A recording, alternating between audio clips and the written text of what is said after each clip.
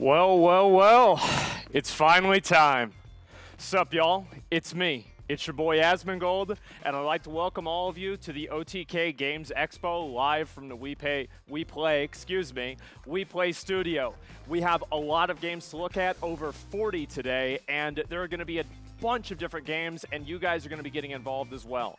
Now, the first thing that I want to do is I want to show you all what we're going to be doing and what's to come with this show and exactly how things are going to be broken down. Because obviously, we're going to have the trailers, we're going to go through all of that stuff, but on top of that, we're actually going to be doing interviews with some of these developers live here in the studio.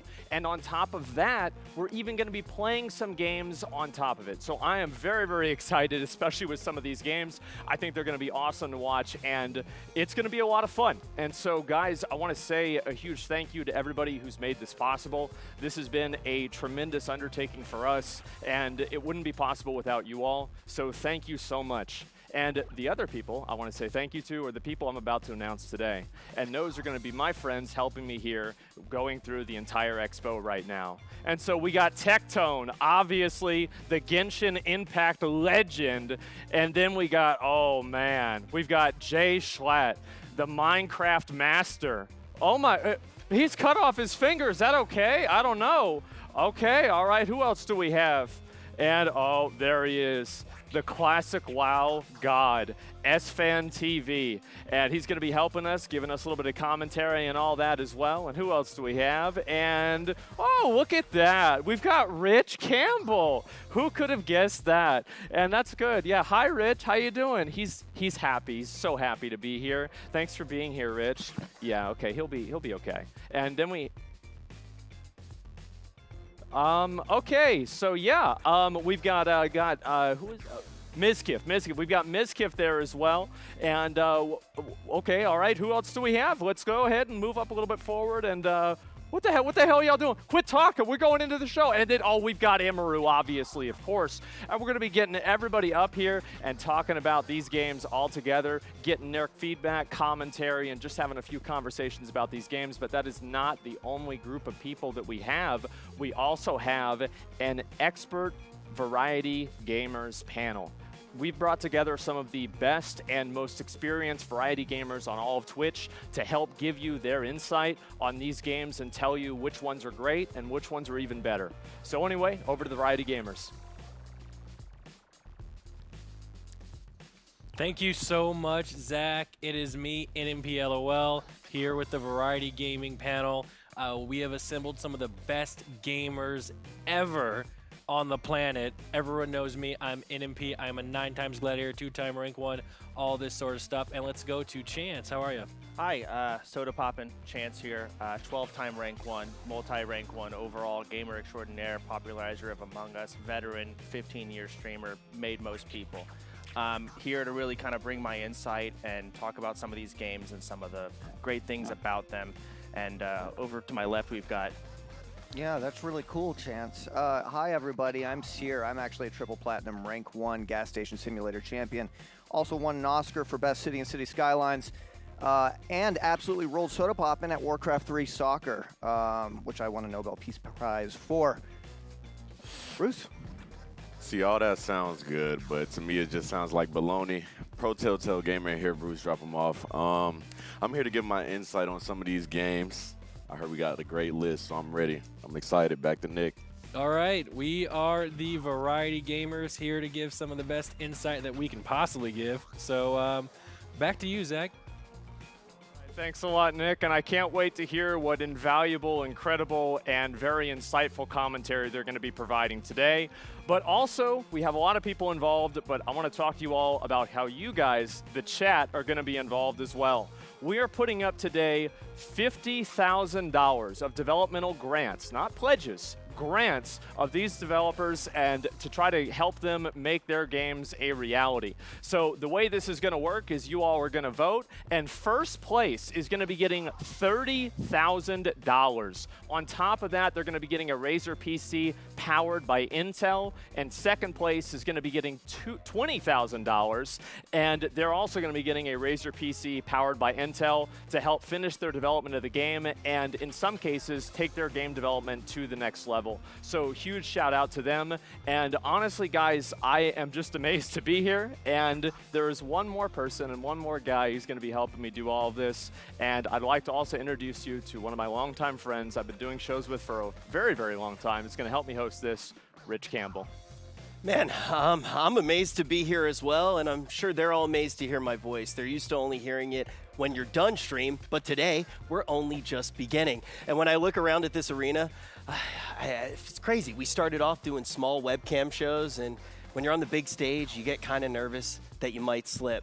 But luckily, I never slip. Thank you to the non-slip grip on my Mountain Dew Game Fuel can. You guys can grab one right now for 10% off if you use OTK. They've been our partner since day one, and it really helped us get here to the big stage. But you're here to check out some of the games. The first category, we're breaking it up into genres throughout the entire day. And the first genre is one that we're all very used to. It's none other than action.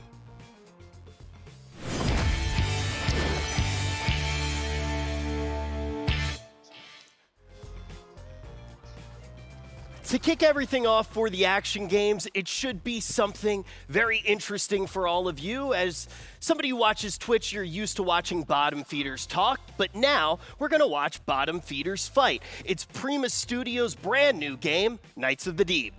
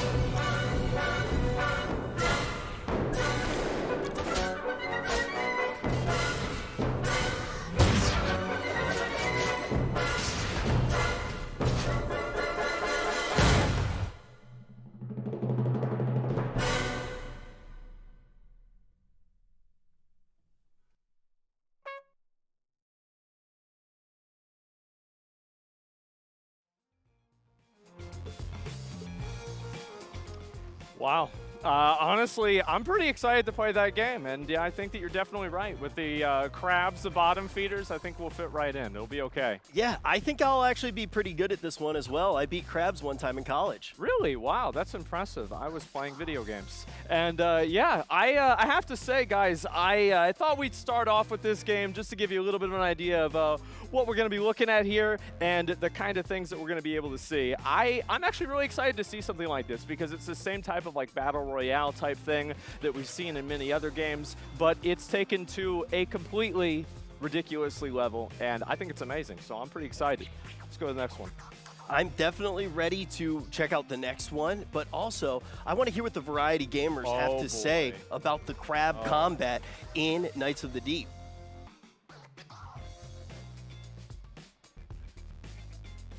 All right, thank you so much, Rich. This is the perfect group of people to talk about Knights of the Deep. Three of us have had plenty of crabs in our life. We've had them as pets. We eat them. We love them. We love just everything about fighting. And Chance, how do you feel about that game? You know, all jokes aside, that game actually looks really fun. You know, it looks goofy, it looks ridiculous. It's crabs with guns, shields. There's classes. Seems like there's serious mechanics. Oh yeah. Lined up with the stupidity of it being crabs, but it looks fun. Yeah. Also lobsters. Lobsters too. Crustaceans. Yeah. I think. Seer? You're so smart, dude. I would have to completely agree with you on that one, Chance. It looks like a lot of fun. It's the kind of game that, you know, you put up Shroud on your third monitor, mute them, and you start going to Pound Town on this game. And I tell you what, I would likely roll each and every single one of you at that game. Yeah. Wow. So, what do you think? I don't think that's true at all, Oh, yeah. but I will tell you what I think about the game. I love the creative jump on the game. they did a really good job with their creativity and taking a jump off the creative ledge that you don't really see often, and I like it. Yeah. It's a pretty good game. Which Looks pretty good. which crab do you think you guys would Okay, choose? first, you would not beat me. Yeah, it would be so easy. No, it wouldn't. You actually are not that good at games. So that's just my hot take. All right, awesome. Thank you so much for your insight, guys. And back to you, Rich. Such a loser. Thank you so much, Nick. It was great to listen to all the handsome guys on the panel and you. But everybody, if you want to check out Knights of the Deep, you can add it to your Steam wish list right now. And also, if it's a game that you think you like, you can do this throughout the day. You can hop in Discord and you can react in the Discord to the games that you like, and that's actually going to help them win the grants, which Asmon mentioned a little bit earlier. Keep that in your mind as we jump into the next game. It's from Neo Interactive, and it's called Samurai Zero.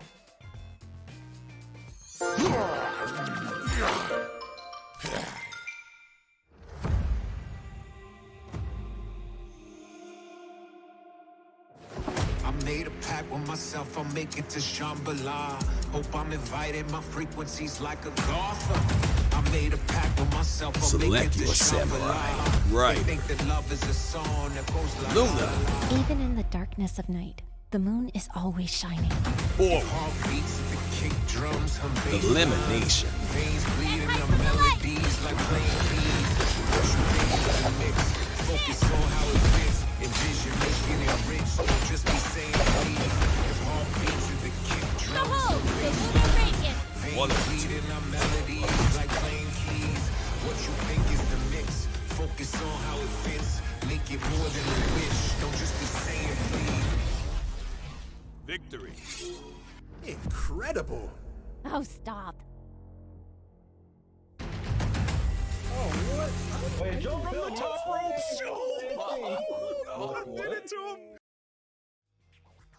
All right, I love how that one looks, but I'm very excited because Asmon is with the lead producer of the game right now, Ethos, so we can find out more about everything Samurai Zero. Hey, what's going on, man? How you doing? I'm good. How are you doing? I'm doing pretty good. I mean, the trailer looks pretty cool. It's an interesting idea. What is this? What's the game about? Sure. Yeah. So, thanks so much for having me. So, Samurai Zero, it's a multiplayer game, multiplayer PvP focused game. It's a third-person. We're labeling it technically a tactical action hack and slash game, but that's too much, so we just say, okay, whatever, we're just gonna call it a fighting game. Yeah. And so it has this really cool layer where basically the world takes place in this science fantasy universe called Edo, which is basically inspired by Japanese Age of the Samurai with a little mix of little sci-fi and cyberpunk. I think that's badass, man. Yeah, the entire, just like the aesthetic of it is great. And you're talking about like having it in 3D, and I'm curious why you decided to go, because most fighting games are all in 2D, and what made you want to go with 3D in this game? Well, actually, what you just said is basically the answer. A lot of fighting games are in 2D, so we wanted to mix it up and try something a little bit different. So we created a 3D game, and a lot of the like advanced mechanics that the game has, whether it's like the advanced movement, where you can like wall run and you can dash, and whether you're doing the combat, which is all precision focused. I think our game's pretty unique in the fact that we actually don't have a lot of aim assist in the game and a lot of targeting systems. A lot of it's very precision based, so it's a lot of like actually landing your hits, and we do this thanks to using the PC as our main platform. We actually have a lot of control with your camera and where your character aims using the mouse, so creates a really unique, different take for fighting games, I think. Yeah, if that's the case, I think some people could even almost use it as an aim trainer, the way you describe it. Yeah, that's really cool. Yeah. And I think that fighting games, one of the most important things about them is kind of how they feel to play. And when will people be able to really get an opportunity to actually feel how Samurai Zero plays? Sure, yeah. So right now, what we have is, last year around this time, we had a play test already. So people were able to get a little bit of taste of 1v1 with one of our characters, Ryder, which is the robot you saw in the trailer. He's a robot samurai, so it's pretty cool. Yeah. And the newest character, Luna, which we showed in this trailer, as well as a brand new map, which was Tower, and a bunch of brand new mechanics and features that we brought to the game within that time. We'll be showing to our Patreon people later, early next month. And then also later this year, we're going to be doing a full public play test where players will be able to get their hands on it and try it themselves. That sounds awesome, man. Yeah, I haven't really played a fighting game like this pretty much ever before, so I'm really excited to see where this game goes, and thanks a lot for coming on, and really look forward to see where the game goes. Oh, no, thank you. Thanks for the opportunity. Appreciate it. Absolutely. And if any of you guys want to add Samurai Zero to your Steam wish list, you can go ahead and do that now. But we're going to be on to the next game. Yeah, let's hop right into it. The next one is coming from South Games, and this game is called S-Proxy.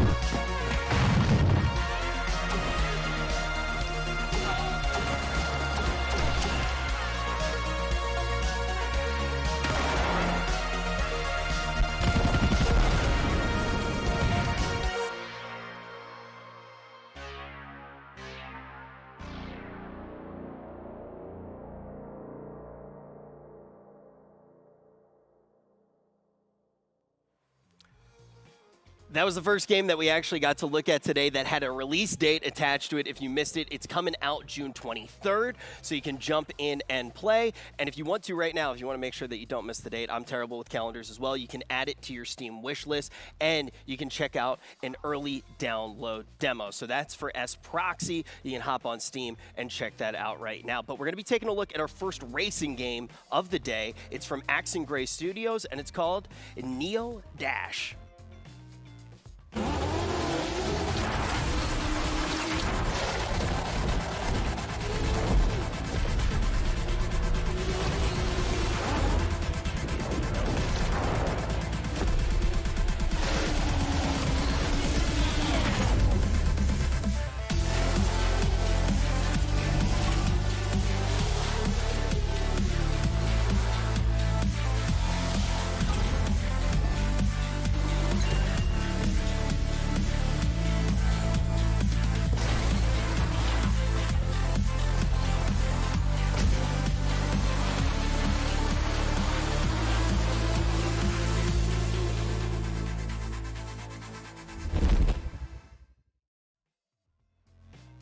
All right, that one got my blood pumping a little bit. You can add it to your Steam wish list right now. And we got one more game left in this category. This one's coming from Angry Demon Studio. And I actually found this one on Asmon's wish list. He tends to like the furrier protagonist. It's Gory Cuddly Carnage.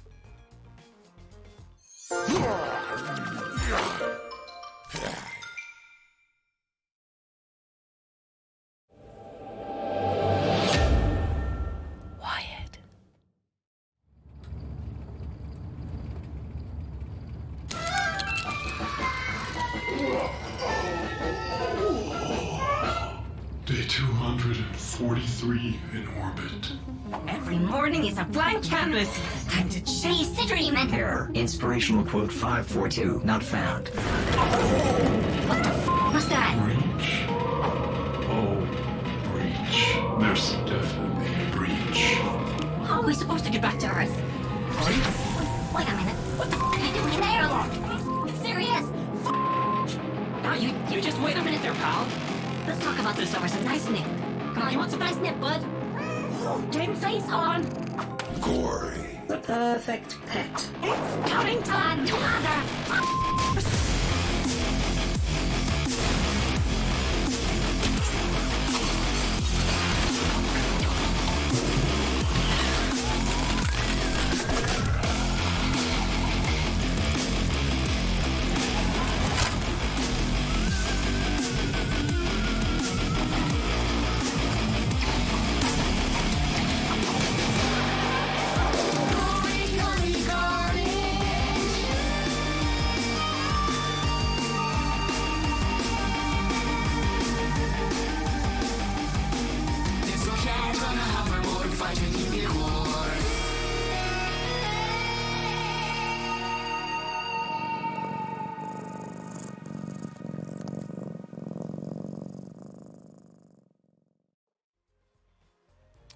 Man, that little guy's really not kidding around. But we had in the action category, we had lobsters, we had cats doing whatever Gory was doing there, we had samurais, we had racing games, we had just about everything. Asmon, what'd you think of the action section? Honestly, man, like I've seen that trailer like 3 or 4 times now, and I think every single time I like it even more. It's like the fact that they had an actual like they have a track, like a song for it on top of that is just really, really cool. And obviously, guys, we've got 2 other gaming experts, gaming wizards here. We've got Mizkif and Schlatt. Hello. Schlatt, what'd you think of it?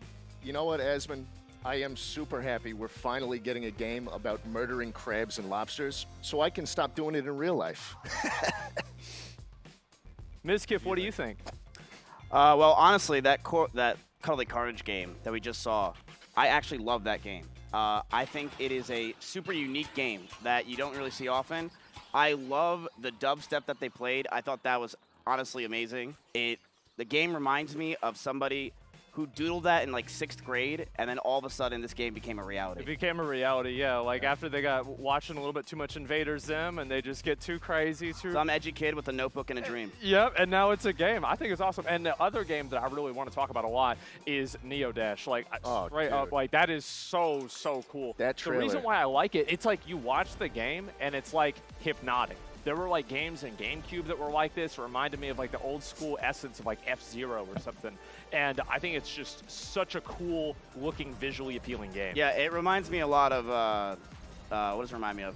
It reminds me of those like old school GameCube games that I used to really enjoy. And it's the kind of game I feel like where I could just get lost for a few hours, sit there and just drive around the track, super colorful, and just enjoy the music. It's very nice. It's what I like about it is it strikes me as one of those games where you can play it very, very casually. You can just kind of like zen out on your couch or something. Right. But also, if you want to go really hard on it, I'm sure there's going to be some crazy tracks to challenge yourself on it. What's your favorite game you've seen so far?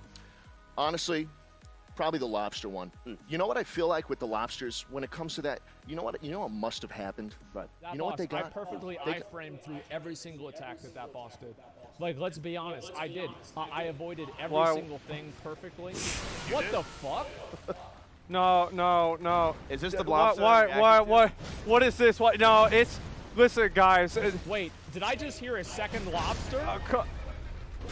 What is going on? Is this still your favorite game? I hate this is not. game. Is this the lobster game? No, it's not. They don't have guns in this game. One. Looks worse. Bro, this guy's got a sniper rifle in his mouth. I can't believe this.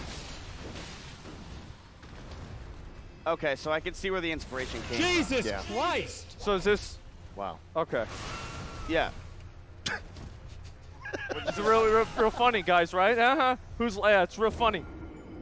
This clip probably has 1 million on YouTube. Somebody's getting banned after this. This game is honestly, I absolutely love this game. I think it is very funny and unique. I think I love when developers always try to make things fun and interesting. Their trailer was fun. I liked the trumpet at the end was great. I thought that was funny. You know what I think happened, man? You always see those lobsters at like the seafood restaurants. Where are they? Where do they put the lobsters? Asmon, where do they put the lobsters? Well, don't they go in the ocean? No, they have them in crane machines. Wait, what?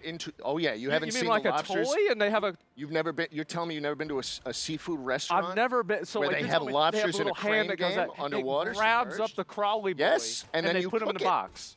No, if you win the lobster at the seafood restaurant, you eat it. Now imagine the life of that kind of crustacean, who's been submerged in a little toy box. A crane poking at him every day. That's who I think is in this game. I think they took him right from the crane game. Imagine that. So they get taken from the crane game, they get put in this. And that's why they want to fight. I feel like that's the kind of game that's like, it's going to be a really good stream game because of how absolutely ridiculous it is. Yeah. It's just crazy, off the wall. You got a lobster with a flamethrower. You got a lobster with a sniper rifle, a crab with a gun. Yep, and you know what that game reminds me a lot of? What's that? Crabs Fighting Crabs reminds me a lot of when Rich did a subathon in my closet.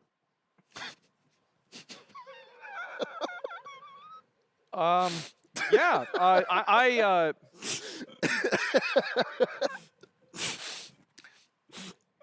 don't know if Rich is crying or laughing. Let's go over to Rich and we'll move on. Thanks, guys. Appreciate it. Thanks for having Thank you, us. Asmon. Absolutely. What a time of memories that was.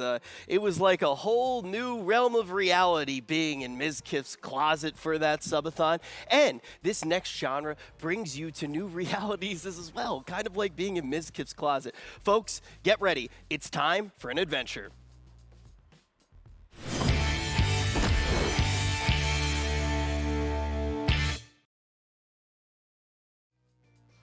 Folks, adventure games have a huge legacy, and these games are looking to continue that legacy. The first one is from Orion Games, Inc., and it's called Ardo.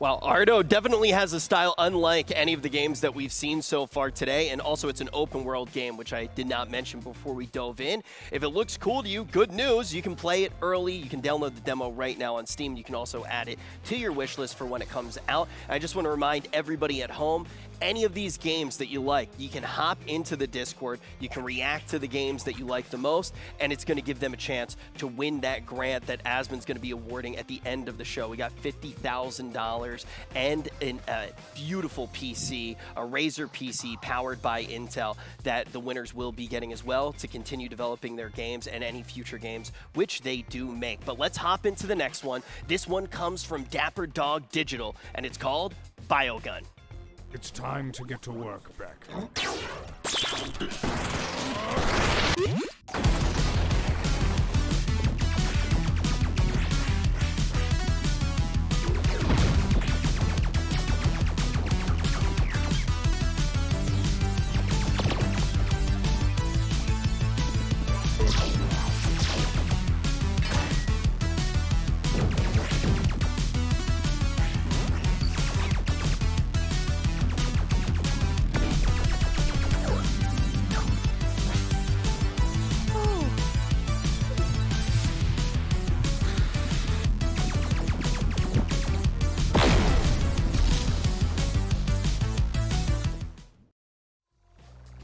To be completely honest, that one reminds me of Ms. Kiff's Closet as well. That one is also a Metroidvania. You can add it to your Steam wish list, and there's a demo available. So that is another game that you will be able to play today.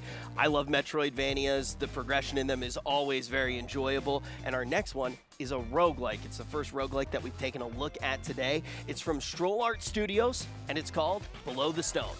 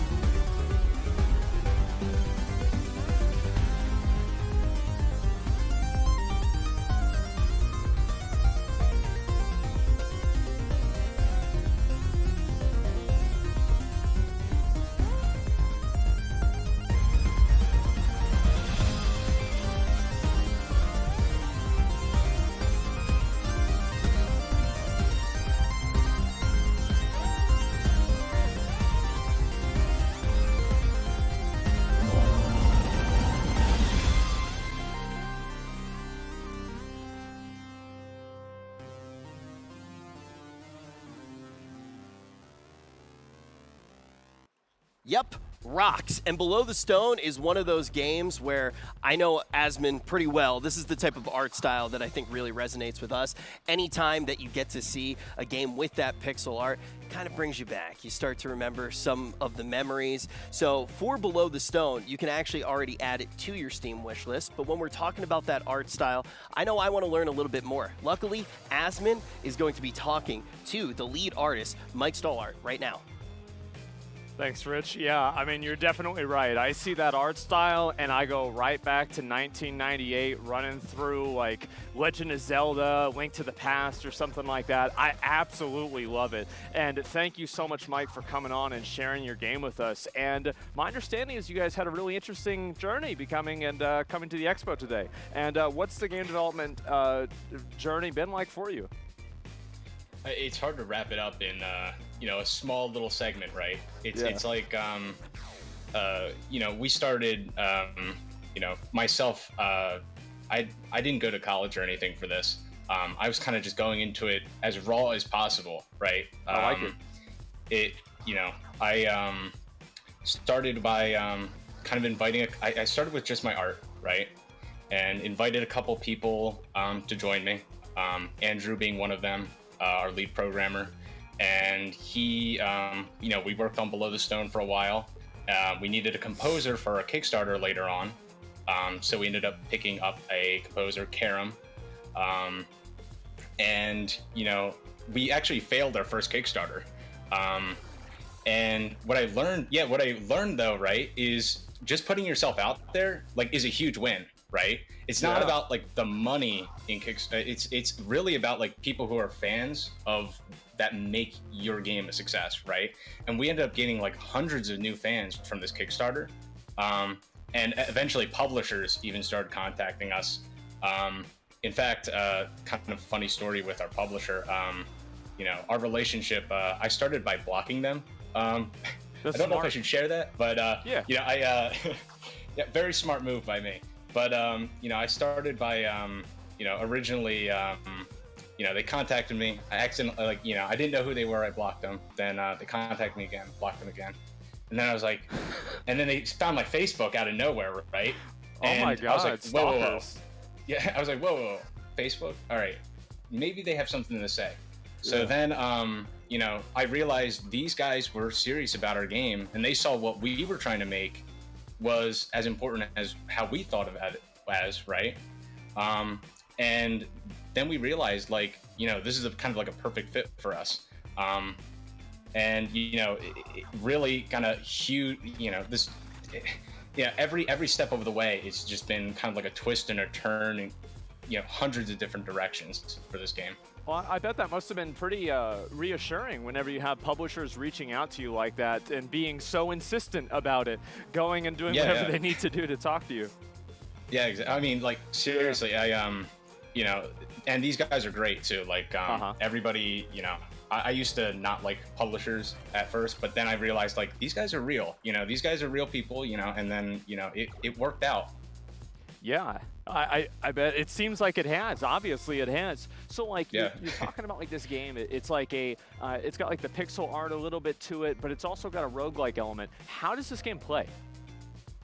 So, where we kind of separate ourselves from other roguelikes is we actually make it so crafting and equipping gear is actually important to your character. There's actually a long-term progression, whereas other roguelikes, what they do is kind of you go down until it's almost like a Diablo-esque where you go down, you die, and then you start over. Then you go down, die, and start over. Go down, die, and start over. And that's super repetitive in roguelikes. So the way we do it is we make it so every time you descend, you can actually bring resources back with you to this kingdom area.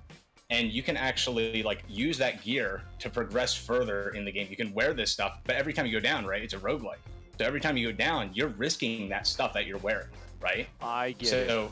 Yeah, so it's kind of a twist on how normally roguelikes do it.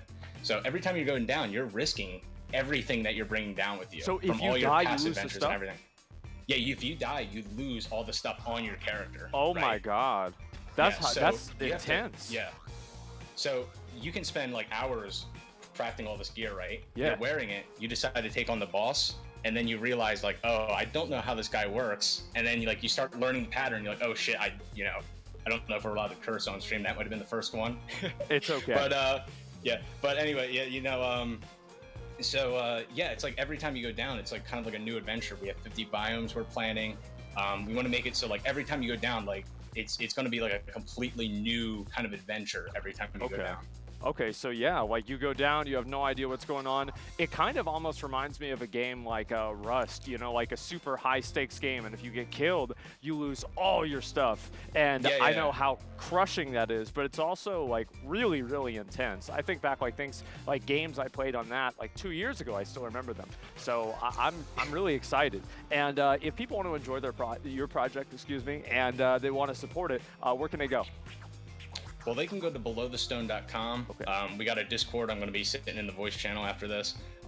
You know, and if you want to, you know, wishlist the stream, yeah, great. Wishlist the stream, guys. But also wishlist Below the Stone on Steam.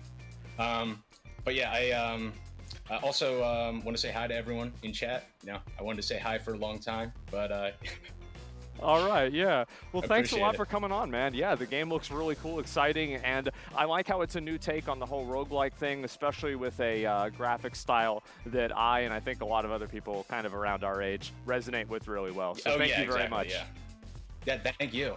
Appreciate it. Absolutely. And yeah, again, guys, if you want to add Below the Stone to your Steam wish list, go on ahead. And again, I want to say that whenever we're doing these games, make sure that you go on to Discord. If you all want to vote on the games that you like the most for this developmental grant money to go to, please go ahead and do that and use the Discord, and you guys can vote whenever you want. But anyway, we'll go back and look at some more games.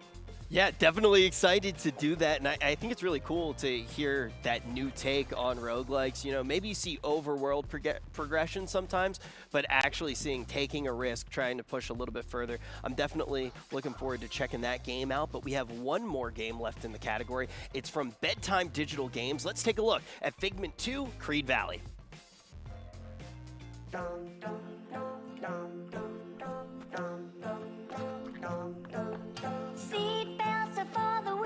What? The chemtrails will kill us. Climate change won't affect me. I can still drive 'cause it's only my 5th beer. This isn't going to help anyone. Tigers make the greatest pets. Video games can't be musicals. Hey! Problems should be repressed. A silent fight is a wasted opportunity. Okay, enough already. Nobody knows all the trouble we see, but we're all firm beliefs, and someday we will be set free. One more time from the top team.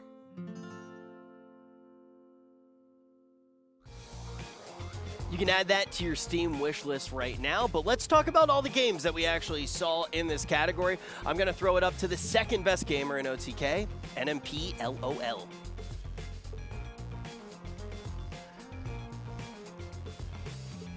Okay, Rich, excuse me. If I'm not the first best, then who's the first best? Sorry, we're getting distracted here. Clearly, I'm the best gamer. We just saw a whole bunch of awesome adventure games. Ardo, Biogun, Below the Stone, Figment 2. I loved them all. Chance, what was your favorite? That's not how we're supposed to do it. We can. Okay. Well, out of all of those, I was going to say Ardo was my favorite initially. Perfect. Let's do it. I like the hack and slash, the colors being splashed around as you're kind of running through. You can see that it's white and bland, but as your character moves on, it kind of unloads all those beautiful colors. But the combat looks fluid. It looks good. It looks like a really solid hack and slash, along with just looking gorgeous. But I'm a little torn because, after hearing the dev with Below the Stone, that looks really good. I like gear. Gear is so satisfying to receive. I don't know, maybe Ardo has it too, but I'm torn. All the games look really good. Yeah. But if I had to pick, I'd go with Ardo. Seer, how'd you feel about Ardo? So Ardo is absolutely beautiful. I love that it's got a riveting soundtrack as well. I'm somebody that I need to have my headphones on. I want to feel like I'm inside that game. I want my ears being, pounded by good riveting soundtrack. Hey, yo. Well, as Chance said, Below the Stone, you know, you can craft your own gear after hearing the dev. It's like a survival hardcore roguelike. You don't even know what he was talking about. I don't think you know what he was. You're chatting, you know. I respect it though. I'm more of a like Creed Valley type of guy. Yeah. The So soundtrack, it sounds like a bedtime story that you never want to end, you know. really, Some cool shit. so Creed Valley, Figment 2, that was your favorite one. I say it's my favorite because of the soundtrack. Like the soundtrack makes you glue your eyes on the screen. Like it makes you want to pay attention to what's going to happen next. So Yeah. It was cute. It was adorable. You know, Figment had some really. We're talking about Figment, right? Yes. Yeah. Yeah, it had some really cute music. You see the little scene where he's walking over the piano. It's very music driven. Crisp So- animation, voice acting, and I look forward to winning all of these games as well, Chance. Yeah. You literally don't even know what you. A lot of these are adventure games. You can't really beat other people in it. I feel like y'all gaming time has passed. Everybody at this table is like 40 plus. Bro, no, excuse me. Excuse me. I am really good at video games. Okay. Like- But no one asked, but my favorite game actually so far of the 4 is actually Below the Stone. Like Chance and the progression and just being able to, you know, get gear, craft gear. And then, you know, I just learned from the dev interview that, you know, if you die, you lose all. it. You lose it all. And that to me is really, really, really exciting. Consequences. It was interesting to see his take on the roguelike, and I'll like to see how that plays out. But another game that did stand out, no one's mentioned, Biogun looks good. You know, it's got that Metroid feel that a lot of people tend to love. Yeah. And I look at some of the boss fights, which boss fights, in my opinion, are the most important part of these kind of games, and they look solid. You know, there's a little bullet hell kind of dodging here and there. The gameplay looks fun. I get some Super Meat Boy vibes, which is a solid platformer, just kind of based on the looks of it. I saw the clip of the doctor injecting the needle, you know, so the theme of it is also awesome. The music is good. Looks like a solid game. Yeah, Excited. this game actually reminds me of an old school game like Mega Man, like back when y'all was old. Oh. Oh, you know, never mind. Yeah, I think it's 43 or He something. just proved my point. So Bruce, Like, how do you feel about Biogun there, huh? I like it. Yeah? It reminds me of a computer lab game I used to play in 5th grade. So about 45 years ago? No. Yesterday? I don't want to do quick math. That's kind Okay. of embarrassing. Yeah.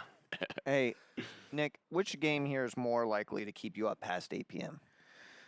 Well, okay. we're not going to turn this into making fun of me, okay? I'm 27 years old, okay? I'm young. Did you die soon? Okay. Guys, remember, chat, if you guys want to, you guys can vote for your favorite in Discord. Right now it's OTK Network Discord. Make sure you go in there and vote. Yeah, I think we're ready to get a quick sandwich, go to the bathroom. Good job, Nick. And yeah, we'll be right back after these commercials. Drop the Browns off at the Super Bowl. You think you can search the house for something that can help us? I'm sorry. We gotta go.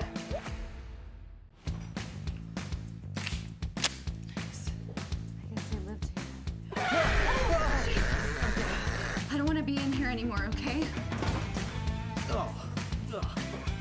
Nice. How do I look? Hey, big guy, come here.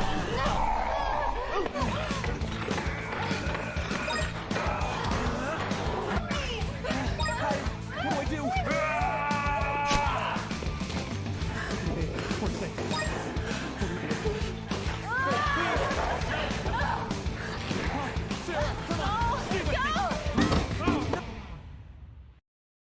Shotgun, sniper rifle.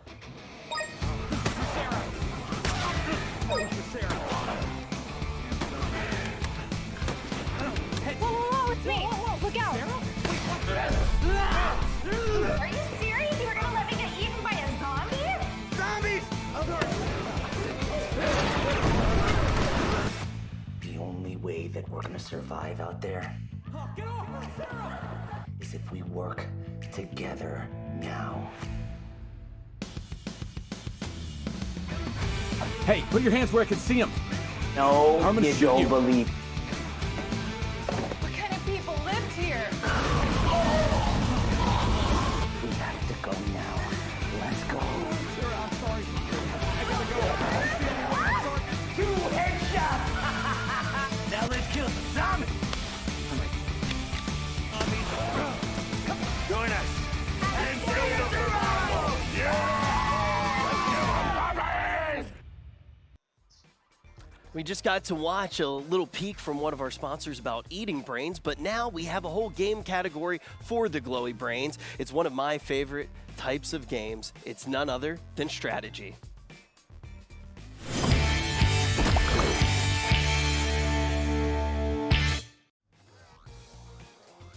When we're actually looking at these strategy games, we have a huge list of very different types of games, so I'm excited to just peel through this category. The first one is unlike anything I've really ever seen before. Asmon and I have spent a lot of time talking about this one. It's from Tucana Interactive, and it's called Dwarf Romantic.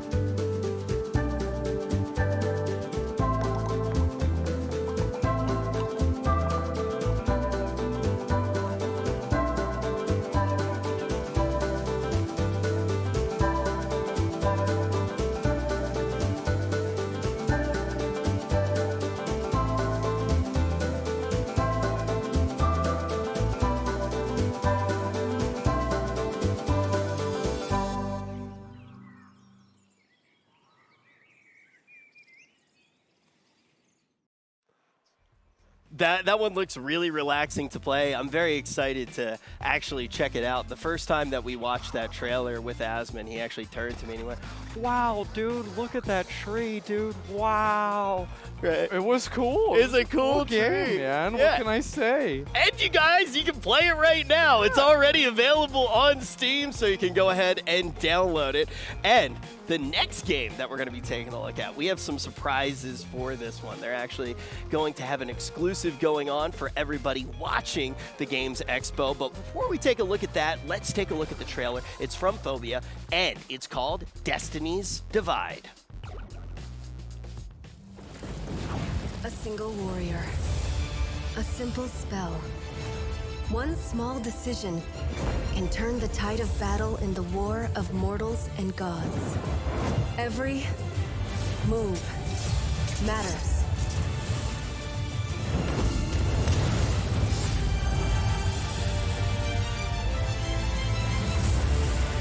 Stand in the face of the storm.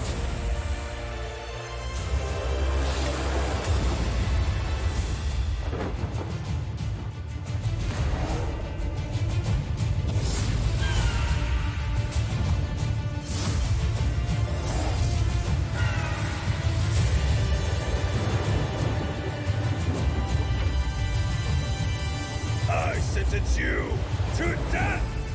Feel the sting of the alive!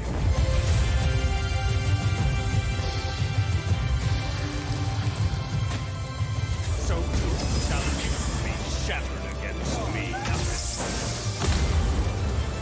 Embrace the power of Matar!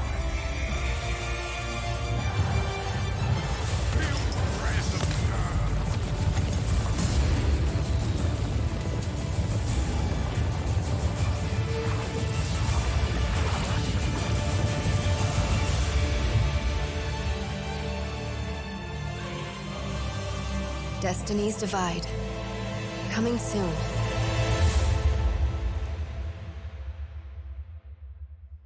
Well, I absolutely love card games. You've probably seen me open packs on just about everybody's stream, but there's something about a card game and actually having the particle effects from a game as well that really gets me excited. And also, I'm excited for the exclusive that you guys will be able to grab. You can visit destinysdivide.com, and if you play at least one game, you are going to be able to grab a skin that is only available for the next 24 hours. And as I'm not sure if you've seen this yet, but it actually kind of looks like you in, I don't know, maybe a month or two from now.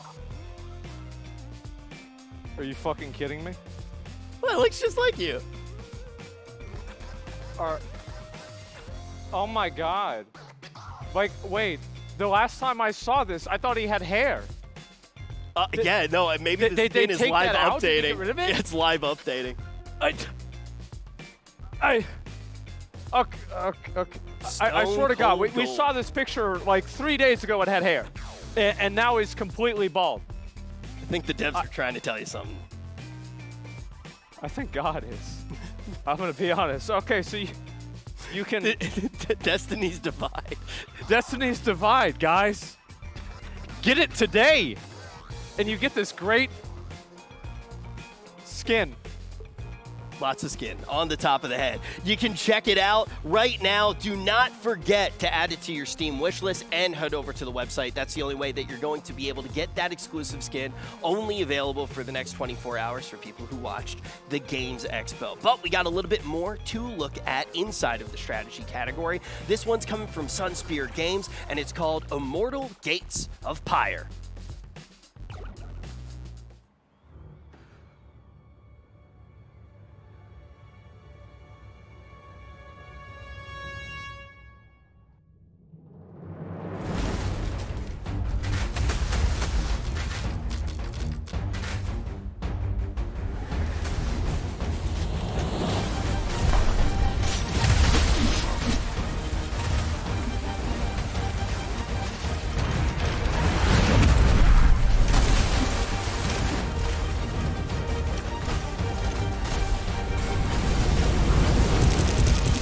Down, and this is an awful fight for Santa.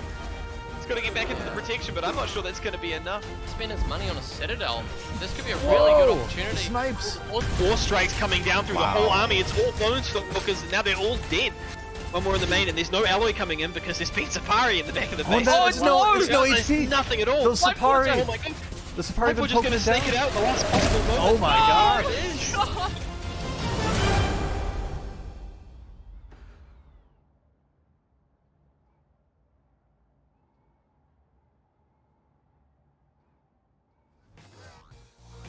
Getting to take a look at an RTS game definitely gets me very excited. I don't think I'd be standing in this arena right now if it wasn't for the RTS genre and everything that it did do for esports. So getting to look at a game following in that legacy, very, very inspiring. But we also get to talk to the game director, Coulter, and he is with Asmon right now. Let's hear about the RTS.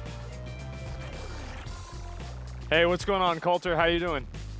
I'm doing great, man. It's good to be on stream. What's up, chat? It's good to have you here. I mean, honestly, it's been a long time since we had an RTS game come out. I mean, I'm sure you remember just as well as I do. There's the new Command & Conquer every single year, a new Age of Empires. Now there's not a whole lot anymore. So what inspired you to make this game? So we started right when the big dip in RTS being released happened, and it just, it basically came down to we absolutely wanted to make a game you could share with your friends. Right, like smashing armies with a friend, seeing stuff blow up in that big spectacle way. That's something we tried to do, but people just kept bouncing off the difficulty curve. I mean, sometimes RTSs are infamous for it, and that's something we set out to solve so that like you could share with your friends or you could have fun in this genre in a way that you haven't been able to do before. So that's really what it was all about, and now we're seeing a renaissance. There are so many RTS games in development, some of them very big titles, and so we are working to redefine what RTS means to so many people who have felt excluded from the genre while still delivering that hardcore competitive experience for people who want that. Well, like whenever you talk about like, differentiating yourself from like the other games, and like you're definitely right. Like I think that what is StarCraft? You have to have 180, 200 APM or something like that now. It's insane. It's crazy how high the skill gap gets with these RTS games. So what's different about Immortal versus a lot of these other strategy games? Like, can you get into a little bit of that? Yeah, so during that time early on in our development, we were really focused on, okay, how can we deliver that depth? We've seen other people attempt to make this genre more accessible, and they'll lose the magic in the process by oversimplifying. And so this was a massive effort to really see, okay, can we do this? Can we get the silver bullet we haven't seen before? And so this was really a community thing. We started as a team of modders. We added industry professionals as we went along, but ultimately we got that hardcore delivering experience with that much more fun, can jump into it. you only need to know 3 buttons to play Immortal and have fun. Okay. We let you get to the fun with 3 buttons, which is just completely unlike what's come before. Yeah, that's definitely a great thing. I think that especially, like, I mean, even games like Age of Empires that seem like super simple, they become incredibly complex by how seriously the players make them and everything like that. And I guess I want to ask, like, so for strategy fans, anybody like that, how can they support this project? So the thing that they can do is tune into our Discord. We're in closed alpha right now. There are keys going out via the streamers that we work with and via our Twitter. So the Discord should be posted in the chat here. So jump in there, check out what's going on. And because we're that community-oriented company, we really want to get your feedback, your first impressions, and if you get a key, your first experiences. You know, I think that makes a lot of sense, especially since you're a team of modders and everything. So you're very used to kind of taking something and then, you know, appreciating that feedback and that iteration. And so that's really great to hear. Thanks a lot for coming on, Culture. I really appreciate it, and good luck with the game. Thank you.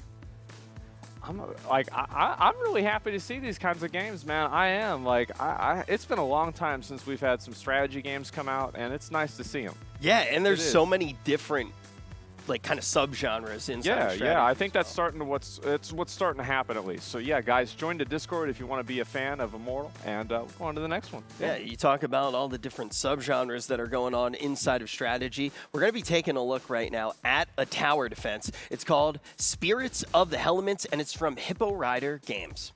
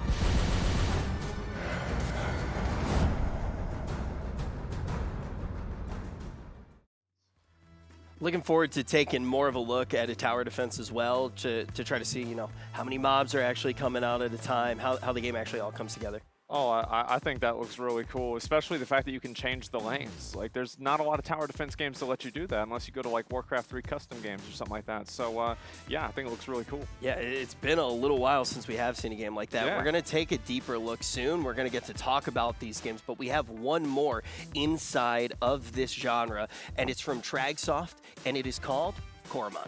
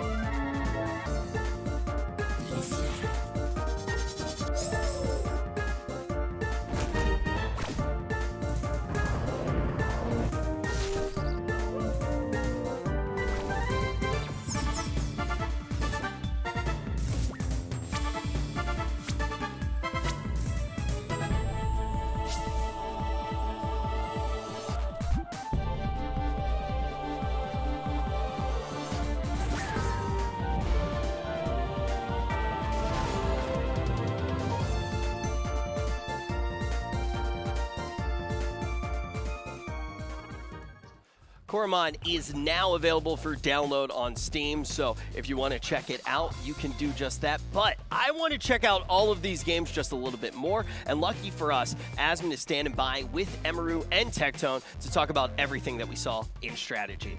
I mean, I'll have to say, I am be completely honest, like, I'm really excited for Immortal. Like, I think that game looks really cool. And as somebody who played a lot of StarCraft 2 whenever it first came out, and all RTS games from like the 2000s and the 90s, I am just super hyped about it. But what do you guys think? Amy, what do you think? I think the game that stands out to me most is Spirits of the Elements. I've always been a big fan of TD games since I was a kid playing Balloons in the computer lab, and I think that something that separates good TD games from okay ones is visuals and sound effects, and there was a lot going on in that trailer that It's was like very badass explosion. Yeah, like it really draws you in. Yeah, 100%. Tecton, what do you think?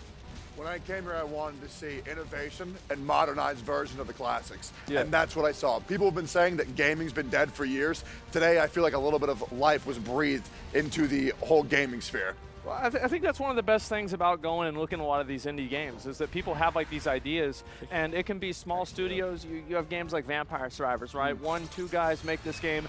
It's a massive hit. Everybody plays it, and that's really what we try to do with the whole event here is we try to put a spotlight on games that we think could be the next one of those. And honestly, I think the tower defense game looks really cool too. Yeah.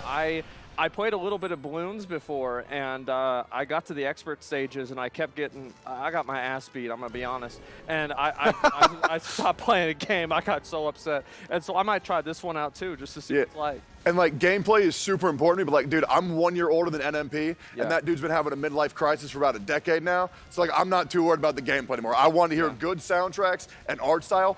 Ardo, oh, my God, looked amazing. As well as, Figment 2 looked beautiful, and the soundtrack of, Beneath the Rock? Yeah. There's been some real good shit. Yeah.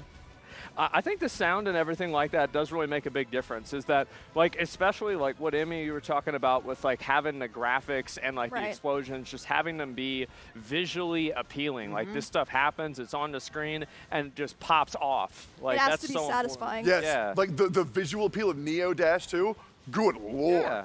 It Oh looked my. beautiful. I think this is really funny because like you probably sat up here like we're talking about like just a certain amount of games, strategy games, bro. You're bringing up all the games. Oh yeah, like, dude, I'm getting sensory overloaded. There's been so many bangers, man. I'm sorry. I understand that. I feel the same way, man. Like I'm very, very excited. Especially as I said, especially the Immortal game, right? Like I see this and it reminds me of like, StarCraft 2. It gives me that same vibe. And I am just so excited to see that. Especially like I'm really curious to know like what do they mean about like making it easier to do, right? Like what's the micro in this game? How do you have to play it? Like what's it really about? And that's what I'm really curious about as well. Yeah, with the tower defense too. Like I have no idea how they're gonna do. What is that? Open lane tower defense? Yeah. I've never seen that ever. I have no idea. Yeah, I haven't played hardly any tower defense games at all, but I've done like, I guess a little bit of the Warcraft 3 ones and then also the Balloons. And as I said, every single time I do it, I just try to make a bunch of the most powerful units. And then whenever that stops working, I usually rage quit the game. So I'm curious to see how far I'll go with this. You have to try new strategies. Yeah, that's the part where it doesn't work because I beat my head on the wall until I break through, you know, but there's some games that just don't let me do that. And I'm excited, especially whenever you have like these more off-the-wall solutions because I think really what, Tecton, you were saying about like gaming being dead, right? What does that really mean? It means like the ideas that people have had for like, let's say 15 years for a game like tower defense, right? It's something that like for the first time, you think to yourself, you know what, maybe it doesn't actually have to play like that. Maybe, we don't need to have like established lanes. Maybe it doesn't need to do this exact thing. Same with Immortal. Exactly, because like there's a lot of companies that are like afraid to innovate. Like we're like why try something new when you can already do what works? But like I think we've seen a lot of innovation tonight, 100%. Oh, I'm very excited. I certainly am. Like I think I might try I'm probably gonna play that Elements game. I am. Yeah. I think I'm gonna see what it's like. Yeah, absolutely.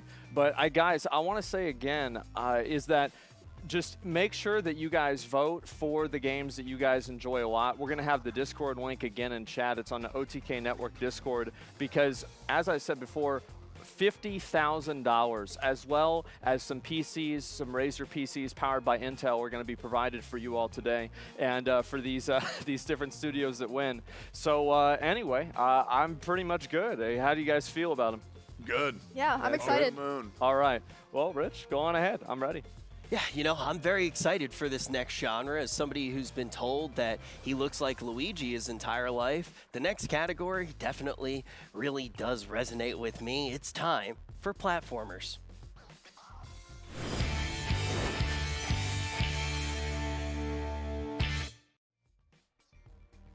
This next one also resonates with me as well because when you actually do look at how the controls work, the legs are going to be even more awkward than my jokes. It's Lockpickle's new game, Robotry.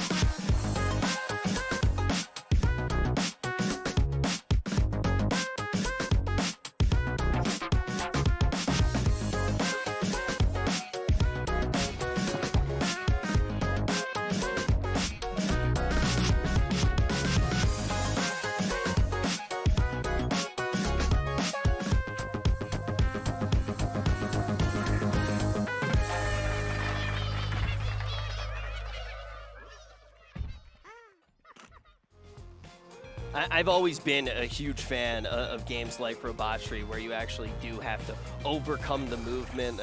Played a lot of QWOP and games like that. So excited to see everything Robotry will bring to the table. You can add it to your Steam wishlist right now so you can see as soon as it is available. Now, the next game is unlike anything that we've seen yet today. It's from Biscuit Locker, and it's called the Catbox Paradox.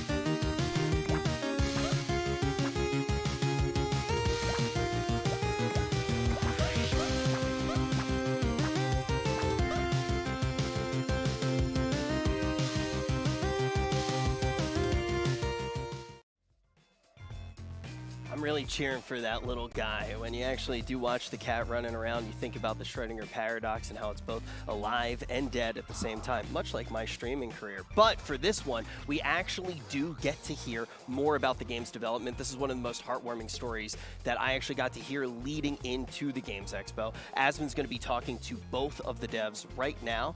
They're named Mr. Ben and Mr. Bobs, and they actually put this game together right around the beginning of COVID as a way to kind of stay in touch. I don't want to say too much about it. I'll let them actually talk about the creation of the game.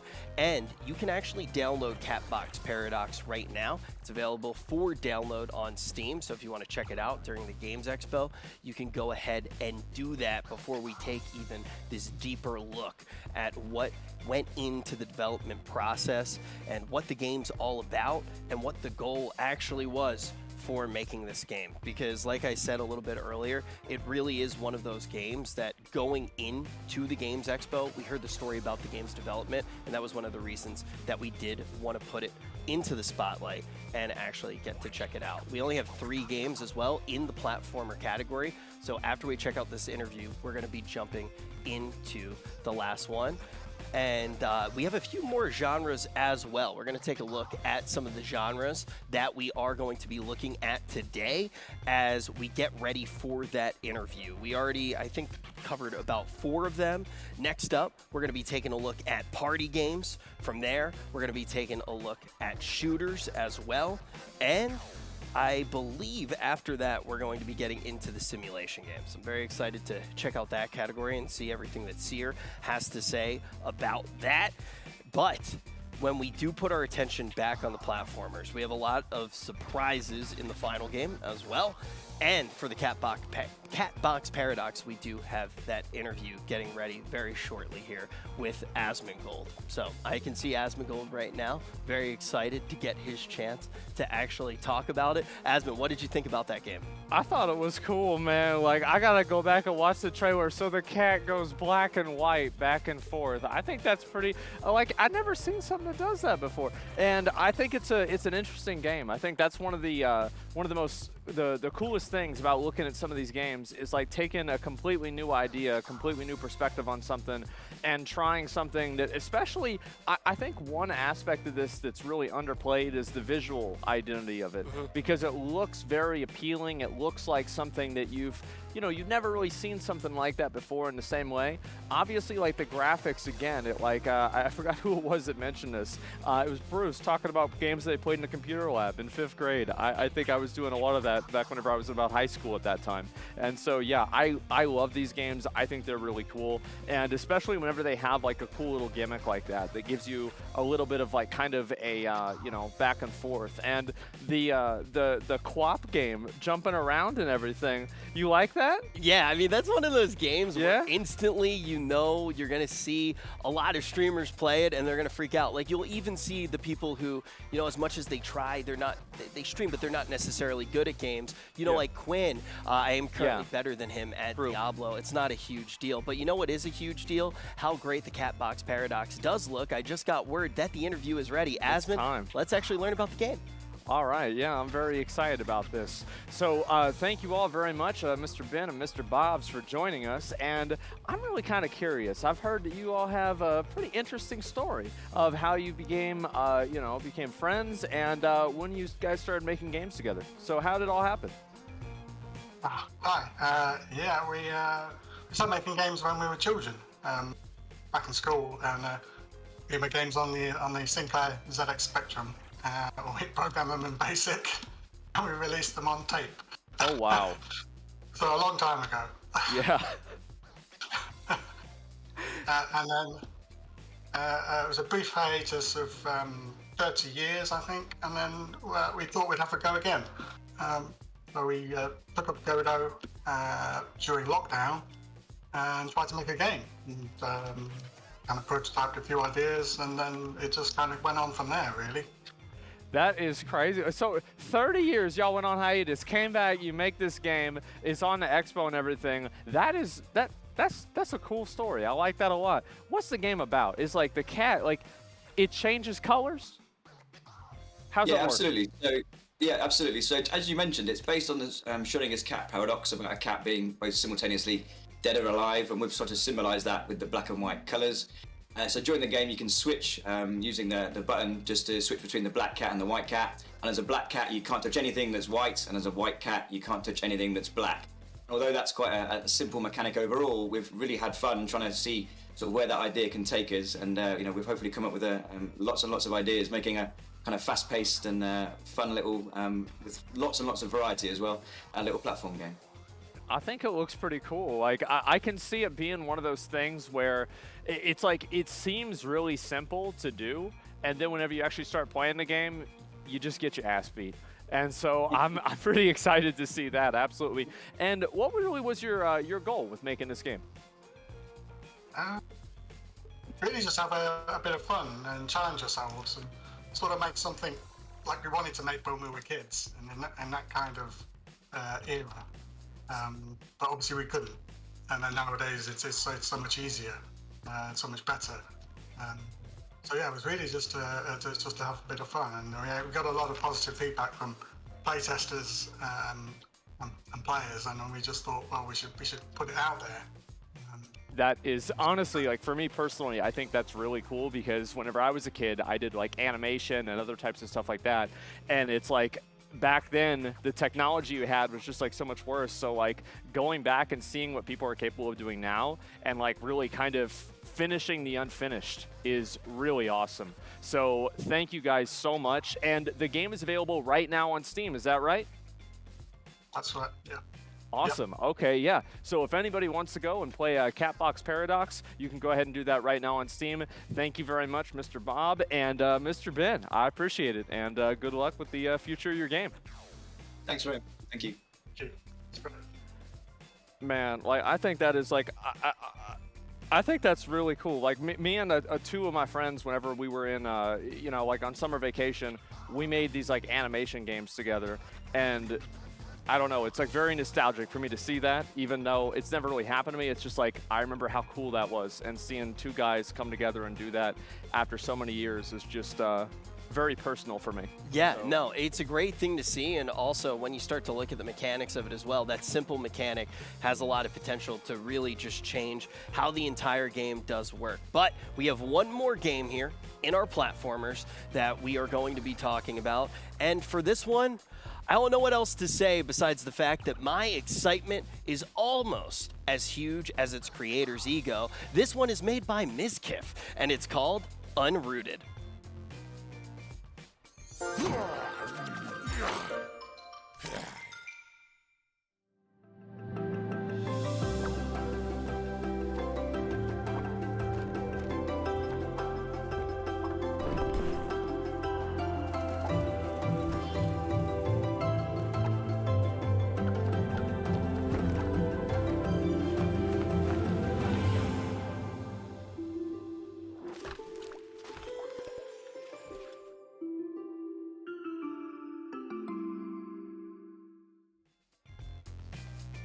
If you want to stay up to date with everything with this game, you can follow him on Twitter right now at UnrootedGame.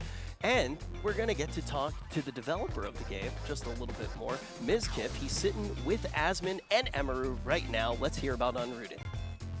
Yeah, this game has actually been a passion project for the past 2 years. I'm actually kind of nervous about this because I know people have been asking about this game. I've gotten hundreds of Reddit posts. Asmon, is that really what you're going to look like when I'm shouting out my game? Oh, no, I was thinking about something else, that's all. Anyway, back to what I was saying. So a lot of people have been asking about this game, and I'm super excited to finally talk about it. Basically how it happened is I was at an airport, and I was playing platformers. I've been playing platformers pretty much every day for the past few years.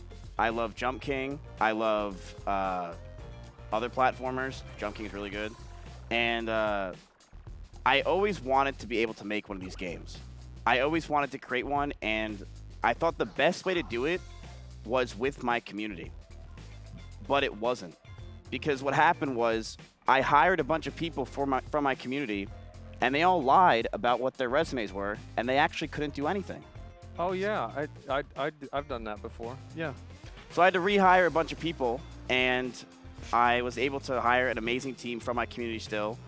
We have some crowd favorites, this girl named Courtney, she's in my chat right now, and we have Coaster Music as well, who made a lot of the music in the game. And it's just been a crazy project for the past 2 years. I never knew how expensive making a game really was. So speaking of expensive, how many microtransactions are you going to have in the game? Well, I was getting to that. So right now, you know, it's an expensive game. We will have NFTs available right after this. Okay. So if you guys want to follow the Unrooted Twitter, it is Unrooted Game on Twitter, I believe. But yeah, it's just a passion project that we've been working on. The artwork is fantastic. So yeah, anyway, So, guys, yeah, Unrooted, Asmon, I that think cat it's great. game. Cat game? The cat, I like the cat game too. Like yeah, cool honestly, platformer mechanics. I think it was like a really cool like back and forth where you could go into black and white, and it was like life and death and all that kind of stuff. It was a really, really new idea that just completely changed everything. Yeah, I like and the zero gravity stuff on the platforms. Yeah, you go up in the air and you fly around. I mean, Miz, the Catbox game was good, right? Yeah. Yeah, the Catbox game was very good. I like the devs. They're very nice. My devs are actually great too. But the cat game was fantastic. I love it. I think chat's going to love this one. It's very creative, and the devs working together, it's a very nice story. It's a very nice story. I certainly like it a lot. And all right, okay, no memes. That's the first time I really saw the trailer. It actually looks pretty good, dude. You right? Yeah, it looks awesome. It actually looks good. So like, we actually copied Ori and the Blind Forest because that game sold really well. That's good because you just do something that somebody else does. Yeah. So it's like your stream. Exactly. You're talking to me. Hey. I know you're going to react to this when you go home. No, of course I will. No, I'll be like, wow, that was a good joke. I was really funny there. Yeah, true. True myself. Exactly. But yeah, chat, for any of these games that you guys see right now, you can head over to the Discord, which is, I believe, the OTK Discord. Go head over there. There is a panel or a place you can vote for all the games.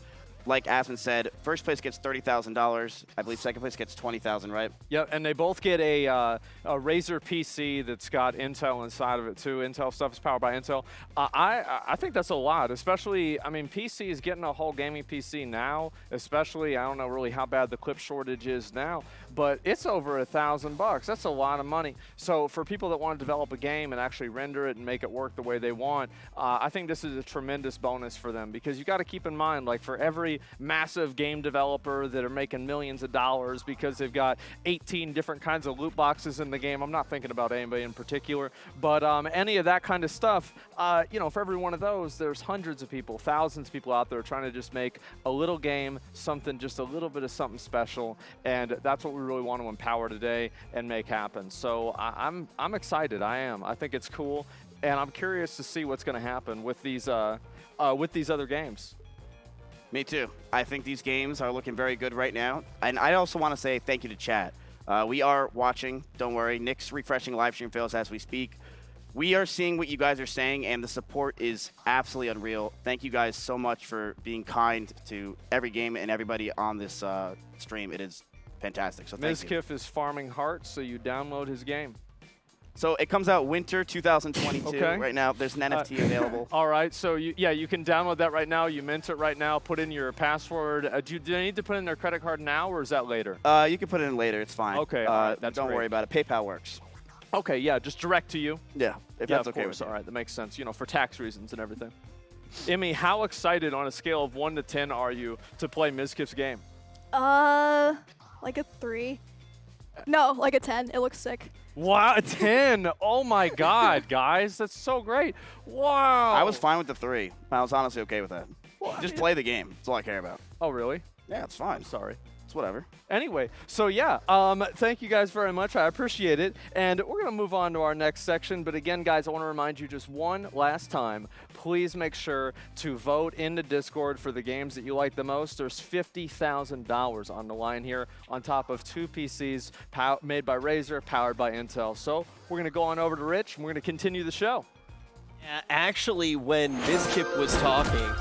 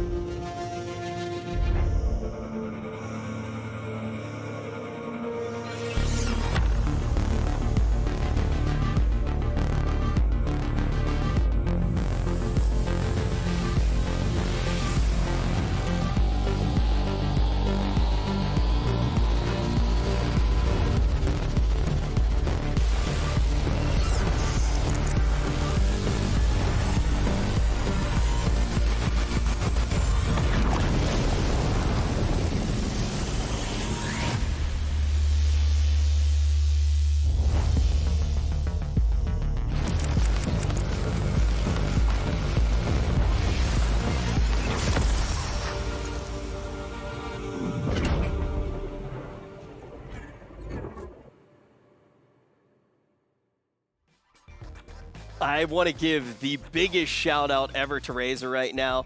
Them running that ad was the only way that we could get Mizkif to stop talking. But we got a brand new category coming up. It's none other than one of OTK's favorites. It's time to take a look at party games.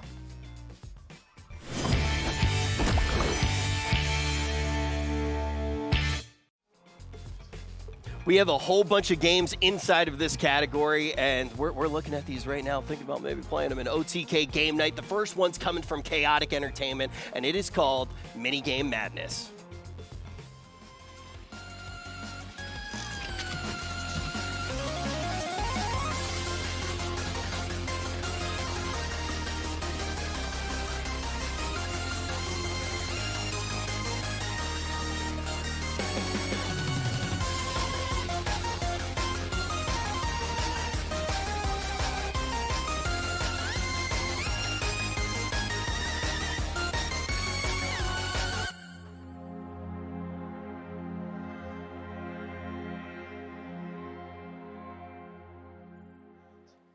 There is an early demo available for the game right now, so if you want to check it out and you can play it with a few other people you're watching the Games Expo with, you can find some people to play in chat. And for when the full release actually does come out, you can add that to your Steam wish list so you do not miss anything. But we're going to keep on moving, keep on checking out all of these party games. The next one's coming from a studio called Chua, and the game is called The Matriarch.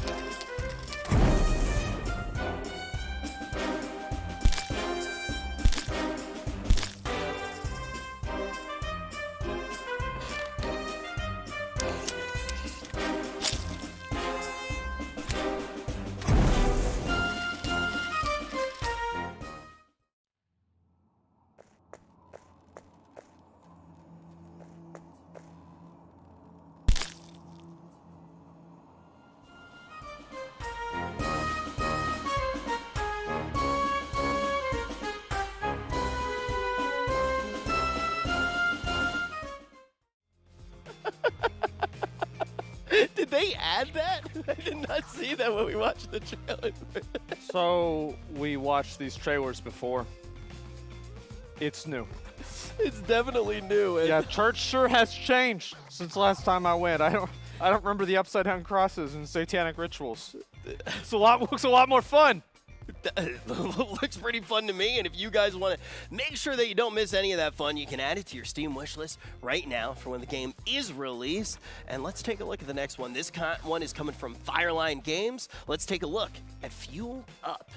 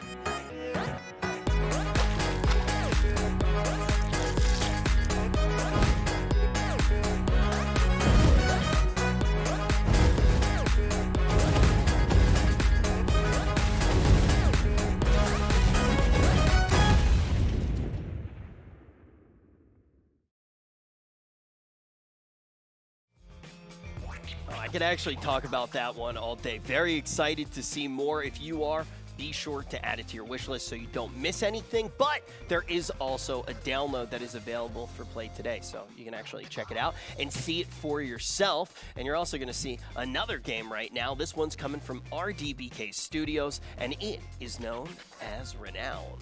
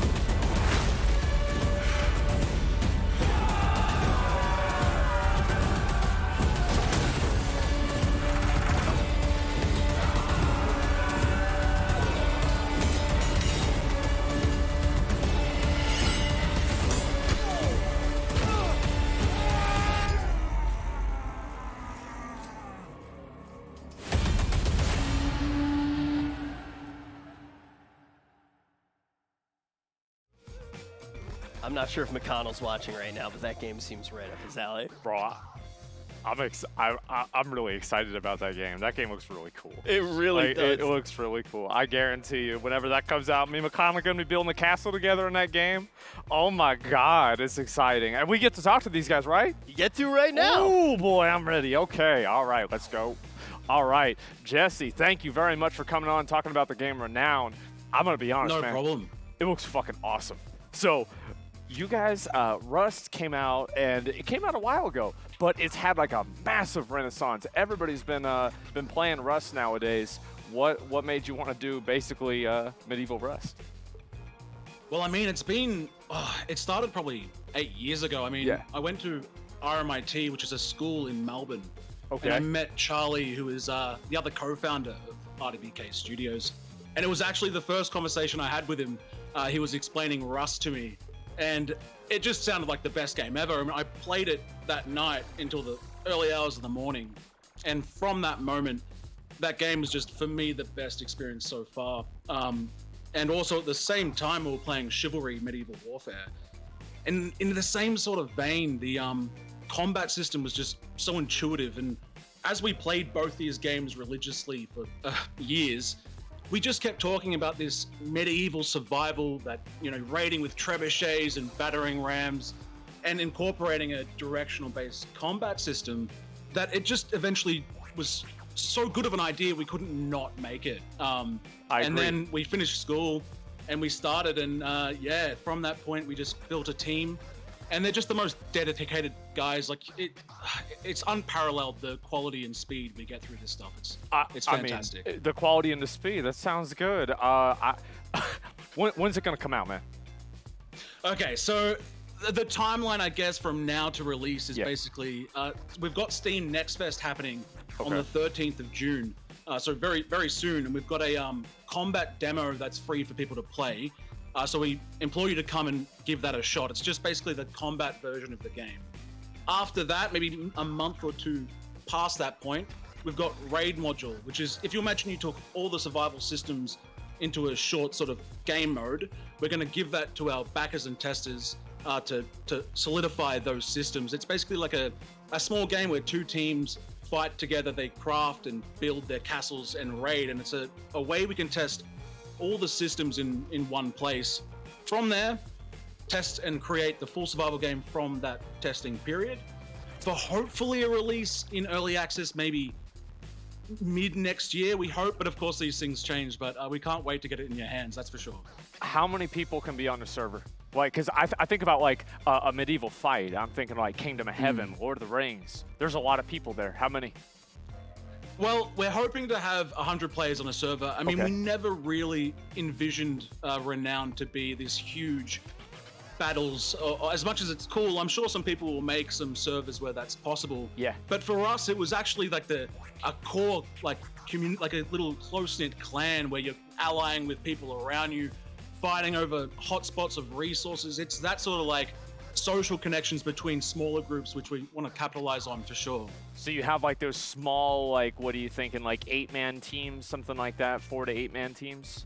Exactly, literally, that's exactly what we're balancing to. And then we're going to be hopefully doing weekly wipe cycles. We might go to bi-weekly, but we think for the replayability, a week works quite well.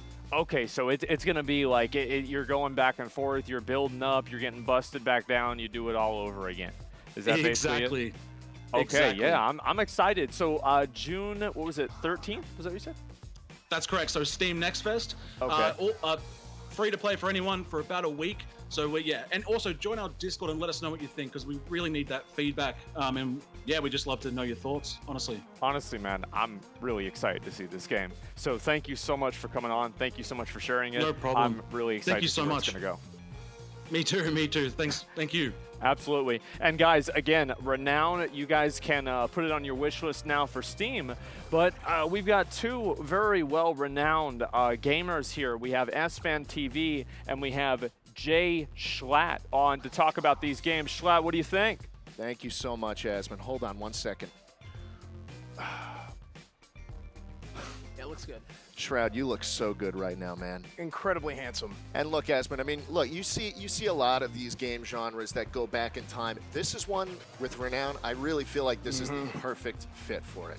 Yeah, no, 100%. I think, I mean, Asmon, you and I were cut from the same cloth. We like knights, armor, big frickin' swords. I think Renown looks really, really exciting. You know, it's just one of those games. I'm so excited. Like, I remember I first started playing Rust whenever they had that first server that we made on Twitch with everybody on it. And, like, I had such a good time. I would steal everybody's horse on that server. It was great. It was one of my favorite things to do. I would take a day off of stream just so I could run around and hide under somebody's base and break it down. But, like, this, it's like especially – no, really, that's what I did. I would steal those things. I'd run them back to my stable. I remember. I was playing, I would log in, and I think the first time I encountered your stable, I was just running around like off the side of a beach or something, and I see this big house, and I open it, and there's just horses lined up, and everybody's getting their horses stolen. They have no idea where they're going, and it's just, Asmon literally has like 20 horses sitting in this stable, and just you're a horse thief. I mean, you were collecting mounts even in Rust. And what were you gonna do with those horses, man? Well, usually, like, I would honestly. The thing is that I had to build a bigger team because we employed one person just to feed all the horses. Wow. Yeah, like that. We turned this into an industry. So I'm really curious to see what this is going to be. Like, I look at the graphics, I look at the way the game plays, and it's like, I mean, I see chopping down trees. I'm thinking of, you know, just that new world late night experience sitting in the dark. And so I just am so excited to see this game. But there's a number of other ones as well. Like there's so many good ones here. Which ones you like? Well, I mean, Fueled Up looks fantastic. Literally just overcooked in space. I mean, that's the better formula than that. Yeah. Well, I think the big thing too is we'll just tell them the truth, guys. We need some stream content, you know, and we do our game nights every Wednesday. We do our OTK game nights every Wednesday, and we're looking at all these party games. And even when we were going through the trailers, we were like, dude, we got to play this one. We got to play this one. And I know, I mean, all these games really, but you mentioned Fueled Up, Minigame Madness, Matriarch. I mean, you name it. And even unfortunately, some things that we don't even get to show in the expo. There were just so many good submissions. We had to narrow it down for the sake of the show. I mean, absolutely. And you guys see, we've got a lot of the really, really good ones here. And I have to say, I like Fueled Up too as well. Like, it was a lot like the, and especially the OTK game night. Like, I am so sick of you guys playing Gang Beasts and throwing me off the edge. I'm tired of this, man. Like, what's going on? I want to play Gang Beasts. So far, I'd wanted to play Gang Beasts like every week because I basically just get to go harass Asmon, which is one of my favorite pastimes. I literally throw me off the edge. It's like, I feel like Palpatine. Imagine Minigame Madness in real life. If we had OTK Game Night in real life, had everyone in like Antarctica. Yeah, and just pushing each other off cliffs. Yeah, exactly. Yeah, why not? What could go wrong? Yeah. No, I personally, I'd love to play Minigame Madness with Ludwig. Ludwig, you down, man? Oh my God. Just kidding. Just kidding. Just kidding. Yeah. Yeah. No thanks, man. No. We'll let you know. Yeah. I don't know. I've got to say, like, I am so excited about this Renown game. I think that this type of survival game, especially like team-based survival games where it's like PvP and it's in a medieval setting, I am just so hyped up for that. So I might actually even play the combat demo because I think it's one of those games, like, especially with something like Renown, what really makes a game like that, fun is you've got a 1 week, 2 week wipe cycle. So it's mainly about like building up and like the play experience on a day-to-day basis. So like making sure that is like pristine, on point, precise, and fun to do. I think that if you do that, everything else just fits together. I think fresh in any game, like whenever you get a chance to wipe it and go fresh and start from the beginning is fun for everybody. Because you have people that's just what they do. They just like going fresh and they like just from the beginning over and over and over again. Or there's people that were like, oh, I didn't do well on the last wipe, and these are all my excuses. These are all my reasons. But this time I'll do good. It's going to be different this time, guys. They're in the cycle, dude. They're in the cycle. Oh, I'm going to get all the sniper rifles this time. It's going to be okay. But yeah, guys, listen, I got to remind y'all again, listen. Go to the Discord, OTK Network Discord. There is $50,000 in grants, not pledges, grants, that's going to be going out to these different developers, and you vote on the winners. So make sure to do that, OTK Discord. And on top of that, each one of the prizes comes with a Razer PC that's powered by Intel. And again, we'll throw it back over to Rich, and we'll start going to the next section.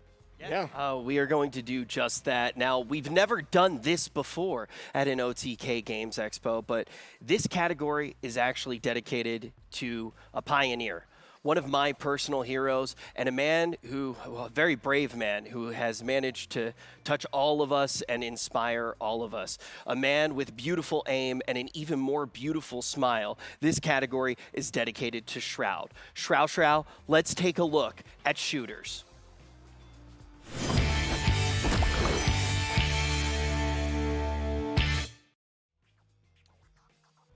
I think I actually might be the bad guy in this next game. It's made by Mopeful Games, and it's called Fashion Police Squad.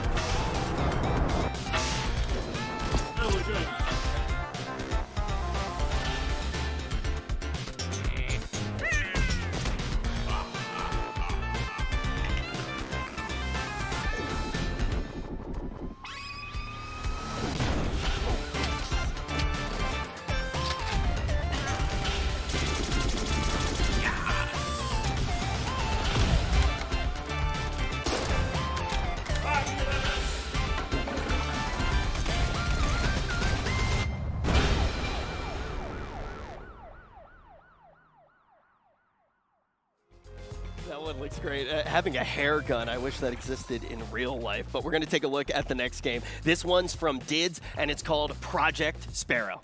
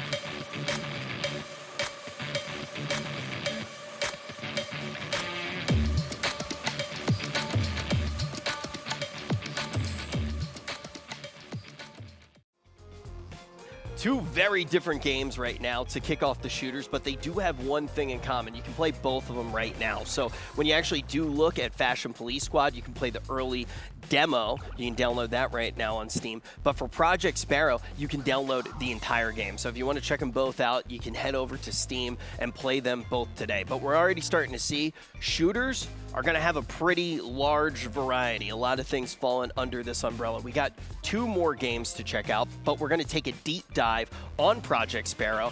Asmon is with the game developer right now for an interview.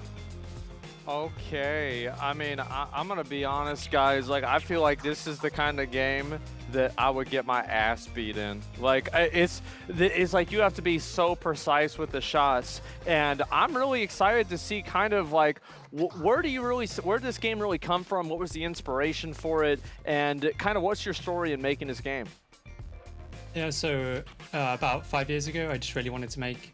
Well, there was no games that had bows and arrows or anything like that, so I just wanted to make a shooter game that had bows, just a sick game. So it's a shooter game, and like there's like customizing your arrows and your bow. Like, what's the kind of stuff that you can do? Are there special abilities? Like, what's really on the table here? Yeah, so at the start of every round, there's 13 rounds in a game, first to 7. At the start of each round, you can pick an arrow type. So you've got like fire arrows, shadow arrows, and smoke arrows. so you can like shadow arrow, TP, shoot your enemy from behind. You've got utility section as well that you can pick from, so you can choose if you want a smoke bomb or a satchel or a throwing knife. Just pretty much help your playstyle rather than just having abilities that one-shot you. So that's kind of the gist of the game. Yeah, I mean, I see it, and it just seems like it's like so precise and so fast. I can't even imagine like other abilities. So you can teleport around, and like what does a fire arrow do? Does it kind of just like shut down a certain area on the map, or what? Yeah, so you just fire a fire arrow. You just swap to it with your arrow type, and then wherever it hits, it makes a fire like AOE. Okay. So if you've got someone who's 3Ping you and they won't move out of cover, you just fire arrow. They have to move, and then you can shoot them.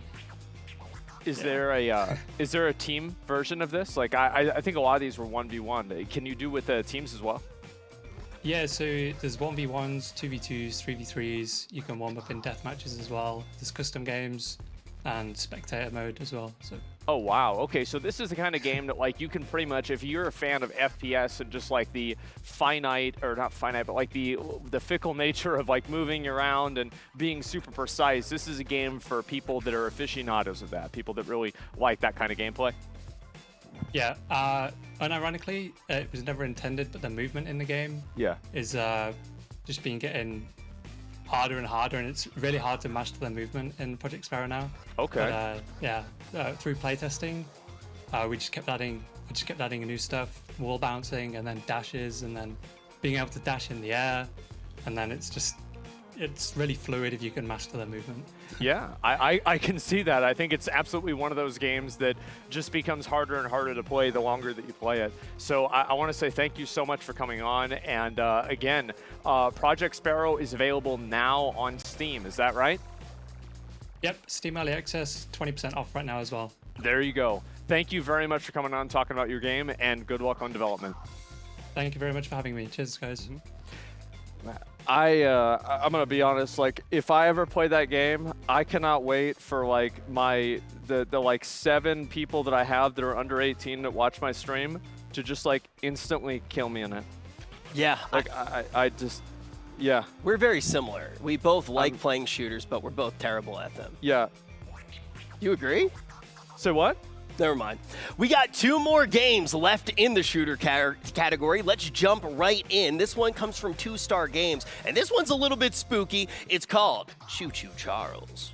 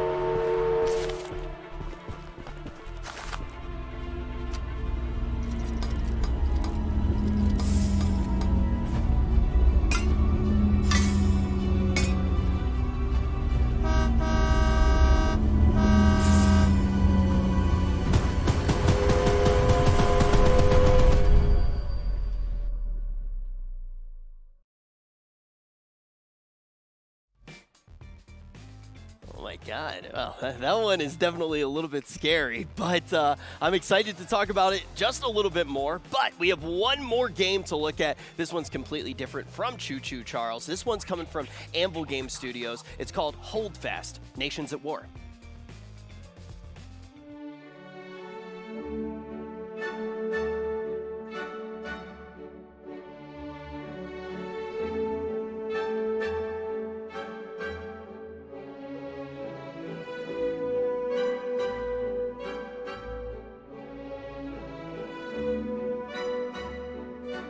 I want to sing. Yes? The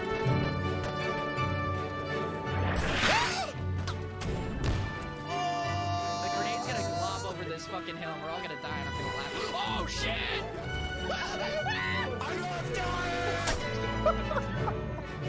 Oh god! No! Avoid the rockets at all costs. Rocket!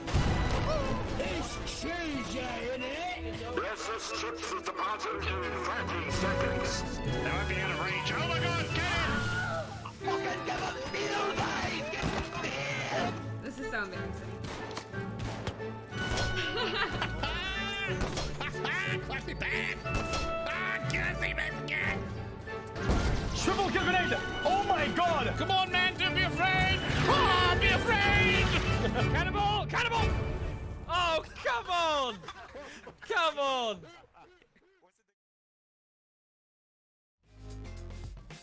Not sure if you caught that, but that was XQC in the trailer. Pretty poggers. He might not know who I am, but I'm a very big fan. I consider myself a juicer. If you guys do want to check out Hold Fast, Nations at War, you can check it out right now on Steam. We're going to be talking a little bit more about it and everything that they are bringing to the game right now. Asmon is ready for an interview. I've watched him play this game, man. Like, whenever people get blown up and they flop around, oh my god, I love it. So yeah, I actually, you know what, this is the kind of game I actually might try. What I like about it a lot, and this is what my favorite thing is the how many people are around in the game and everything. But you know what, I don't really need to talk about what I like. Let's actually talk to the people, the producer here, Andrew Ferragia, I believe. Sorry if I messed up your name. Welcome. It's okay, man. It's okay. This game is just, it's incredible. So you're going through different time periods, is that right? Yeah, it is indeed. So like with Hold Fast, it's a first and third person shooter, of course, based in the Napoleonic and great war fronts. We designed the game like with 3-4 values in mind, right? The first being encouraging roleplay, as you can already see in the trailer. The second being promoting player-to-player interaction. I mean, we support over 150 players per server in the game.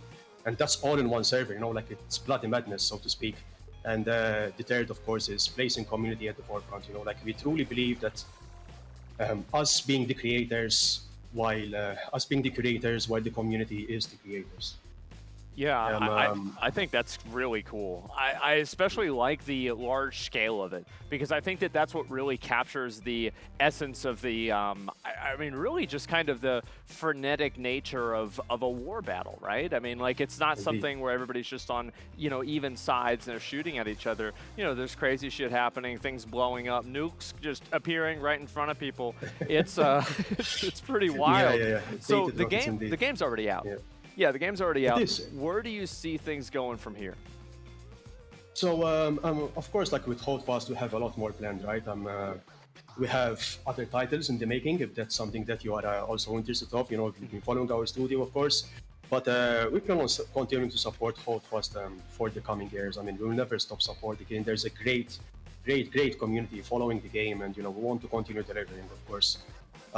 We also have a very big release coming to the game's Napoleonic front in July and August, you know, so please do look forward to that.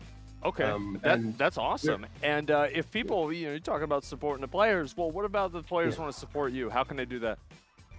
Yeah, of course, you know, they just can join us on discord.gg/holdfastgame. You know, it's always lovely to see others enjoying what we've created, and you can, of course, just check the game out on Steam if you wish to play it. You know, we're always happy to have you join us. Can you have tanks in the game? Tanks? Yeah. Maybe in another era, you know, but that's an idea. Well, we can also bring tanks to the First World War, of course, you know, because they existed, I feel like tanks in the Revolutionary War War wouldn't fit that well, you know? No, not specifically, but in the First World War, that's where the first tanks happened, right? So that's where the evolution of tanks began as landcrafts. So yeah, I think it would be indeed a good idea, you know. If you want that to happen, we'll make it happen. Yes, I want it to happen, absolutely. Maybe next year, though, because this year is going to be bloody busy. So, you know, next year, indeed. I'll see you then. Thank you very much for coming on and talking about the game. Yeah, very much. Actually, Thank you very much. Thank you very much, Asmongold. Thank you. Absolutely. So, guys, Hold Fast, Nation at War, available to download now on Steam. You guys can play it right now. And honestly, I kind of want to try something like that out, especially the fact that they have an open mic and you can hear other people talking. That is, it's probably one of my favorite things about certain games. But we'll go back to Rich, and we'll continue the show. You just inspire them to add tanks into the game. It's funny that you do. See how easy that was? For you, yeah, man, it definitely was. And we got something very interesting planned for this one. I'm very excited to take a look at the trailer, and even more excited for what's coming next. But I'll let you see that just on the other side of this trailer. This one's coming from Winter Pixel Games, and it's called Rocketbot Royale.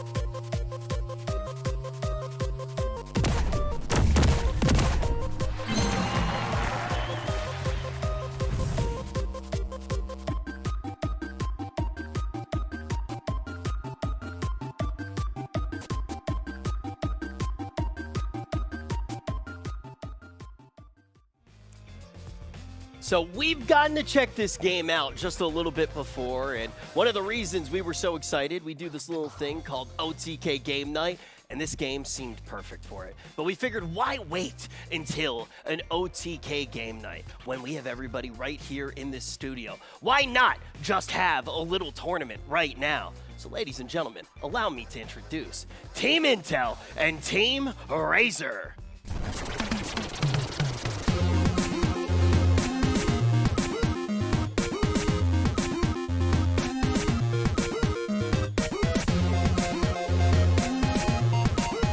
Coming to the stage right now, we are going to have two of the worst teams that have ever been created in esports. Help me in welcoming Team Intel, made up of Tectone, Emeru, and Mizkif. And then over on the side of Team Razor, we have your mother's favorite streamer. It's none other than Variety Gaming expert Seer, followed by Soda Poppin'. He made your streaming career, and now he's gonna make you pay. And of course, their team leader, S-Band TV. I got the two leaders next to me right now. And I have a few questions to ask to you, S-Fan, as you see your team getting ready to get into the booth. Why do you think you're going to be able to win? Well, listen, I've been practicing with Jake and Bake for the last few weeks for Rocketbot Royale. We put a lot of time in the lab, in the dungeon. So, yeah, I think it's going to be good. It's going to be great.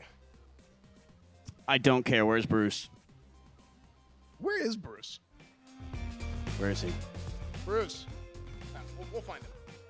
We'll find him. This is the best interview I've ever done in my entire life. And I think you might be the best team that I've ever seen. That's right. That's because I'm part of Team OTK, Team Razor. Are you going to let him talk to you like that? We're sponsored, so yes. I'm not going to say anything that bad, but I will say Team Intel will be beating you tonight. That's okay, because Intel is also great. I think Razor's great too, honestly. It's a good sponsor. Yeah, we can really just... Can we just hash this out? Can we just talk about this? Just give each other a hug and get the match underway. Ladies and gentlemen, it's going to be a best of 5 to the death. We have the two fiercest teams that Rocketbot Royale has ever seen. And now it is time to send it up to our casters. It's none other than Asmongold and Tips Out Baby. Oh my God. Yeah, go ahead. Go ahead. I don't even know what to say. A lot of, heated tensions here at the OTK Games Expo between Team Razor and Team Intel. Rocketbot Royale Asmon, we discovered this game a couple of weeks ago. Yeah. I've been personally playing it nonstop for the past couple of weeks. Super fun, super addicting. It's available now on Steam for the ad-free version, or you can check it out for free on the Winter Pixel website. So you just rolling all around in the tank, blowing people up. You're just blowing people up. That's how it works. Have you ever played Worms? I remember I played a game like this. It was a flash game in like middle school or high school, and you would shoot a little thing, it'd go up in the air and it would come back down, and it would hit somebody. So I'm actually curious to see who's going to win. I mean, to be honest with you, I think that S-Fan's team is going to win. I think that they are, because like S-Fan is the kind of guy, and it's like, you know, you talk about, oh, it's a show match, it's just for fun. Nuh-uh. No, he's gonna put in 100% to beat him. He took that personally. Definitely took that interview personally. We did see Soda Poppin and Seer practice yesterday against Tectone, Emmy, and Mizkif. How did those practice games go? I could have sworn Team Intel was pathetic, man. It was pathetic. Like, they couldn't hit anything. Like, it was crazy. You know who the best player was? Is Emmy. Yeah. Emmy blew S-Fan up. Like, oh my God. So, like, yeah, it's like she's probably going to be carrying the whole team. Wouldn't be the first time. Yeah, it seems that way. I'm excited to see what this is going to be. So, like, basically you can, so like, can you have different kinds of tanks, or is it like different skins, or like, how's this work?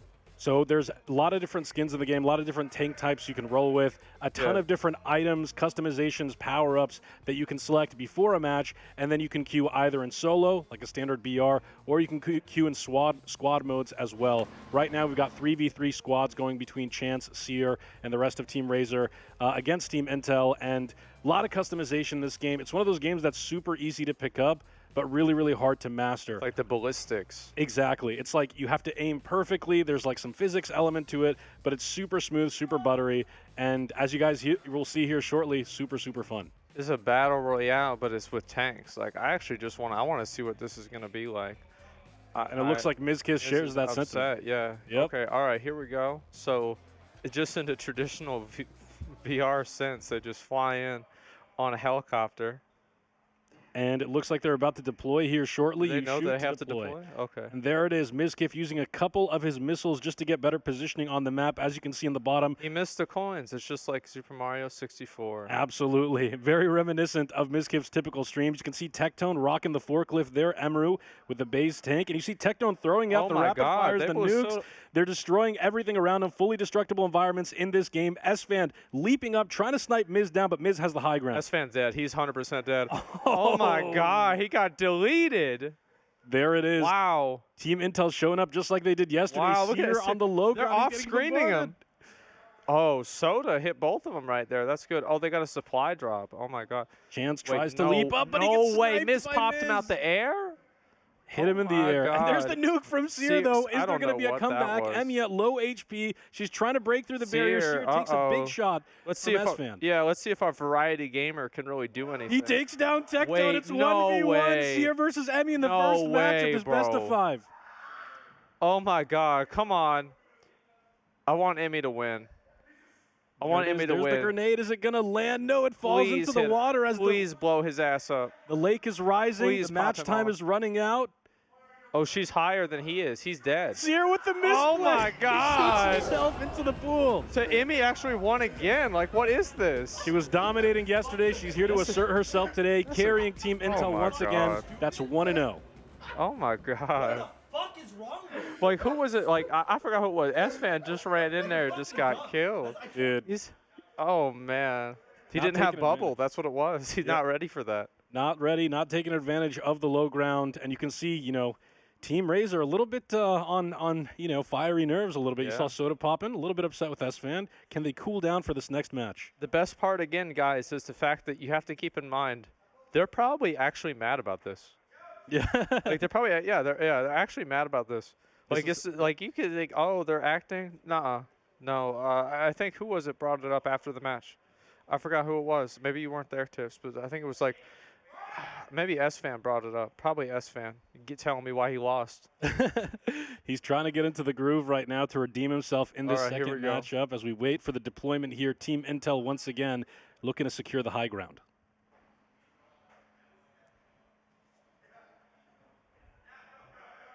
Oh, what's that thing up at the middle? Oh, no. They just drop right into each other. Doing? Miz falls back, leaves his teammates to get devoured. Oh, my. And he gets Bro, Seer. Oh, my God. Seer looking to redeem himself after that previous round. Seer destroyed him. Team Razor coming back here. Okay. All right, Soda popping, trying to throw some barrage out there. Seer just chilling in the back right now. Okay. You can hear Miz yelling, stay on the high ground. He's trying to keep his position. This game is all about altitude. It's all about making sure you don't get swept up by the rising current. But it looks like Team Green wins. Wait, so let me guess what happened. The water just went up and killed him, didn't it? Just went up and killed him, that's right. That is pretty sad. Oh my God. What was that? Yeah, that's how I feel too, honestly. That's a bad time for them. We don't know. He knows what we don't know. Oh my God. The score is all tied up 1-1 between Team Razor and Team Intel in this best of 5. They're playing Seer's taking off his jacket. He ready to take this. What is this? What's this? What are you doing, Reg?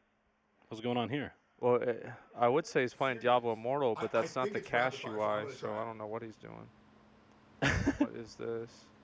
What you're seeing right now, ladies and gentlemen, is the world premiere of Rich paying money in Diablo Immortal. Just kidding. He was doing that previously this week. Currently the #1 ranked player in the world, if I'm not mistaken, but he's using the brand new version 2 of the Razer Kishi released today. That's right, we're premiering the brand new Razer Kishi right here, right now at the OTK Games Expo. Check it out. It's their new mobile-compatible handheld device to allow you to mobile game on the go. Based on some of the mobile game developments recently, I've heard that Razer might be adding a credit card swiper directly onto the Kishi itself. Might be necessary for certain games, yeah, for sure. But not right here, not in Rocket Bot Royale, as we've got match number 3 underway. Oh, that was actually Mizkif tried to redeem himself. Oh my he got God. a shot off onto Seer, but he takes the nuke to the face, trying to launch himself back up. Mizkif plays very cautiously. Asman leaves his team to the wolves. Of course he did, because he got his ass beat before, so he's trying to hide and run away. Oh, he's going to die from fall damage, right? No. Oh, it was close, but That the was rapid really fire close. barely missing him, and he dodges the didn't even rocket. see Tectone. What are you doing? He's on it. Like, what are you? Oh, you're about to die. He's trying to go for the crate, picks up a rapid fire. As you can see the items down in the middle of the screen there. He's got a homing missile, rapid fire, and his standard cannon. About to go in the water. Yeah, good question. I don't know. He's going in the water. Make funny. Typical Mizkif, just stalling as he Oh my always God, does. we can't shoot that high. Miz, this is a PvP game. You got hit into the fray, and he tries to do it, hits S-Fan with the homing missile, but it looks like no wonder he's lost a lot of elevation. Emery takes damage. Can he save his Oh my teammate? God. Yeah, we are. This is it. Wait, that's all his missiles. Bro, Those dude, missiles, they he get just high got ground the so standard quick. cannon There's now. nothing we can do. All right. We gotta. How do we get higher ground? Yep. Just look at the look of intensity on the face of Tectone right now. Team Intel trying to figure out where he went Miz wrong is in up this here, match. Mizkif stalling as always. Is he going to leap in? It looks like he is. One Oh, final he's Hail done. Mary, He's but the done. rapid fire pushing him back yet again. Soda. Soda popping This on is the high just ground. like, There look we at go. This. Like, this is just shameless. Oh my God.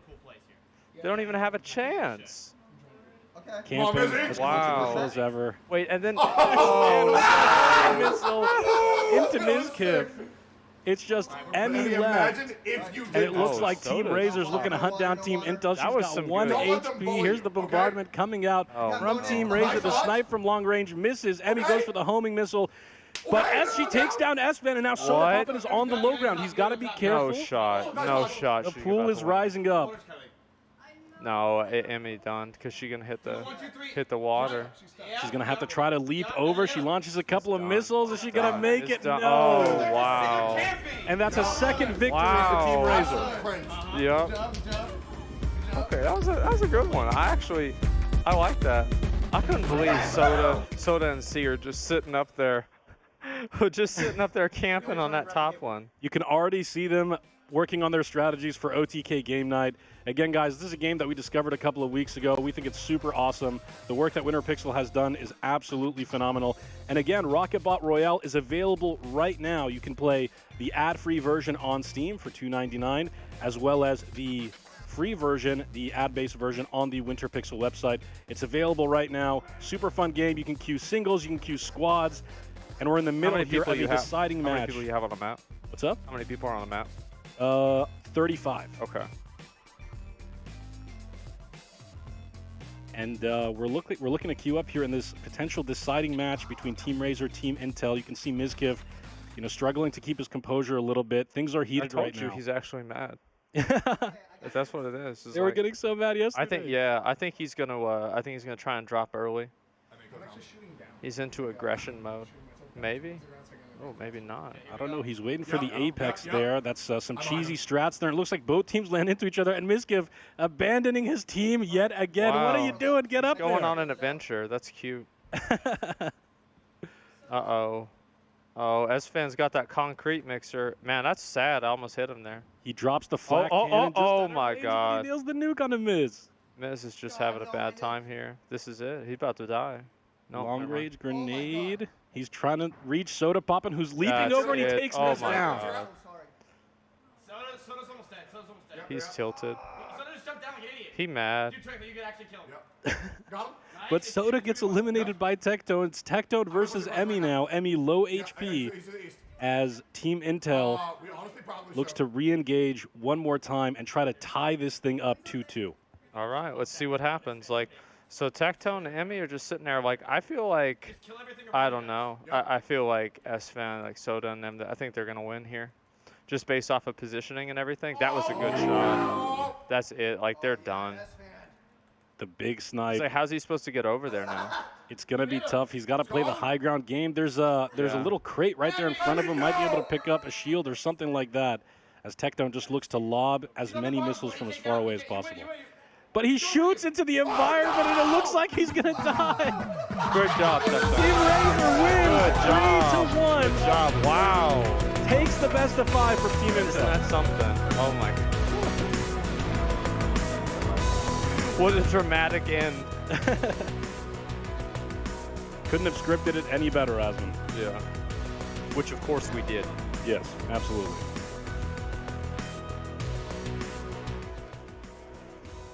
And here we go. It looks like we're going to have some interviews with the team captains, or at least the winning team captain for Team Razor.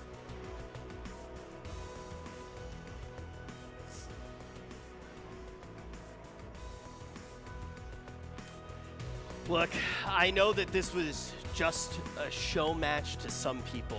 I heard the people on Intel saying that it was just a game, but I think the phrase "it's just a game" is such a weak mindset. You're okay with what happened, losing, imperfection of a craft. When you stop getting angry, you've already lost twice, S-Fan. You've already lost twice, and that's exactly it. I mean, the best gamers in the world have said that before, and that's exactly what we consider ourselves. Myself, Seer, Soda Poppin', best is the standard. That's how we do things. So, of course, we just edged them out just by that much today, and that's all it takes. Edging is key. Edging is key. Now, look, Soda Poppin', you made me. Yeah.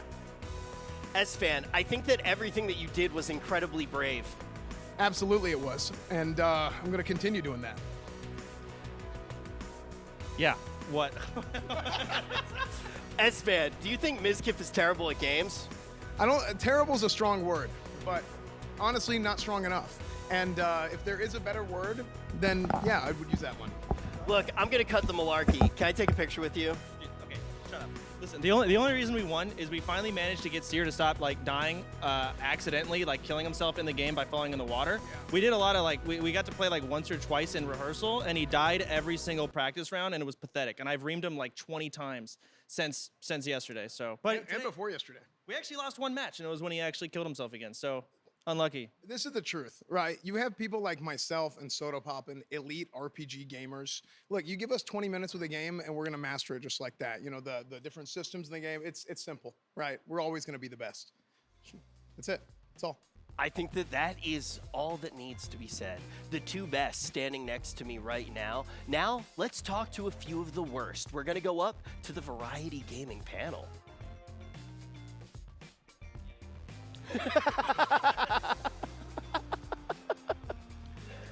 Not gonna lie, I'm actually getting quite mad at Rich for calling me bad. In reality, actually, the two best gamers in all of OTK are here. It is me and Finn. Finn has replaced Chance. Good to see you, brother. Wow. Good to see you too. Thank you so much for the introduction. I'm so very proud. Yes, to be a part of this variety. Don't touch me.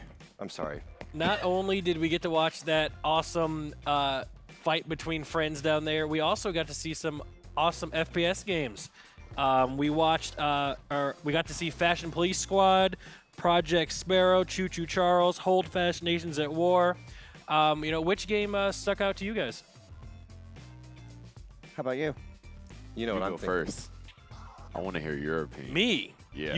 I'm supposed to just. You I want feel me- like the fashion game fits you. You know, I What? thought that would be your favorite. The fashion game was great. It was a 2D game. You know, it was fun, 3D lighthearted. game using like 2D, like pixel Right. art, so it's kind of cool. The art Exactly. style in that game stuck out to me a lot. That's more a Finn's alleyway.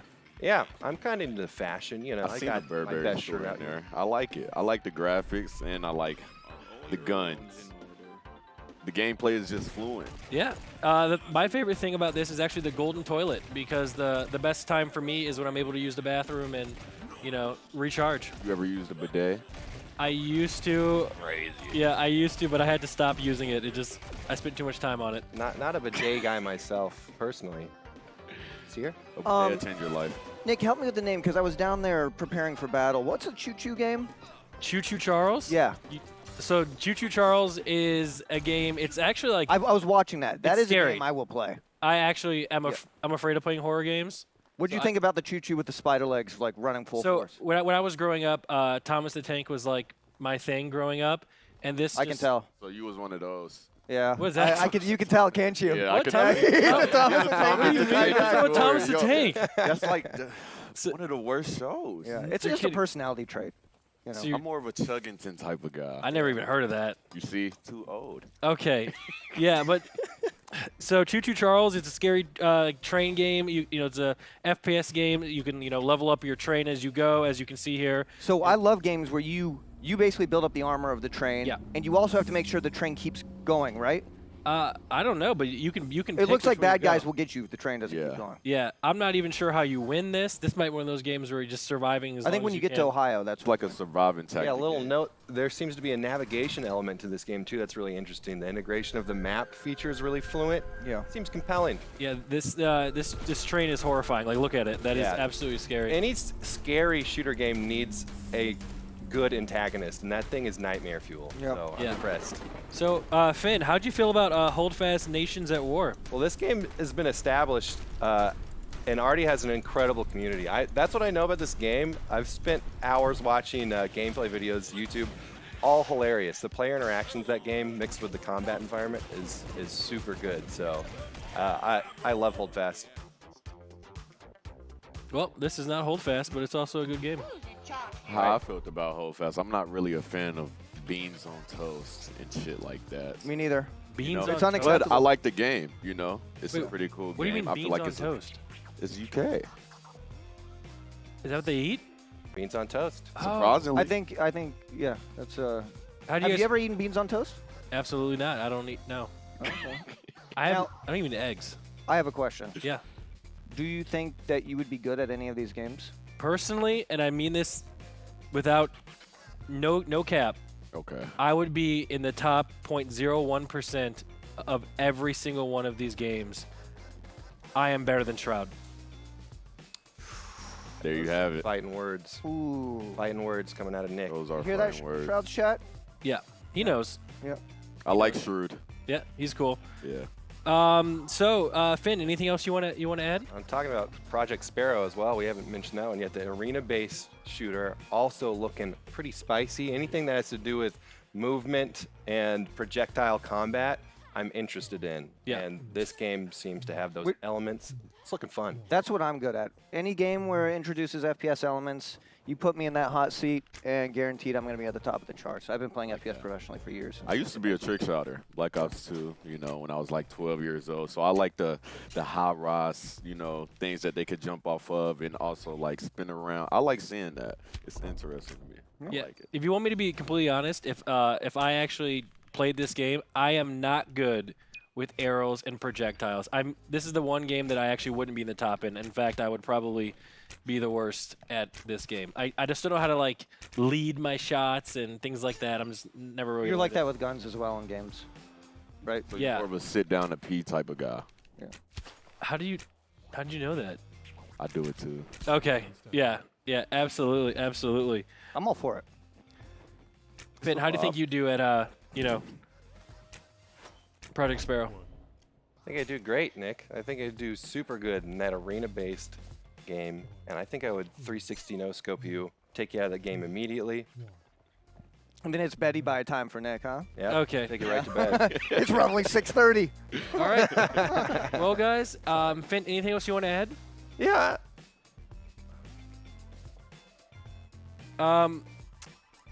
Okay. Let's get back to Rich. That was awkward. Oh, man.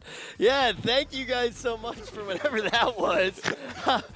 So, obviously, when we're here in this beautiful studio, I'm here with Tips Out, baby, by the way. When we're here in this beautiful studio, you see there are a lot of lights, and I want to give a big shout out for the sponsor that helped us keep all of those lights on. Let's get a big round of applause in the chat while we watch the trailer for this game. It's State of Survival.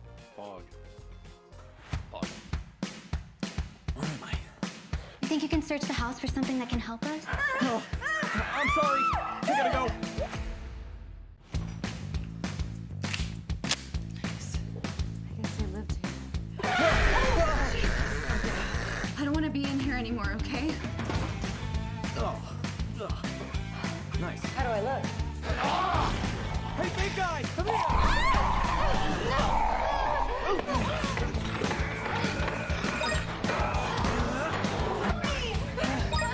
What do I do?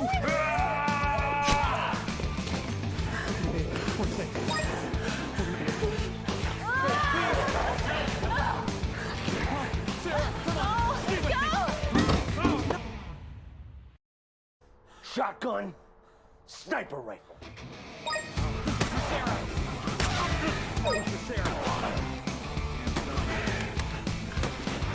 Whoa, it's me! Look out! Are you serious? You were gonna let me get eaten by a zombie? Zombies! The only way that we're gonna survive out there is if we work together now. Hey, put your hands where I can see them. No, I'm gonna you shoot don't you. believe. What kind of people lived here? We have to go now. Let's go. I'm sorry. I gotta go. 2 headshots. Now let's kill some zombies. Join us. And State of Survival. I love that trailer, Tips. You know, at that part where it says, leave your girlfriend or not leave your girlfriend behind. I would leave my girlfriend behind. She gets stuck all the time. So it would be very difficult to actually survive a zombie apocalypse with her. But what are you thinking about when you think about playing State of Survival? Well, I'm thinking about a lot of different things. First of all, guys, we just want to give a big shout out to State of Survival that has helped us put on this event. They're super supportive of the Games Expo. We really appreciate them. And guys, for those that don't know, State of Survival is a zombie-themed survival mobile game. It is free to play and available both on the Apple and Google Store. And as of today, Rich, it's available now on Windows. And to answer your question, I don't know. Oh, thank you. Yeah, I was just about to ask that. The other thing that I wanted to talk about was the fantastic giveaways. Absolutely. So, guys, if you download State of Survival on your PC and join the giveaway event, you can win awesome prizes. To join, head to the landing page in chat. The chat command is !SOS and download the game. The giveaway event will last for 10 days. The higher the power, the better the rewards, including, check this out, an iPhone. Whoa. AirPods Pro, and an exclusive OTK hoodie and in-game goodies in the gift pack. So go on over, check it out, State of Survival in the chat, and yeah, you can download it on Windows. Yeah, you can download it on Windows. It runs great on Windows. It has really smooth operation. You can enjoy battles with an even bigger screen. I love bigger screens. I do a lot of things that I would do on small screens on bigger screens, and I go, wow, I like this even more because the screen is bigger. And the bigger the screen, the bigger the enjoyment, as everybody knows. We should trademark that one. We definitely should.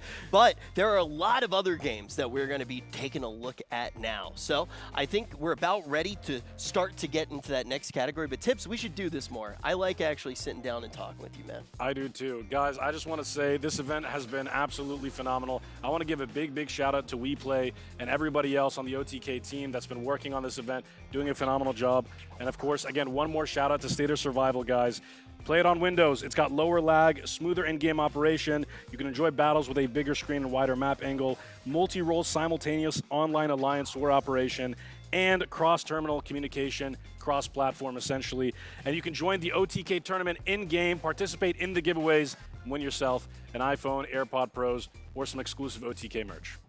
I hope to see you guys in the game, and I hope to see you guys as we watch the next category. Some people say that life is even in this genre of games. Let's take a look at simulations.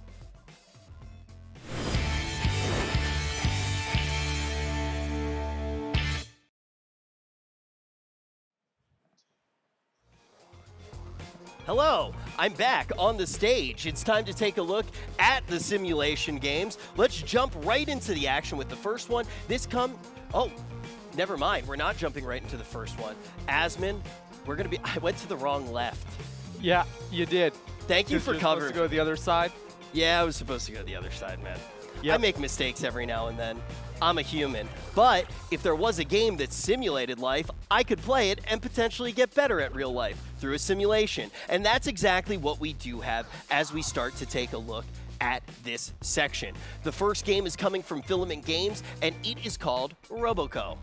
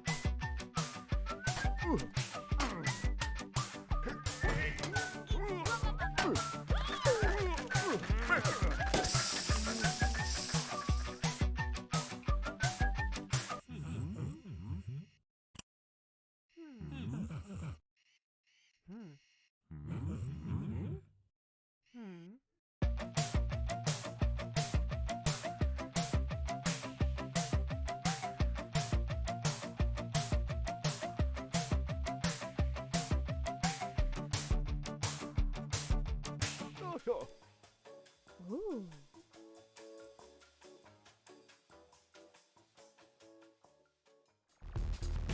I'm gonna be honest, that trailer definitely took a turn that I did not see coming. You guys can actually check out the gameplay right now. There is a demo available for download, and you can put it on your Steam wish list so you can see all of the new developments for the game as they do arise. We're gonna hop into the next one. This one's coming from Randwork, and it's called Abyss.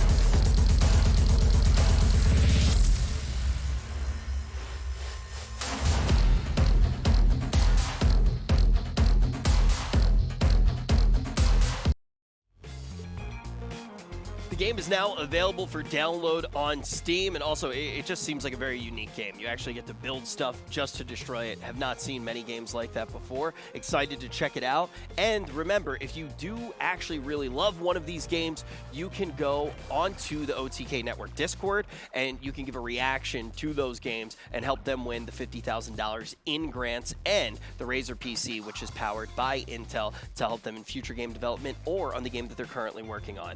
We have another game inside of the simulation category coming up right now. This one comes from NCB Games, and it is called Steel Guardian.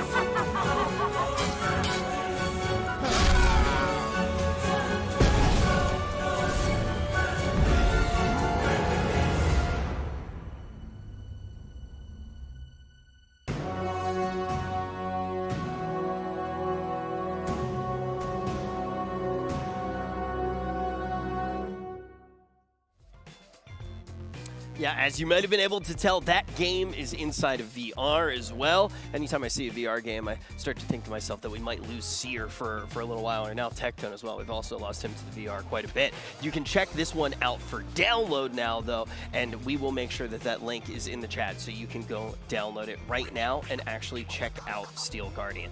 Now, Third Pie Studios has a brand new game as well that we're going to be checking out. This one is called Ages of Kataria. Hello and welcome to Kataria. Ages of Kataria is a village story generator where you'll choose your own ancestry, expand your town, and watch over the villagers who live there. Your villagers will age over real-world weeks, experiencing glory and pain. As they live, your villagers will develop skills and personalities which will help them on adventures. Assign your villagers to collect resources that your village needs. Play mini-games around town to increase your villagers' skills and boost productivity. When they aren't developing the village, your villagers will embark on text-based adventures that add to their life story and leave lasting impacts. However, every story must come to an end. As they pass, their souls will enter your town's spirit tree, and their offspring leave a legacy as your town's history grows. Craft your town your way, built from a wide selection of buildings and props to design your town to your aesthetic. Customize each of your buildings in town and share it with your friends online. Change your villager's hairstyle and outfit.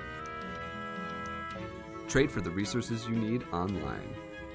Come set sail and enjoy Ages of Kataria.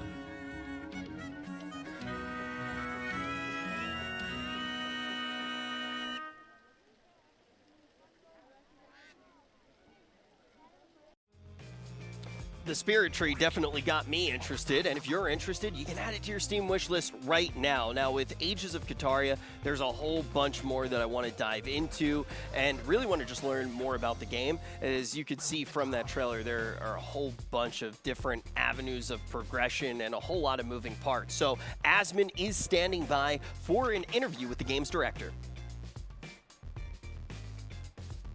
Hey, what's going on? Can they hear me? Yeah, oh, okay. Hi. Okay, well, this game is quite interesting, I'll have to say. It really is. What inspired you all to make this? Well, right off the bat, losing our jobs inspired us. I was writing about how to clean your gutters, and Nicole, where were you up to? I was bartending at the time. Obviously, neither of our jobs were really that fun, and we were both looking for a way to get back into a creative industry, somewhere where we could work with a team of people and create something fantastic and amazing, and that is how Ages of Kataria was born. We decided to start our own company because we applied to all of these game companies companies and they rejected us because we had no experience. So we decided to just do it ourselves. Well, Yeah, I and like feel like that. what was missing from Colony Sim games was really connecting with your villagers and seeing them grow. Yeah, I think so. Okay, so whenever they die, their spirits go into the tree. Is that right? Yeah, exactly. And it makes the tree bigger? Yeah, so your tree kind of symbolizes like the growth of your town. So Okay. over like the months that you play, as people pass on, they'll go into the tree and they'll be able to talk to your villagers who are there and give you items and stuff like that. So it's not like they're gone forever, but they're there in spirit, right? How big can the tree get? That tree that you saw is like our final version of it. It's like the fullest it will get. Okay, so it's for right now. It's a big boy. Oh, he's a big boy. Okay, all right, I It'll like start that. small. Yeah. So can you tell me a little bit more about the game the trailer didn't really cover? Yeah, totally. So the biggest thing is really aging, and it's getting the generational aspect of the game. So your villagers will age over real world weeks. So when you're offline, they're aging and they're having events happen in their lives, both small and huge. Like these can be major events, like traumas, or even like huge victories that happen in their life. They go on adventures. You'll be able to build in the game and customize your town your way. Something I really didn't like about other city building games is that your town kind of looks like a cookie cutter town. Yeah. It's very similar to other games. And really collecting animals and that wander into your village, raising them so your animals will live in your town. And the relationships that are interconnected. All your villagers are connected, they know each other. You know, you'll have like your favorite villager and they'll grow up, pass on, and then you'll have that favorite villager's kid and you'll be like, this is like the son of that legend and all that. Do you want to add anything, Nicole? That was perfect. So you have a lot of stats and he's like the best guy, right? Yeah, he's like just mining away and he's like, I am the miner of the town. Okay. All right. Yeah. I got that. Yeah, I don't know. I think that's pretty cool. I've never seen a game that really does that before. So I like to see it. And if people want to support your project, where can they go? What can they do? Yeah, so you can find our game on Steam right now. You can wishlist us. We are also just only for the next month, we're going to be doing some crowdfunding exclusives.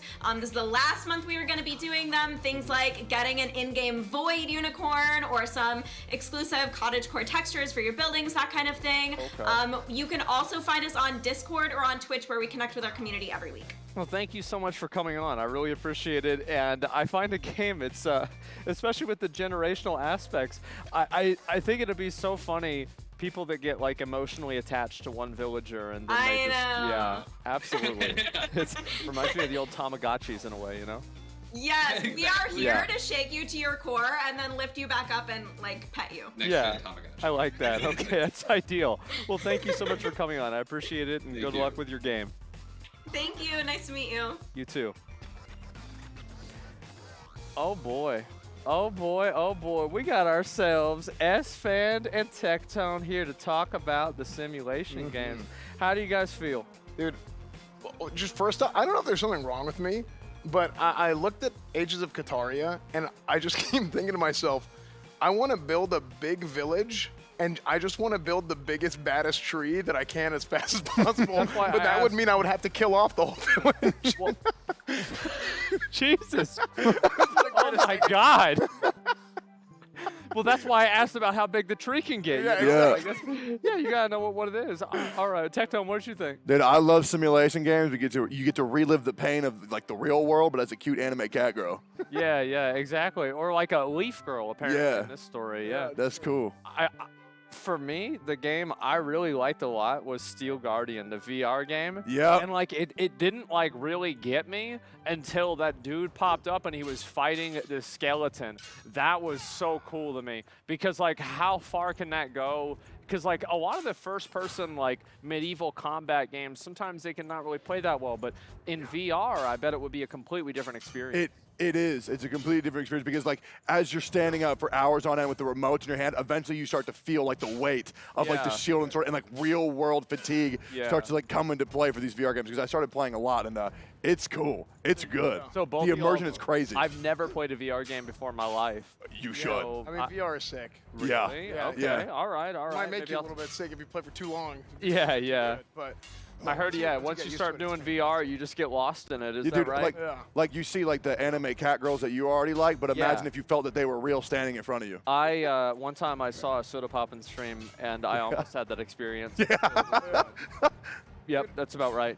You know what I really liked was I really liked both Abris and Roboco, right? Because I like a lot of puzzle games, like the thinking games, stuff like that. And I feel like Abris, it looks like, well, there's two parts to this. One, I was one of those kids that I would like to build up Legos, and I would build a building, and then I would just smash it. So Abris kind of reminded me of that. But it's like physics-based. They're physics-based puzzles. So it's a game that, like, if you play GTA, I know like the newest GTA 5, it's new, but it's like 10 plus years old now. But I always like to run cars into stuff, and I really enjoy seeing like ragdoll mechanics and physics. Yeah, it's fun. Yeah. So being able to take that and have these physics-based puzzles, I think is really cool. And also with Roboco, you had Did you see build whenever up he your was little robot. shaking the vending machine? Yeah. I thought he was gonna pull it over on the dude. I thought for 100%, like this dude's about to get got. Yeah. No, I love it. I love the puzzles. I love the building little things and kind of seeing how they develop. So I thought both of those looked really, really good as well. Yeah, I was really into Steel Garden and Ages of Kataria because when it introduced the concept of like getting older with like real time like weeks, that's so cool. Like aging with the game, feeling the pain of the loss. I would get so stressed out if like it was a guy I liked a lot. Yeah. He died. Because I remember one time like I had these little things back in the 90s. They're like these little toys. There's a Tamagotchi and you take care of a cat. And like eventually I came home and my mom was like, Zach. Oh no. We gotta talk. We gotta talk about your Tamagotchi. I'm like, why? She's like, I did my best. I tried as hard as I could, but let's just say this: it's game over. Yeah. Yeah. I had the same experience with Neopets. I've gone through like 3 Grundos. They're all dead. Yeah. It blows. Neopets. That's great. I don't know. I think that the puzzle games and like the simulation type games like that, I think they're really cool. And also, especially the VR ones, I'm really excited to see like, basically, I want to know how long it's going to be until we can play Sword Art Online in real life. Like that's really, I mean, that's the end goal. Okay, guys. Like, yeah, that's the grand prize. Let's get to that and I'll be happy. For sure. It's like every year I see these games and they get better. Yeah, no, it's crazy. I feel like we're close. Honestly, we're getting there. I do think we're close. I say next 10 years, tops. We're getting there for sure. Yeah, no, 100%. Okay. I think, again, we talked a lot about puzzles, right? And this isn't even like the puzzle games, right? These are simulation games, but I think we got a whole lot more puzzle games coming up. Isn't that right? Oh, yeah, absolutely. I mean, there's a bunch of puzzle games. And I want to say, guys, again, I want to remind you over and over and over, this is something that you all can get involved with. If you want to be part of this, if you want to get your voice out there about which games you really liked a lot, which games you want to make happen as much as possible, please head on over to the Discord. It's the OTK Network Discord, and you can vote on the games that you think deserve to win $50,000 of developmental grant money. And on top of that, a Raise Your PC powered by Intel. So make sure you guys do that, and we're going to be announcing the winners of that at the end of the show. But anyway, I think we're about ready to go on to the next section with Rich, and we'll start it off. Yep, let's do just that. This category rather, is going to have 4 games, and right now we're going to be jumping into a brand new genre. This one is puzzles.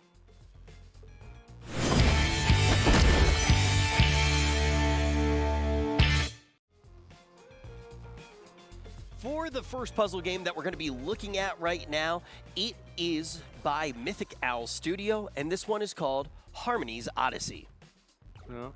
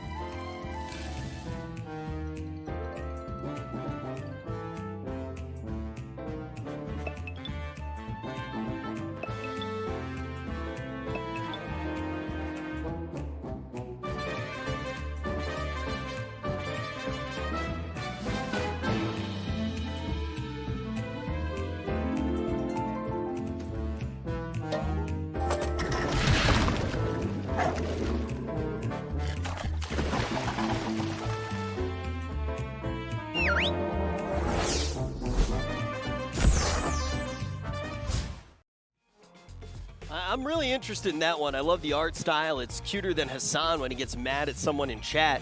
And when you actually do look at the gameplay, it's almost like a multi-dimensional Rubik's Cube, right? You're trying to actually get the buildings to come together. I think that there might be something wrong with me because I always think about these like puzzle games and like especially the city building simulation games. And it's like, how could I like make it to where like it drop people into like the lava? Yeah. Yeah, like that's the main thing I would think of. So that's about it. I don't think there's anything wrong with you, man. Yeah. I think you're fine. By the way, who are you hosting after this? Yeah, sure. Okay. So for the next one, we're going to head over to something made by Improx Games, and it's called The Last Cube.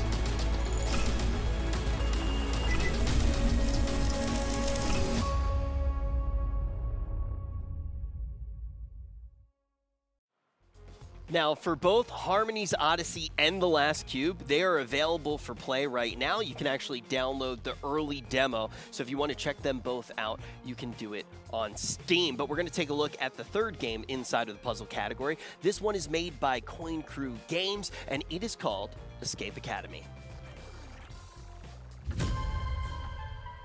What are you waiting for? A room full of memory gas is no place to relax.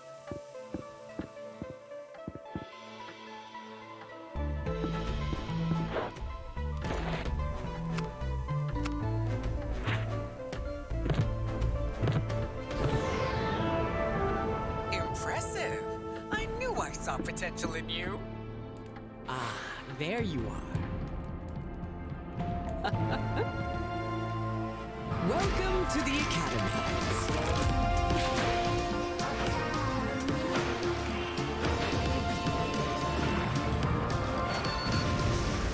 What's up?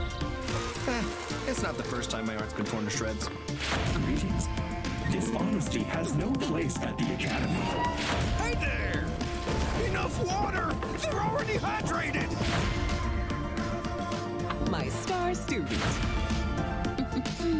Error. What the hell have we gotten ourselves into? Escape Academy! I'm very excited for this one. I'm actually a huge escape room nerd. I love going through and doing them. I actually do them all the time with my buddy Will Neff. We do like one a week. So I'm going to be gifting this one to him on Steam when it comes out on July 14th. So if you guys do want to check it out, you want to make sure that you don't miss the release date. It's a little while away. Go ahead, go on to Steam and add it to your wish list so you actually do get notified when it's available. Looks like it has co-op and multiplayer as well, so maybe we can even play against each other. We got one more puzzle game left. This one is very relatable. It's from Insanity Core, and it's called Headless Jeff 3.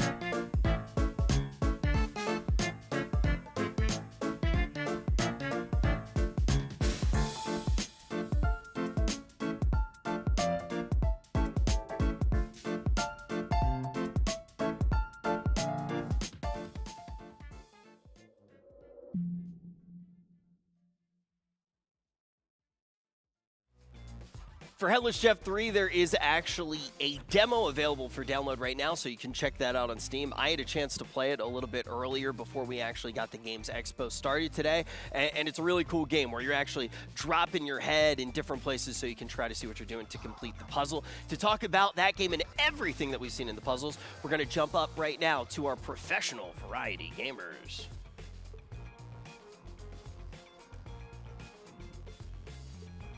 All right, thank you so much, Rich.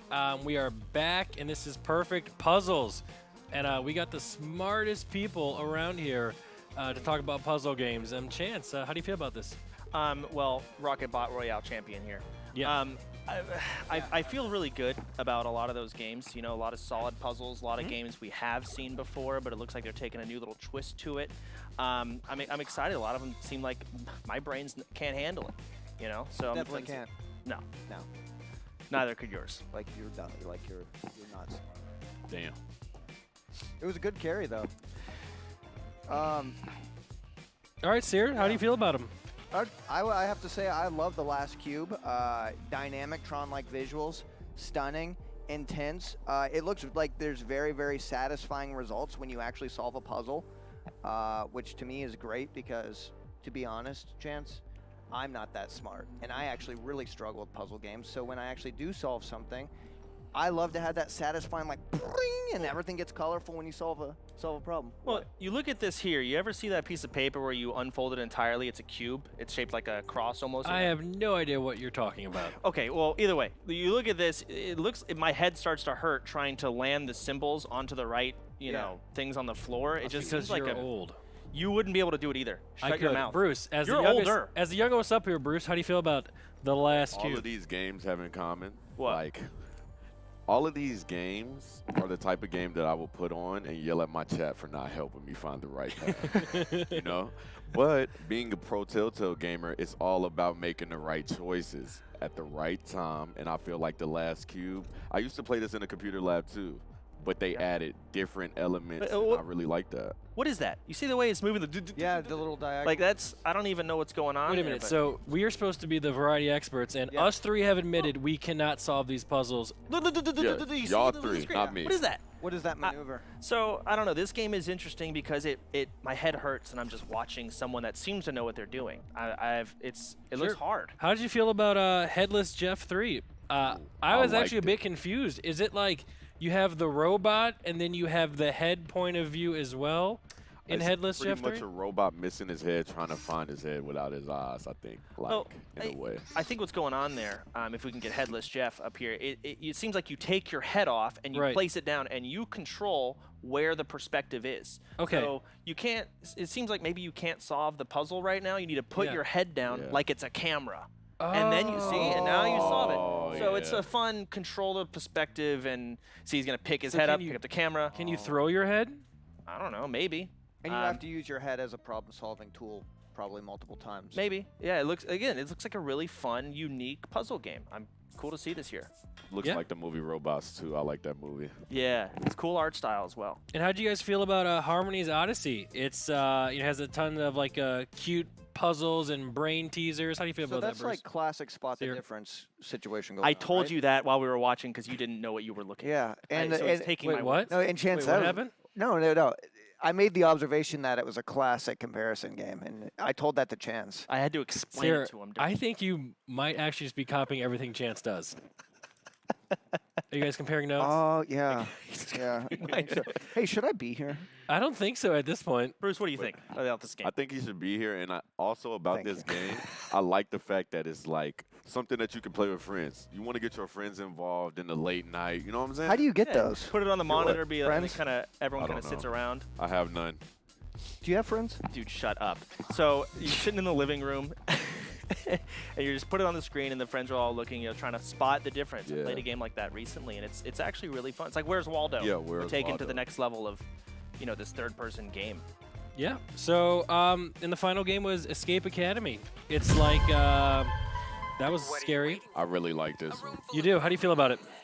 To be honest, It just reminds me of one of those games that didn't trap themselves in a box, being in one room and being that only level. Yeah. That's why I was really interested in it, because Japan, Greece, you could go to different places in the world and escape the room. Yep. Pretty hard. Oh, that's what that was. Yeah, this game. Remember, we played the game called We Were Here. Do you remember that? Yeah. It's like that a lot. Only they've got. It seems like they have a lot really in-depth story to it. So it's an escape room. It's called Escape Academy, and it's just that fun little take on it where you gotta escape the room with a fun story. I think a lot of streamers are going to be playing this game because they're just very fun games to stream, but also just puzzle people. Our friend Pluto loves going to escape rooms. You can do it at home now. Yeah. These games are great. Absolutely, absolutely. Do you want to play that game with me? No. Okay.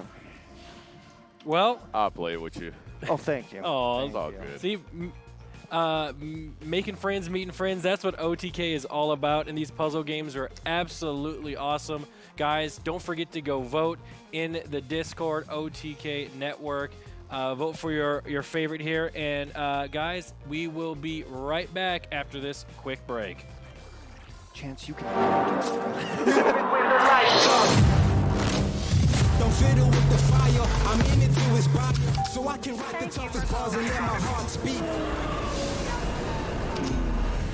My occupation to deliver whatever's required.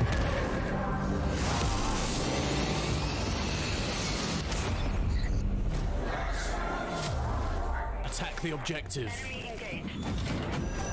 Turn me in the mic up.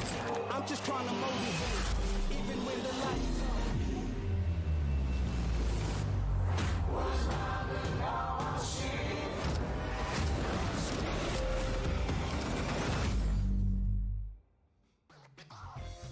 Man, those puzzle games looked absolutely fantastic, and I actually have a friend who, I think he's watching right now. I would love to watch him stream those puzzle games. He used to be really good at a game called Diablo, but he kind of fell off, so hopefully he finds some success playing those puzzle games. Maybe he'll be able to beat them. But now, it's time to look at a brand new category. This is one that I think all of the people in this room right now really kind of met each other through games like this. Ladies and gentlemen, we're going to be taking a look at RPGs.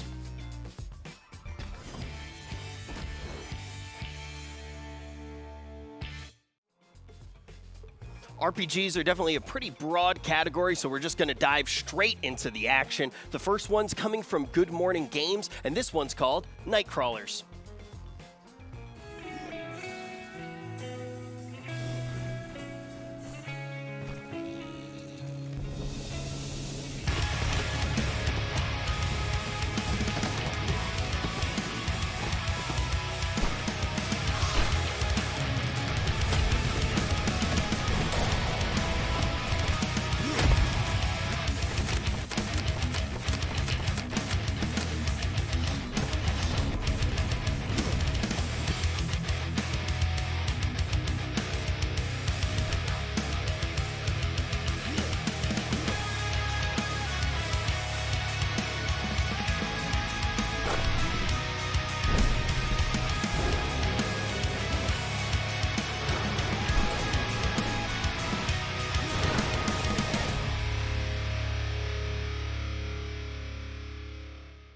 You can add Nightcrawlers to your Steam wish list right now. And as we actually do start to dive in a little bit deeper, we got another game coming from Rose Tinted Games. This one is called Gen Fanad, generic fantasy adventure. Completely unlike ours. Companies are seeking profit at all costs. There is a shortage of labor. The board needed results fast. Having the internet design monsters proved challenging. People seemed to like cosmetics at first. Appealing to speedrunners, let's just forget that one. But then the new trailer rolled in. The Corporation for Licensed Heroics wants you to join our adventure. For those who think clicking on trees all day is relaxing, watch your every accomplishment be distilled down to a number, and then watch it go up slowly. An ever-expanding world for people who love to watch numbers go up. We keep discovering new areas that we were sure weren't there last week. A cozy adventure filled with plenty of side quests to distract you. But that's not all. Spend dozens of hours picking just the right color shirt to wear. So many items you'll run out of bank space. Hundreds of hand-drawn monsters, all looking to kill you. Play alongside dozens of other adventurers. Join a world where most people stand around in banks all day. The corporation is seeking profit, and you are how we'll get it. That's perfect. Yeah, the story of that one definitely spoke to me with a lot of the games that I've played over the years. We got a lot going on with the games inside of this genre. The next one is definitely going to be a curveball for a lot of you, and I'm particularly excited for this one. Let's take a look at Kinfire Chronicles.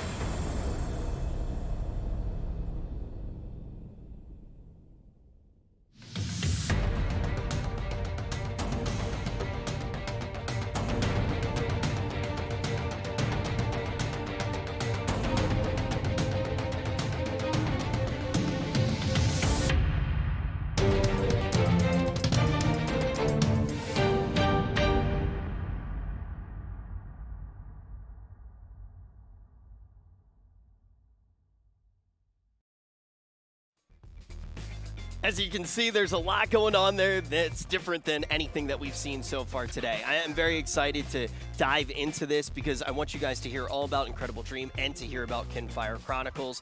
Some of the people working on it made some of my favorite experiences in gaming, but I don't need to do the talking because we actually do have an interview right now. It's going to be Asmon sitting down with the CEO and co-founder and talking about everything that's going on.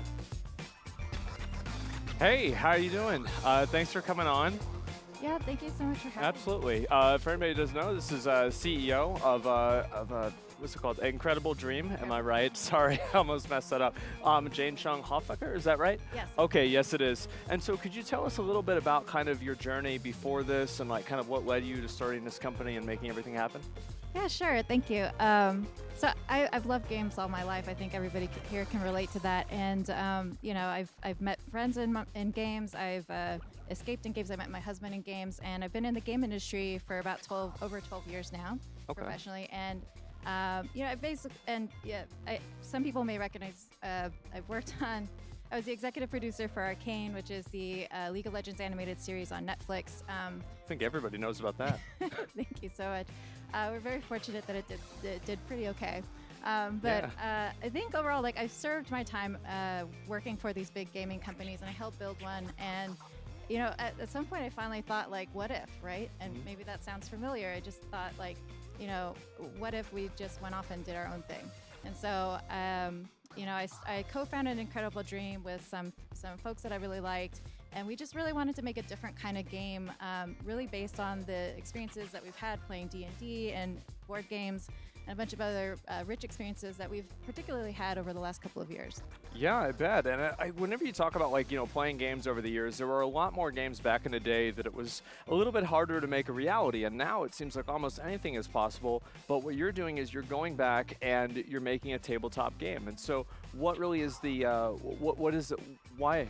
What's the tabletop game? Yeah. Yeah. I think, like, if you guys are like me at all, then you'd probably spend a lot of hours in front of a screen for work or school, you probably also spend a lot of hours in your personal time playing games on screens. So my thinking is like really when you meet with your friends in person, chances are they probably like games too. Yeah. Why not play games offline with them through tabletop, through board games, right? Like Kinfire Chronicles is a really special, it's a different kind of social game that you Okay. really experience with others at the table. We have card-based combat that really promotes like cooperative shared turns mechanics and really interesting different things that you don't really see even in video games today. We have a choose your own adventure style narrative that you can play through and really kind of experience what people experience in D&D and sort of that shared theater of the mind. Tells you the role-playing. stories. Yes, exactly. And it's so much more about you and your friends around the table than it is about like graphics or grinding or griefers. So it's mainly a focus much more around the social elements of the games rather than the graphics or anything like that. It's just all about kind of how to make that experience that, you know, a lot of us grew up having, how to make that as authentic as possible. Yes, exactly. Okay, well, that's great. Well, how would somebody be able to support the project, and how would they be able to pick up Kinfire Chronicles? Yeah, so we are going to be launching our Kickstarter on August 9th, and you can sign up right now on kinfirechronicles.com for exclusive sneak peeks, invites to join our playtest, as well as some special pricing. And we're going to make a version of our game available online to play virtually if you can't, find a copy of the game to play physically. And we're also going to Or you make don't want to leave your house. Or you don't want to leave your house. That's true. Can never tell. And yeah, so we're going to make this all available pretty soon. So go ahead, go sign up. And as I also wanted to offer, like, we'd love to have the OTK crew come play our game, stream it if you'd like. And well, so this was the game that we played on Discord, and we got a little bit of an idea about it and everything. Yeah, I actually kind of liked it. I mean, I think that what I enjoyed a lot about the game is the fact that it had kind of like a little bit of an on-rails storytelling, but at the same time, you could deviate from it and kind of just do whatever you want. I think that's the really great middle ground that a lot of people, because, you know, doing an entire Dungeons and Dragons campaign is really hard. Like, we've done it ourselves, Rich and I have, and it takes a lot of work. And so you have like the pre-made ones that you can also deviate from and do different things, and it kind of spreads out in a web almost, right? yeah, exactly. It's such a fun experience being able to create this journey with your friends at the table. And yeah, the game's there to kind of give you the structure and guideline, but it's really up to you at the table to really role play at it and really bring each moment to life, right? Okay, all right, yeah, that makes a lot of sense. And again, it's going to be on kinfirechronicles.com. Jane from Incredible Dream, thank you so much. I appreciate it. Thank you so much. Absolutely. Yep. And Rich, I think it's back to you. Yeah, I am excited to talk about that just a little bit more because, as you mentioned, we did get a small chance to actually play the game, and a lot of people already know I am a huge fan of actually getting to play tabletop games. Not only D&D, but also games like Arkham Horror, which have a really unique narrative experience, and guess what? The people who made that are working on this experience. So if that's the type of thing you like, definitely check it out. It's going to be very unique to anything else that you would be able to play, and I'm also excited that you can play it online because every single time I try to play something that's actually a tabletop game with Asmon, he refuses to leave his house. So maybe we'll actually be able to play this one together. But as we move through the RPG section in general, Asmon will actually probably ban me in his chat for saying this, but I'm kind of bat-chesting IRL. This is one of my favorite genres in games, and the next one's actually got me very excited too. It's coming from Bellular Studio, Coffee Box Games LTD. Let's take a look at The Pale Beyond.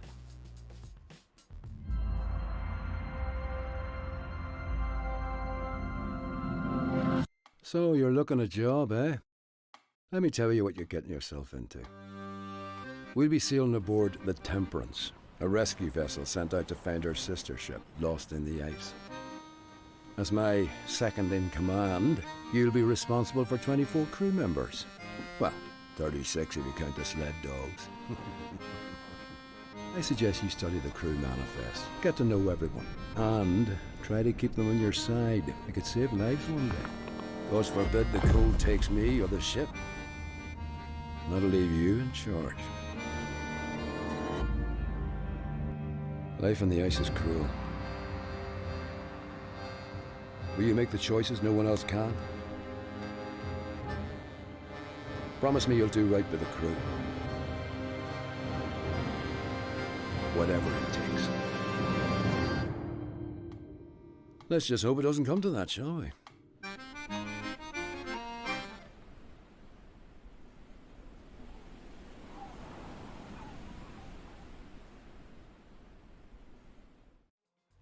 So, Asmon, I'm not sure. Have you actually gotten a chance to play or deep dive anything with Pale Beyond yet? Honestly, I haven't seen anything about it. And so this is, guys, this is Bellior's game. And a lot of people might not know this, but based off of that premise, it's actually very, very close to something that happened in real life. It was a ship that got caught in the Antarctic. They were trying to go all the way around the world. It got iced over, and they did have to eat the dogs. Oh, yeah. the Titanic. No, it was before that. Oh. Yeah, it was before that. And I think pretty much all of them survived, but it was a massive undertaking. And I think that's really cool to actually take something that actually kind of happened in history and then make it into a legitimate game. Yeah, and also, you know, one of the things that I'm pretty excited about, you know, with Bellular, you kind of know that the game's probably going to have a very different monetization scheme than we've seen in other games recently. I'll be curious, you know, like, what if it had, you know, a dozen different loot boxes? You What's know, it gonna do? Play all the way into it, whatever. And I don't know. Bellular. I really like, the thing that I like about it a lot is that it takes like that you know, like grisly aesthetic of, you know, going and being, you know, out on the sea back in the 1700s or 1800s where there's no cell phones, there's no GPS or anything like that. You're just out there surviving. And as somebody who's like, I've read some of these stories, that's how I know. I think it's badass. Yeah, no, definitely. I think that one of the cool things to do as well would be to talk to Bellular sometime more about the game. Maybe we get him on Allcraft or something soon and actually get to take a deeper look. But we do have some more games to look at as well, so let's take a look from a game coming from WePlay Studios. This one is called Ethereal Echoes of Yore.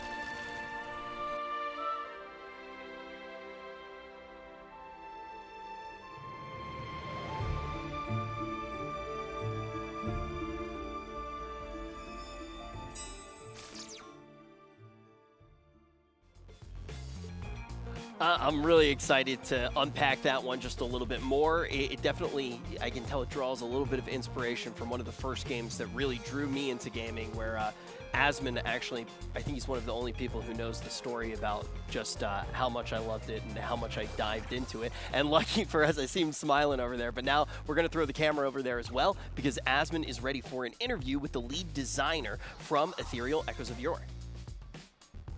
Hey, what's going on, man? How you doing? Hi, pretty good. Hello, Asmon. Hey, chat. How are you guys? It's been a while. I've saw this game over the past month or so, and I've had a lot of people bring it up to me, and it's pretty cool to see it actually here at the Games Expo. And really, what was your inspiration around making Ethereal? So Ethereal, actually, we started working on Ethereal 8 years ago, and we'd kind of gotten tired of the current MMO scene because we felt like it was very cookie cutter, linear progression, you know, and we felt like the soul had been taken out of the genre in a way. Yes. So that's kind of how it started, and what we did is, being an engineering team, we just started we started to learn, and we just took our time with it and made sure we made all the core systems as they should be. And that's kind of how it just kept on growing. You know, we just wanted to create like this immersive fantasy world. So you have like people that are building like cities and different houses and buildings together, and you also have like guild housing. Because I remember whenever I first saw the trailer, I was like, oh, this is okay, you know, it's all right, right? But then whenever I saw everybody building stuff together, I was like, wow, this is really cool. Yeah, so all the building in on the continent of Iramesa, it's massive and it's non-instance. So if you as a guild, you own a plot, you can actually, as guild masters and officers, you can assign plots to infrastructure, which you can use for like roads or marketplaces, and then you can also assign them to like individual guild members. So if a guild member has done a lot of work getting the plot, or if you want to give them a house of their own, they can start building. And all the building is grid-based, so you can even dig down and you can build basements, you can build up into, well, quite a lot of floors. So yeah, it's very free in that sense, and we feel like the building aspect of it is a very big part of the game. I think that looks really, really cool. I'm excited to see that. And you're talking about the soul of MMOs. What are some of the design philosophies behind this game? So all of like the core mechanics of Ethereal, like the crafting and the gathering and the exploration and adventure part of it, they're very like deep mechanics. But in our opinion, it doesn't matter how good mechanics you have if they're not all tied together.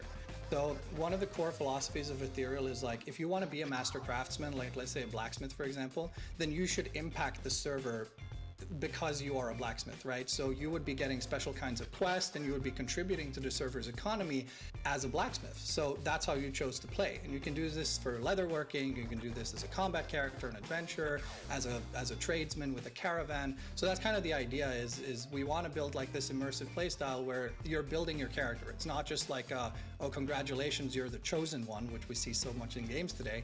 It's like you make the character you want to make, and then the game has mechanics that allow you to interact with the game itself. And as a result of that, since the servers are built up by these dynamic events the player take a part in, every server on Ethereal is different. So you might have a world boss on one server where the players failed to kill it and now the town is destroyed. But on another server, they might have cleared the raid boss or a world boss and that town is just fine on that server. So that's kind of the way that players are interacting as a community and changing the outcome of the servers. Yeah, I think that's really interesting, and especially whenever you get into like the impact that players can have on a server on like a macro and a micro level. I think that's really one of the most interesting things for these games, because people oftentimes like MMOs, they have, it's like the main thing that you do is you have your combat level, and then blacksmithing, leatherworking, anything else besides that, all of those things are secondary. So in this game, they are much more of a primary method of play, as well as combat.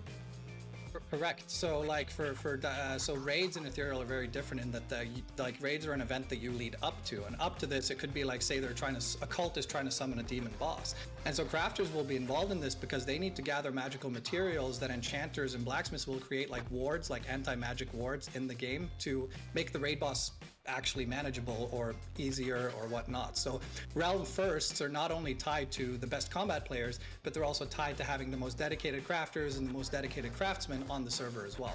All right, that sounds like a lot, and I gotta ask, like, what do you think really is gonna separate Ethereal from among many other of these Kickstarters that never really happened? Yeah, so I think the main thing is that we have a game. Like we had an open alpha that ran through the entirety of May. We've spent the last 8 years building the infrastructure and the tools. Like we're not using any third-party libraries or anything. We've built everything from scratch, and the game is highly optimized.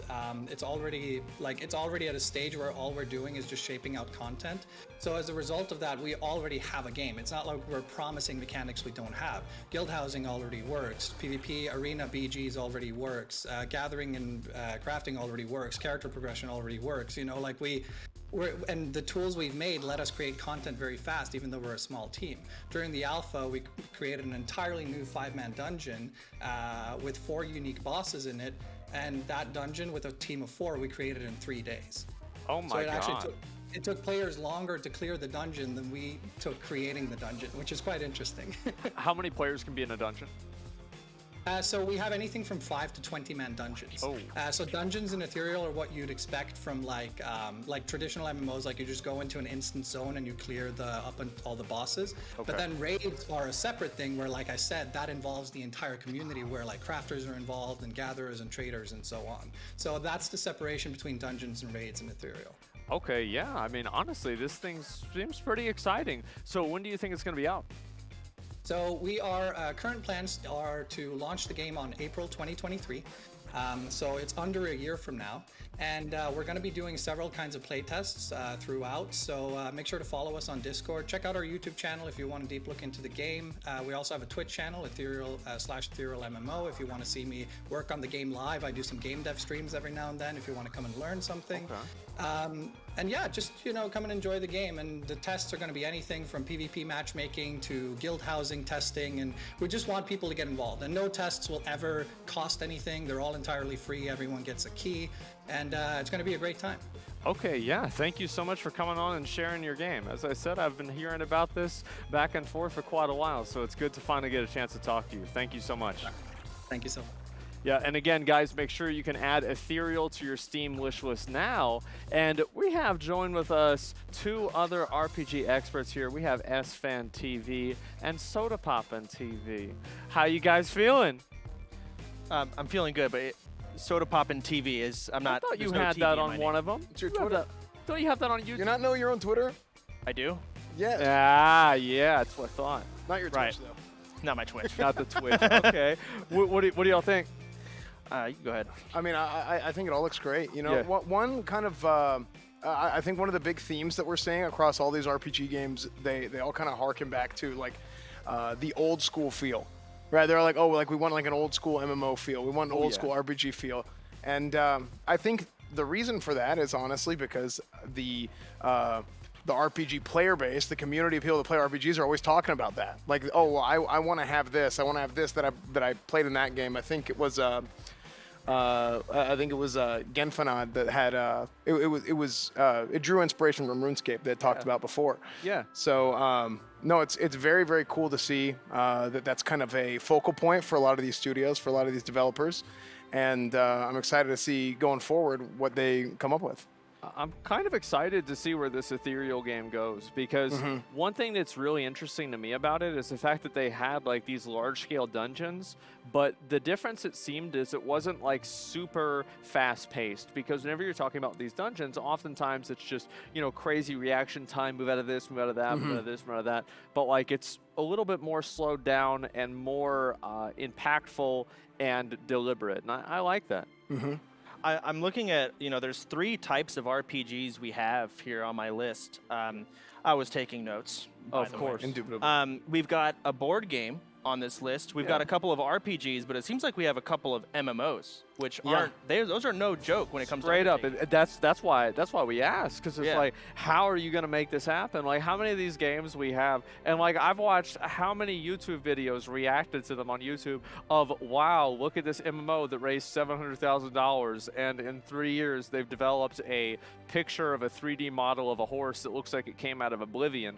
It's not exactly very promising with these Kickstarters. People worry about this, but the thing with Ethereal is that they have a date for it. They're planning it, and it seems like what really made me feel confident about it is the fact that they were talking about how a lot of the base systems were already done. So they're not talking pie in the sky, oh yeah, we're going to have this crazy cool thing at some point in the future. They already have it done, and they're just making the content. A couple of things I noted when you were doing your interview there. Great questions, by the way.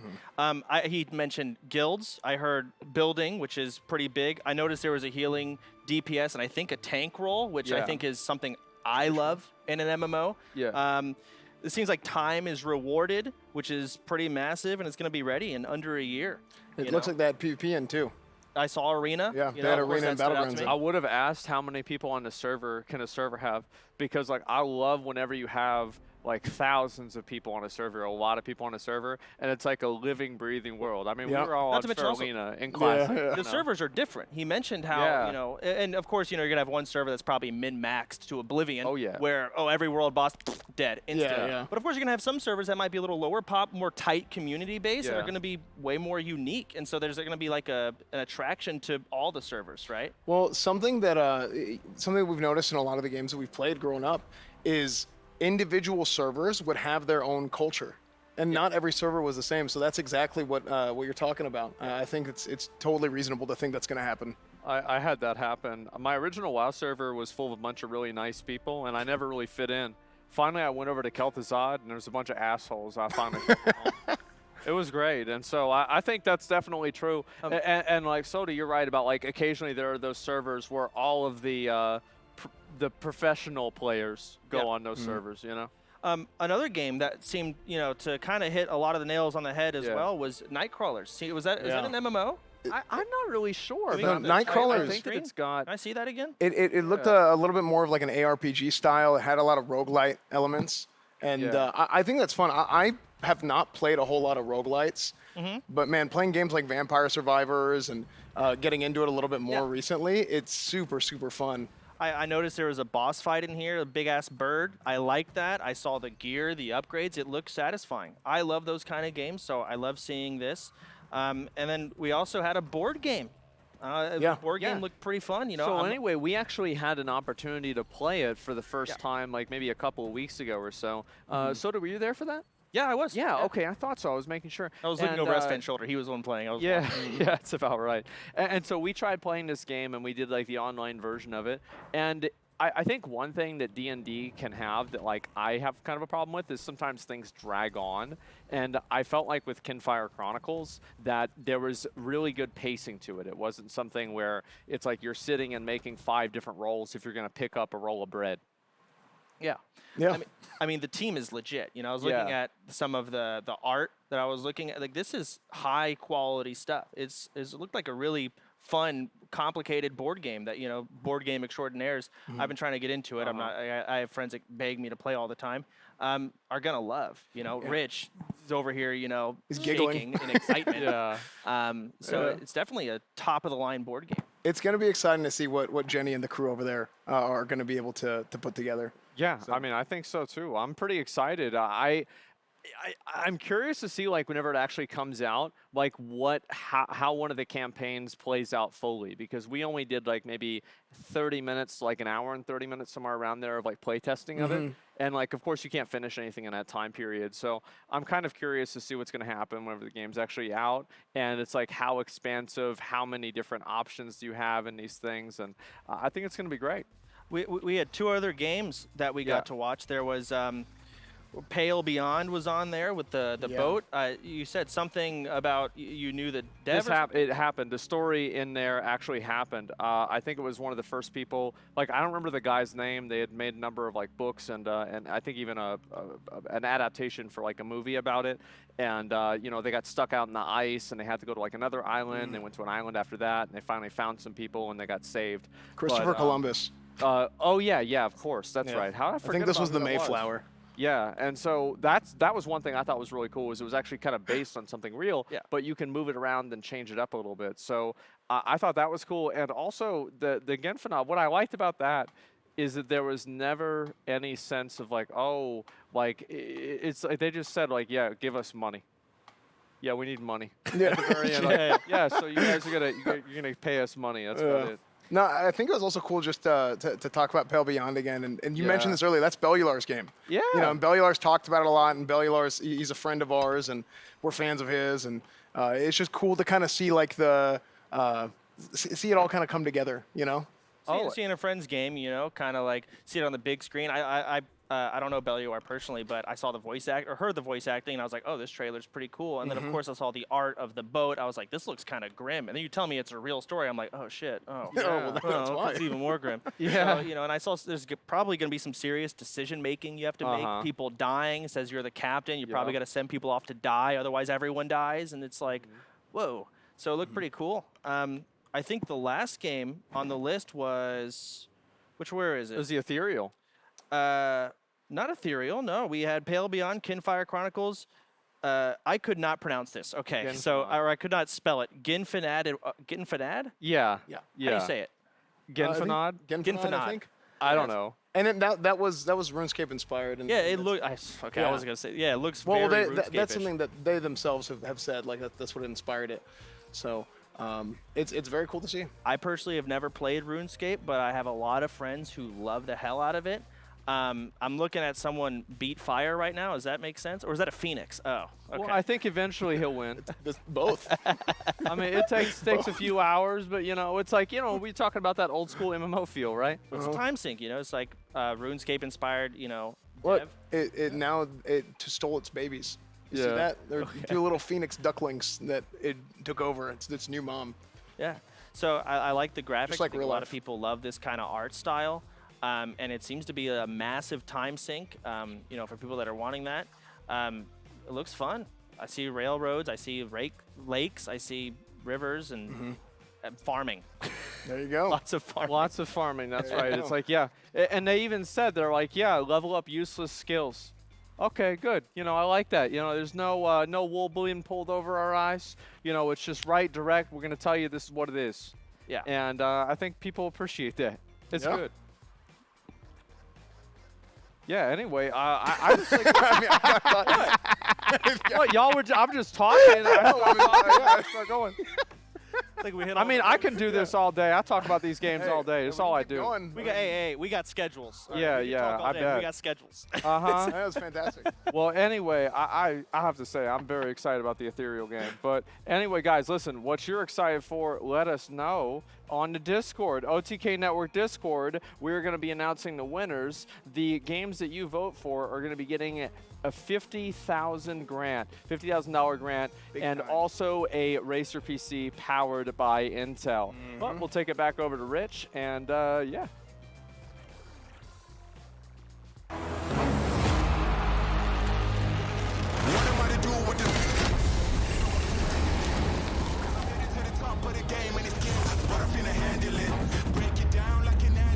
I'll be loading up, they wanna package this. Pray for peace, pacifist, I'm never old enough to give a promise.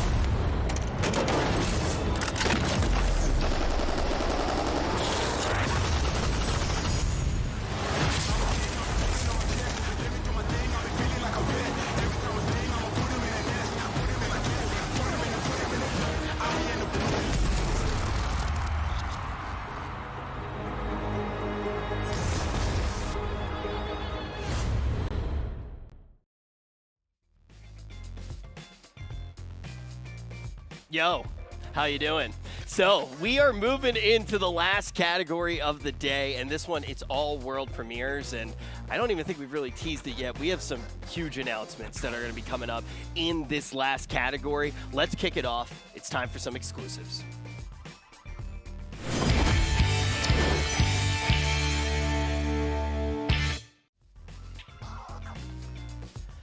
When we started OTK, we had one goal.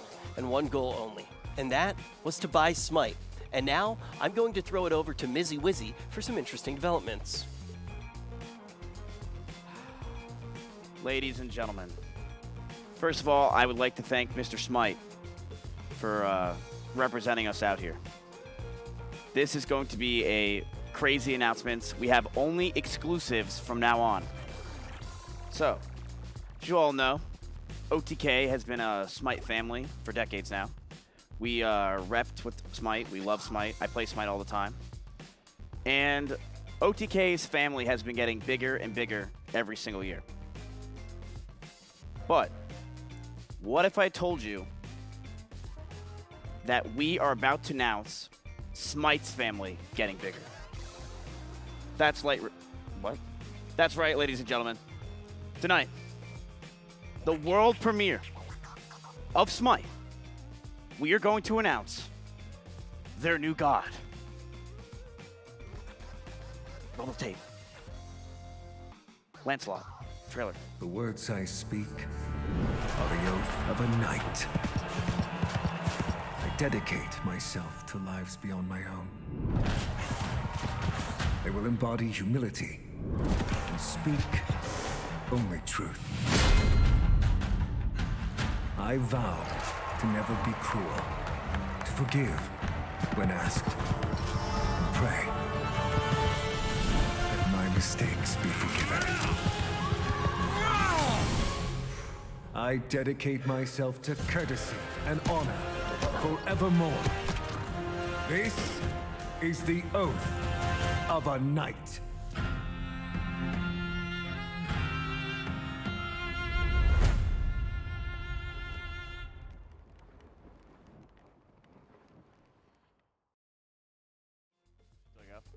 Oh, that's right, ladies and gentlemen. Lancelot is coming to Smite in June 2022. It is very soon. It is June 2022. It's here. Lancelot is coming to Smite. He is the newest god that is going to be available, and you just saw the world premiere of Lancelot, Knight of the Round Table. But we're not done with Smite news. It says so on my notes. We have another thing coming to Smite. So, we actually have not a new god, but something that goes with the gods, a new skin. Ladies and gentlemen, the world premiere of the OTG Athena skin.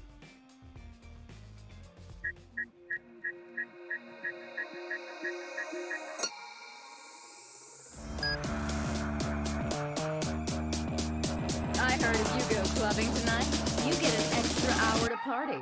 We call that daylight raving. What up, OTK Games Expo? My name is One True God, and I'm super excited to announce my collab coming out later this month with Night Mode and Smite. Features 2 of my songs, Addicted and I See You, and a One True God skin for Athena.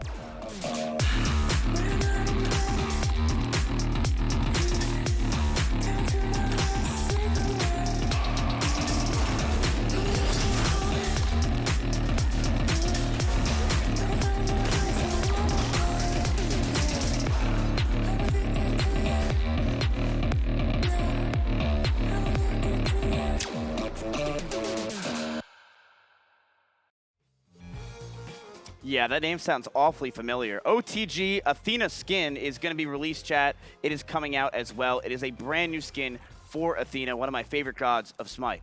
Honestly, I love Athena so much. But there's one more thing I have to announce. Remember, these are all world premieres, chat. Now, this one I think you guys are going to absolutely love. And I think the people who are going to love this are people that have been banned from my chat for the past 3 years. So, Smite has been a trendsetter since the dawn of time, right? We've loved Smite. It's been great. But Smite didn't do it alone. They've been having multiple crossovers with Teenage Mutant Ninja Turtles, Slipknot, OTG Athena skin. They do crossovers with everybody. But what if I told you there's a new crossover that's about to happen that is level 99 in their scale? Ladies and gentlemen, the world premiere announcement of the RuneScape crossover for Smite.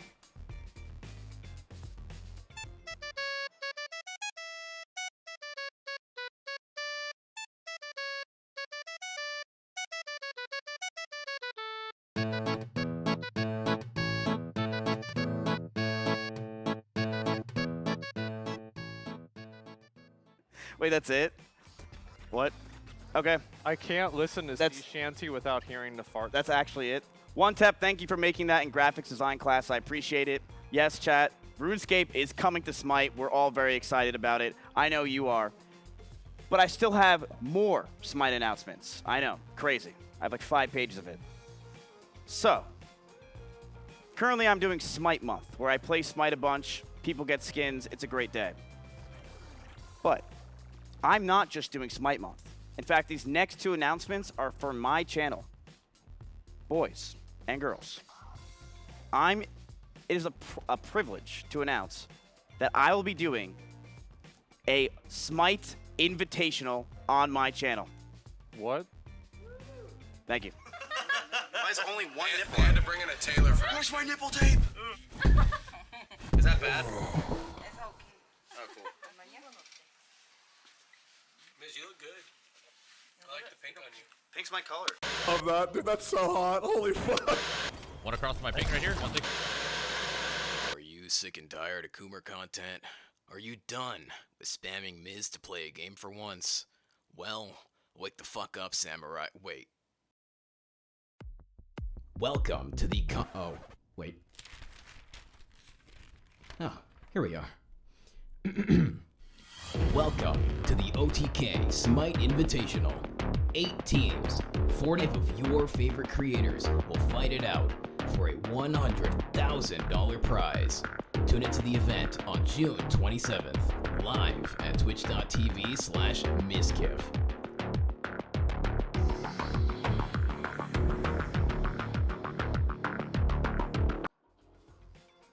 Yeah. Chat, there's going to be a Smite Invitational on my stream. $100,000 is on the line.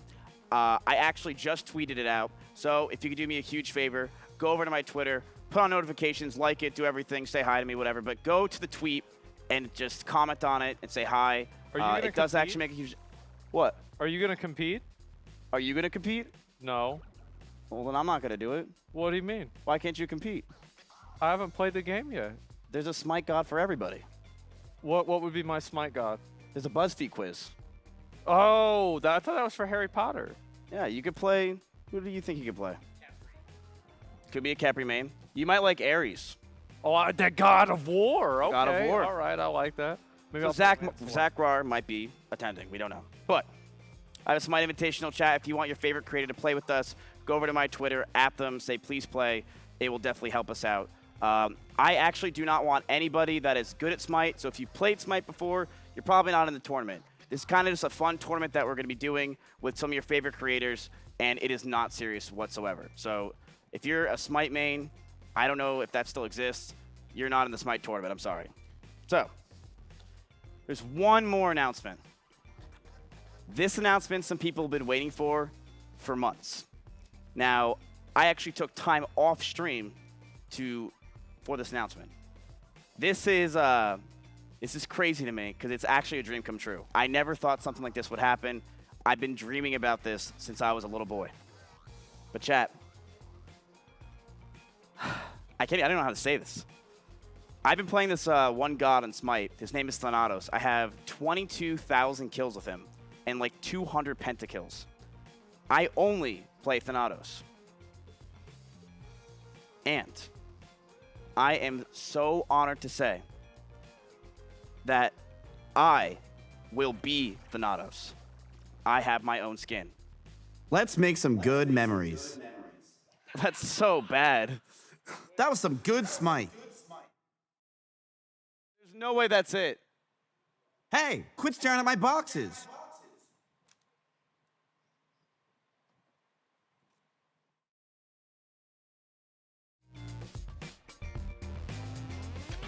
So, who's Thanatos? Is it done? Wait, it's been done? You want to play it again? I took a week off for that. That's an excuse. I literally took a week off. I'm sorry. They just took voices. Also, Hi-Rez asked me to do the rest of their announcements, so you can sit down. Yeah, we just got a call from production. I'm sorry. Your skin's really cool. I worked on it for like a month. It's really pog. Well, don't you get it, Miz? It's like, you know, the egg and it's his head. I mean, that's cool, right? You think it's cool? Seriously, That's you gotta super you gotta cool. sit wow, down. it's like the egg and They're it's telling his me you gotta head. sit down. You have to get off the stage. Get off June the 14th stage. it comes out, Chad. Get excited. Wow. And we're going to take a look at everything else that Hi-Rez has to offer here. Thank you, S-Fan. It's okay. Thank you, security. All right, moving along. So, next up, Paladins is going to be doing something very interesting. Paladins is going to be having a crossover with Ruby. Let's take a look at everything Paladins and Ruby. Mark your calendars on June 29th. 6 characters from Ruby will be available in Paladins. Be sure to check it out. All of your favorite characters from Ruby to Weiss to Blake and Yang. Definitely take a look at that if you're a Ruby or a Paladins lover. Also, we have some announcements coming out from Rogue Company. I actually played a bunch of Rogue Company back when you first were able to play it, but let's take a look at their trailer. This is one of the first looks at the cinematic, and we're going to be getting an exclusive look at this launch cinematic. Rogues, we have a situation. We've saved the world countless times, but this is like nothing we've faced before. Well, those look fun.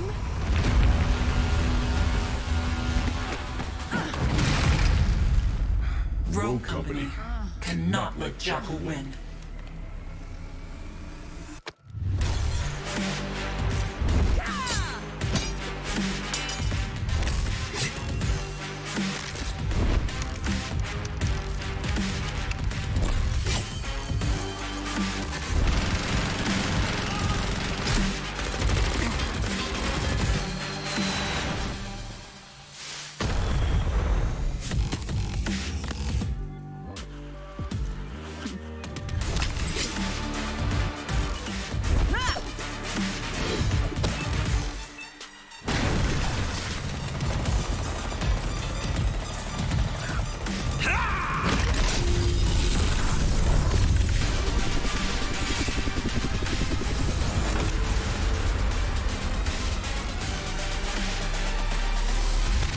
You're not gonna do it. Oh, I am totally going to do it.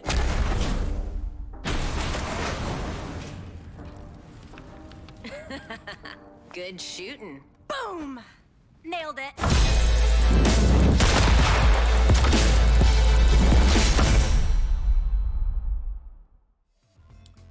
They have added so much new stuff since the beta, so if you did enjoy Rogue Company when you first got a chance to play in the beta, definitely check it out now. They have new maps, new rogues, everything that you would want. And on top of that, they are having a little bit of an event going on in-game for the official launch, and you're going to be able to get a bunch of free rewards if you do check it out. But Hi-Rez is really kicking it into high gear. We just saw a bunch of announcements from them, including Mizkif's new skin and Smite, but they have one more. It's going to be a brand new game. We're getting to look at it for the first time, and this one is called Divide Knockout.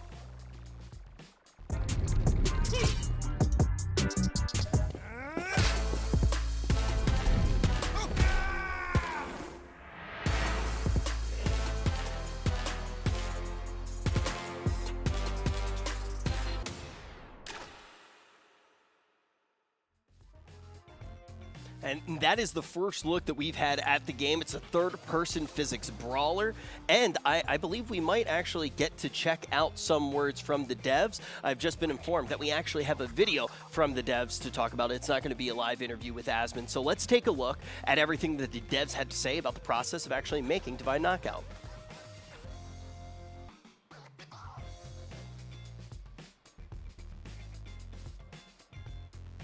Hi guys, my name is Alex. I am Alex. Moi aussi c'est Alex. And I'm not. And we're from Red Bear Games, a new studio from Hi-Rez. Well, not that new. This is true. On se retrouve à Brighton and Atlanta to give you a first look at a brand new game. Wait, you could speak English this whole time? Oui. Now let's check out the premiere for our new game.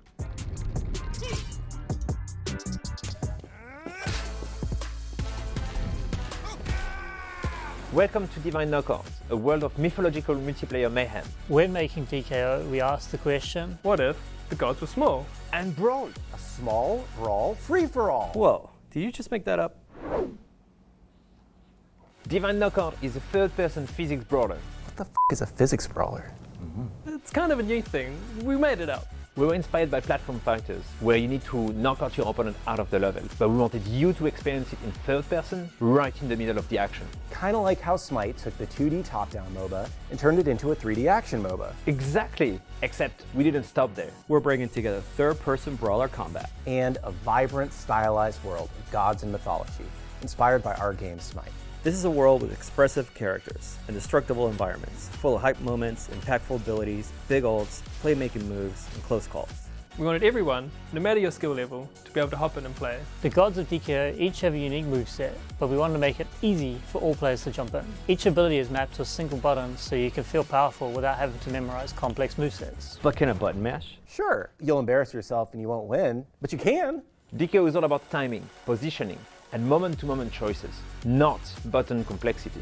So whether you're playing a hardcore 1v1 duel, or 3v3 experience that lets you adventure across different game modes and maps with your friends, we want you to be juggling foes, not struggling with controls. Did you just try to rhyme foes with controls? Ça sonne mieux en français. DKO is launching on PlayStation, Xbox, and PC later this year. But that's not all. We'll be supporting full crossplay and cross-progression on all platforms. That means that you can play with your friends on any platform and have your progress and purchases transfer, no matter where you're playing. And even better, you won't need to wait long to play.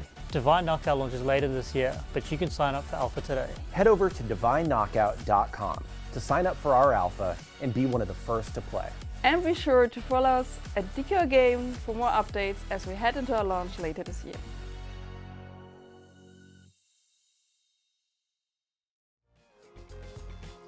You heard it from the devs. Alpha is available today, so you can check that out and maybe get a chance to play. Speaking of playing, I'm very excited for the next portion of our show because Asmon's actually going to be playing something, and we might get to see him mauled out live on stage.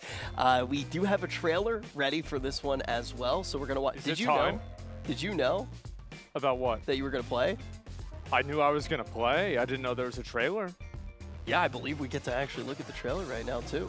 Well, how about that? Let's take a look. Ladies and gentlemen, let's take a look at Crowsworn.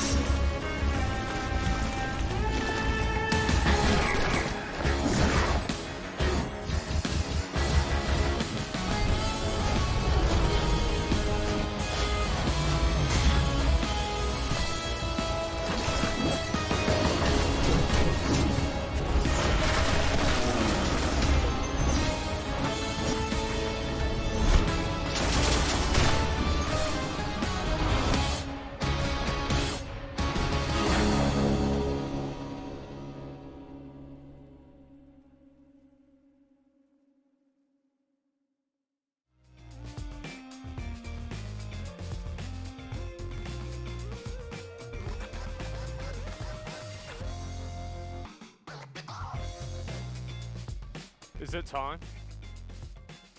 Is it finally time? Do I get to play this game? I can't hear anybody.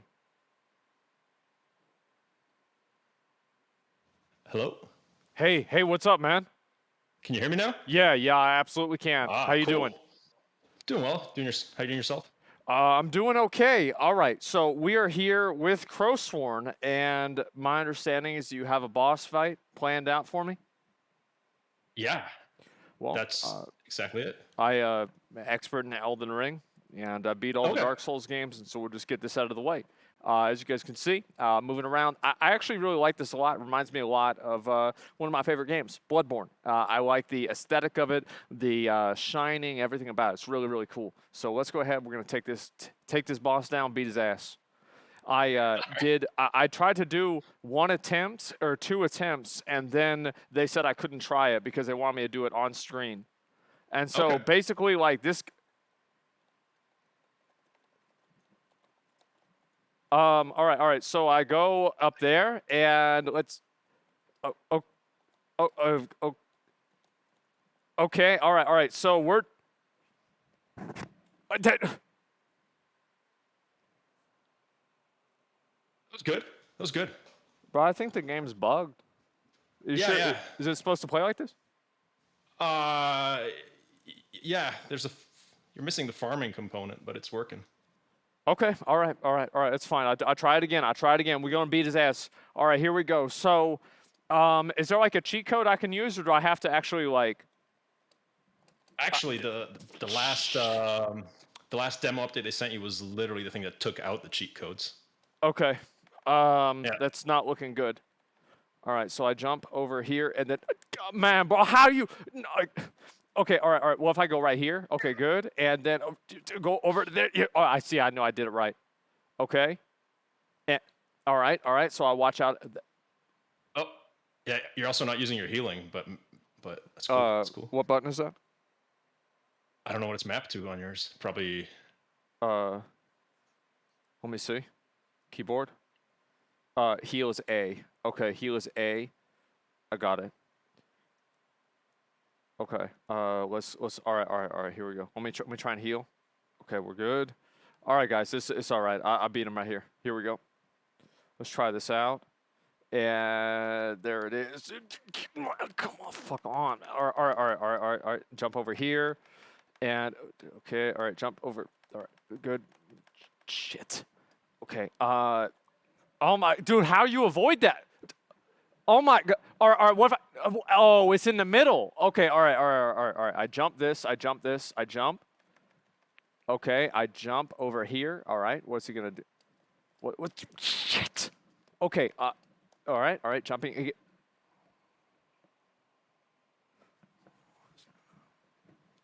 Oh, okay. Here we go. It's like I'm not gonna let this happen. Okay, so is this one of the hardest bosses, right? It's one of the hardest ones? It's like, yeah, let's go with that. Okay, all right, that's good. Yeah, see, I mean, it's one of the Yeah, hardest go ones, with guys. Yeah, I'm not even worried about it. All right, here we go. I'm gonna take it seriously this time. So I run up on him, I hit him with the scythe, I jump over him, and then he does this bullshit where he jumps up, I go back down, I hit it, I jump away, he jumps right there, and then I'm here. See, there we go. All right, I jump. There's no way, bro. There's no way. Okay, all right, I got that one. Okay, all right, move out of that. Good. And then I jump, and I beat his ass. All right, there we go. Jump away. What's this? What? That? What is that? Like, I'm getting wombo comboed in the game. All right, just get. Okay, all right, jump. Okay, all right, jump. Okay. How do you know I was gonna be up there? Yeah. You're also, there's a dodge roll in this one too, so you're not using that one. Oh.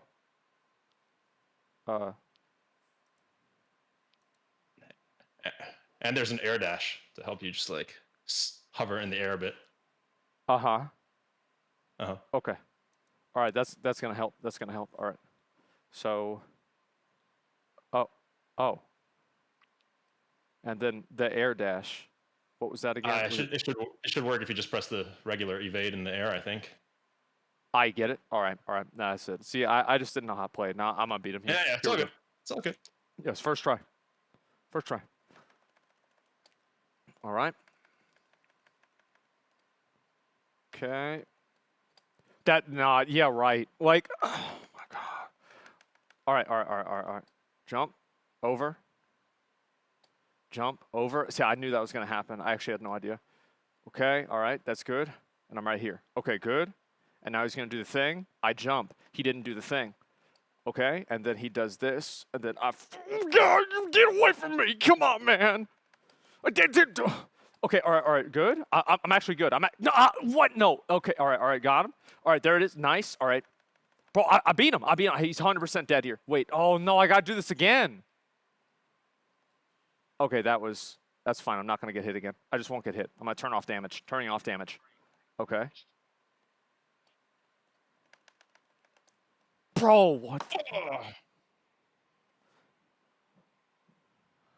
Was I close?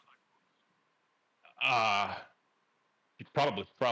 Okay. Probably Okay. there. All right. Yeah. See, Yeah. it was like one Yeah. hit. He was one hit. Okay. Almost it's fine. there. All right. We do it. We can do it. It's fine. Okay. Wait. Oh, I hit the wrong button. It's okay. I did that on purpose. That's right. Styling. Yeah. Okay. A was a heal. All right. And then, okay, that was rigged. You can use your heals. Okay. What? I think it was A. All right. At least you got some back. Yeah, it's all good. It's all Okay. good. All right. Got it. Yeah, now you got no more. This easier whenever you heal. It is. Yeah. Okay, let me run. Jump. No.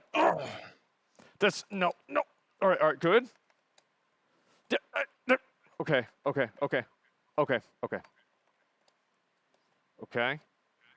Uh-oh. All right, this is where I win. Nah, dude, what, bro, what, how, what is this? Oh my God. All right, we'll do it again. How much, well, I had 10 minutes, right? Guys, how much is on the clock? You have 10 minutes? There's a clock? Am I, okay, all right, 3 minutes, yeah, exactly. I got plenty more time. All right, I'm gonna kill him here. What? You're 8 minutes over time. What? No, I'm not.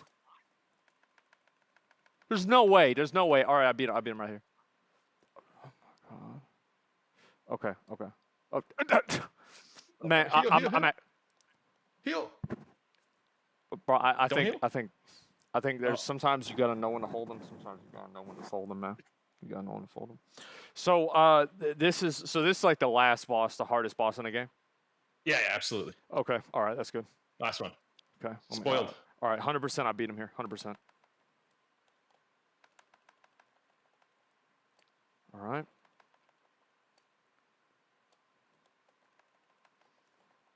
She couldn't get me there. All right, good. Yeah, right. Yeah. Okay, all right. That was actually totally my fault. Okay. All right, that was all right. Okay, all right. I heal. Everything's fine.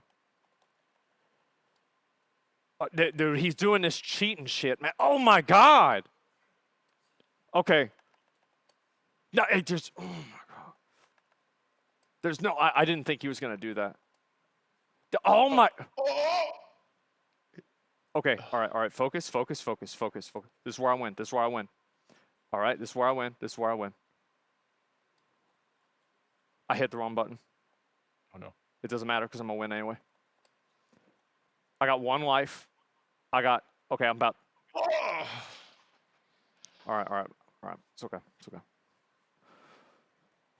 Why I messed up? Oh my God. All right. It's okay. I got. We'll be fine. Here we go. Let me try this again. Okay.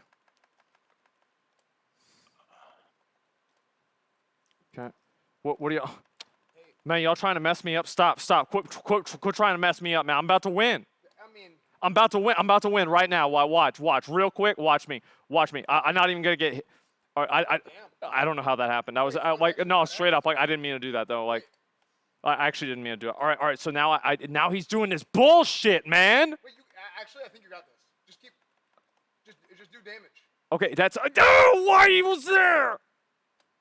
Okay. All right. Now he's doing this. Okay, good. All right, we avoid. Oh my God. Yo, that was rigged. It's fine. Okay. All right. Big dick on him. Let's go. Come on. It doesn't matter. I jump over there. Jump over that. Yes. Yeah, there it is. Yeah. Got him. Yes, dude. That's the hardest boss in the game. I beat him. Oh my God. Okay. All right, bro. When? Wait, what? You gotta go over there. Okay. There's a thing. Okay. So now what? Now it's done. That's wow. Thank you, S-Fan. I appreciate that. Okay. All right, man. When's it gonna be out? We don't know. We don't know when it's ready. Okay. I can't prepare for that question. That was a hot question. Yeah. All right. I'm gonna be honest, man. I like this game a lot. I really do. This is a super fun game. It reminds me a lot of the type of frustration that I get with Dark Souls type games, and it's a 2D one. I love it. Thank you so much for showing me this game, and I'm probably gonna play this when it comes out. Straight up, this is really cool. Sweet, I'm excited. Yeah, well, thank you so much, man. I really do appreciate it. But we're gonna go ahead and go to a commercial break. But again, gentlemen, Crowsworn.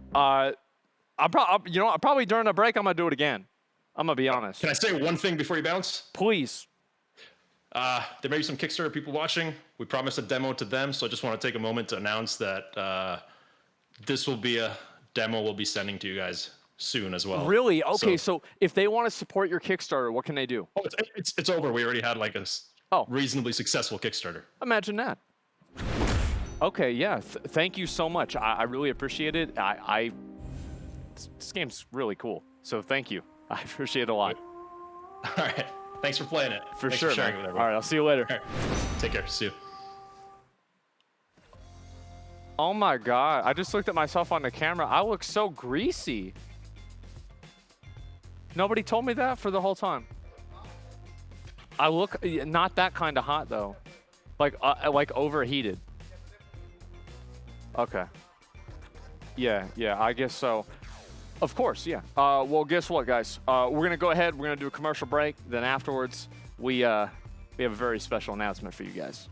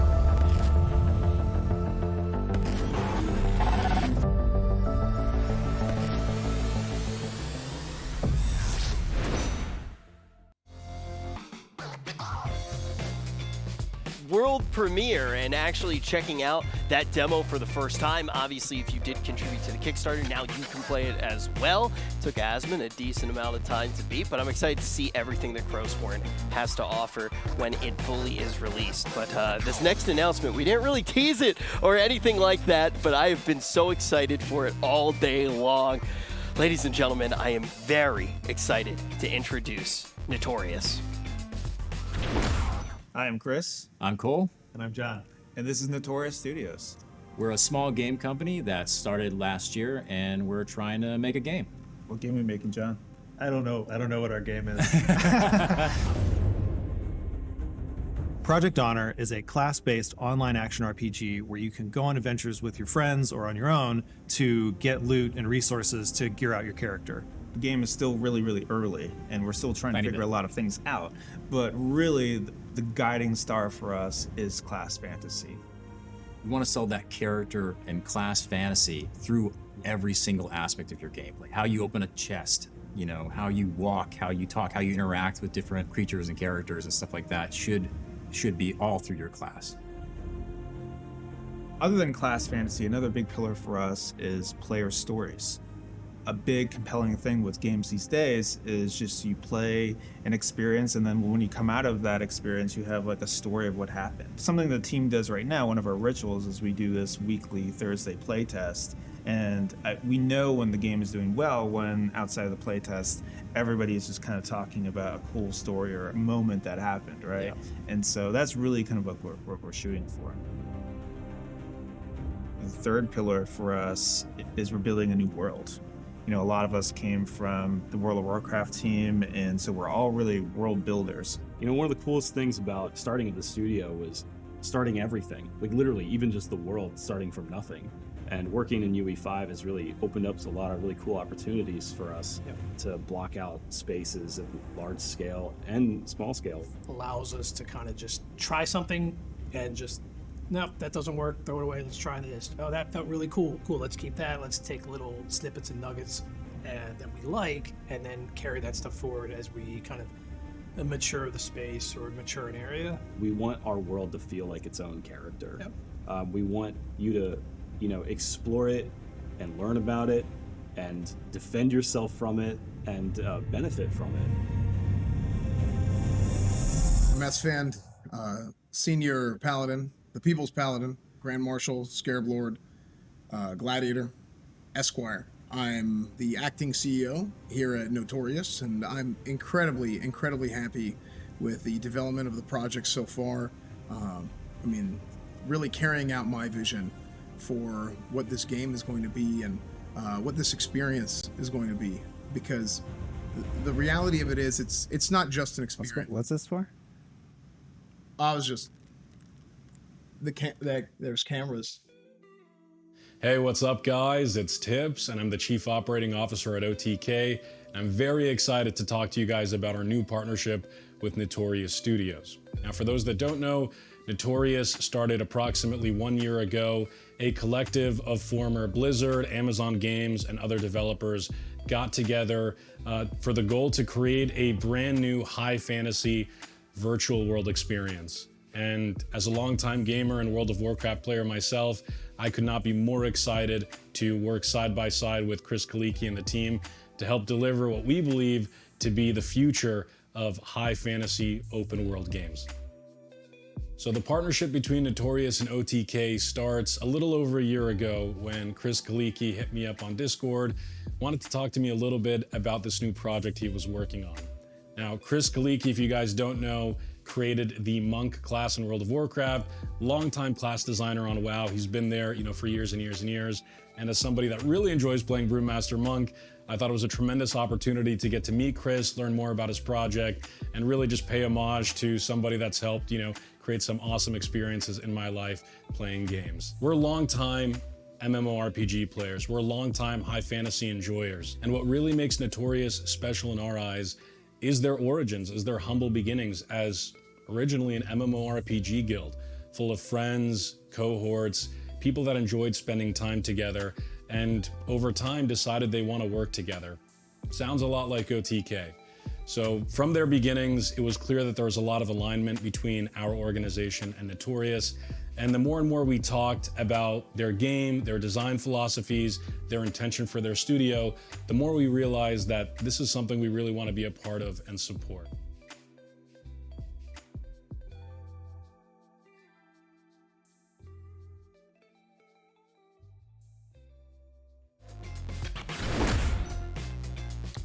I can't believe it. It's finally time. Chris, welcome to the show. I am just so astonished. Like you guys came down to Austin like maybe 6 months ago, and we just started talking about this and getting into it. And I remember we stayed until the place we went to, they kicked us out.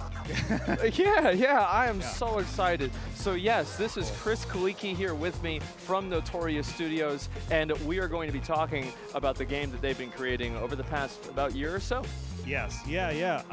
Thanks for having me, and man, this is really, this is epic, man. This is really cool. And it's crazy, right? And I come from a AAA background. A lot of people from our team come from a AAA background, but now that we're indie developers, I know how hard it is to make a game from scratch, and then also how much work goes into the announcements and trailers and all of that. And everybody here, all the other games I saw today were just so awesome, and I'm just jealous for our moment of when we can show actual gameplay footage of the game. And I just want to stress about how early it is in this development of the game. It's kind of unusual for a studio to I think show concept art and show talk about the game this early, just because if you could just set expectations just so high or whatever. But a lot of us from the team, and me especially, just kind of see the value in involving the player in the game development process, and that's you guys and other influencers that I've talked through and interacted with through the years has been kind of my way to connect to the player, and the best games. We talk on Discord.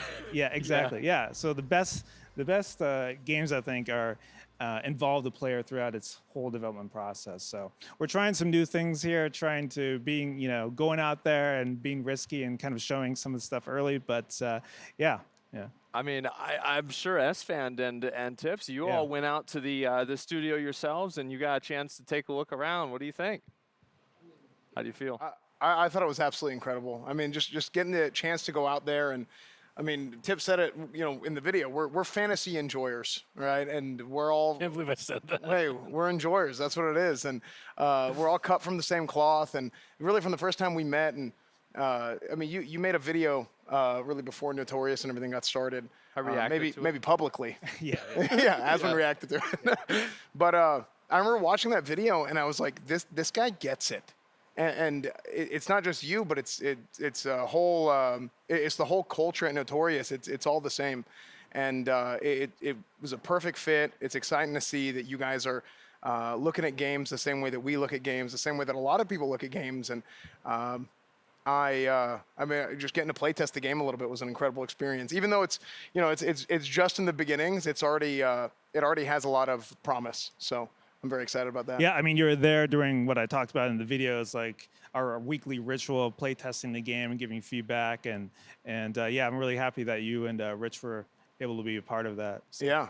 Well, it was funny. We went, and I don't remember how long we play tested exactly. Maybe it was like an hour or so, maybe a couple hours. I don't remember, but we play tested for maybe an hour or two, and we sat there and talked. I think for 4 hours, just talking to everybody on the team and just hearing what people's vision was and gaming in general, and just how people look at games it was one of the most fun experiences I've had, and it was supposed to be working. So I don't know, maybe I was cheating it a little bit, but it was a lot of fun getting to play test the Warrior and stuff too.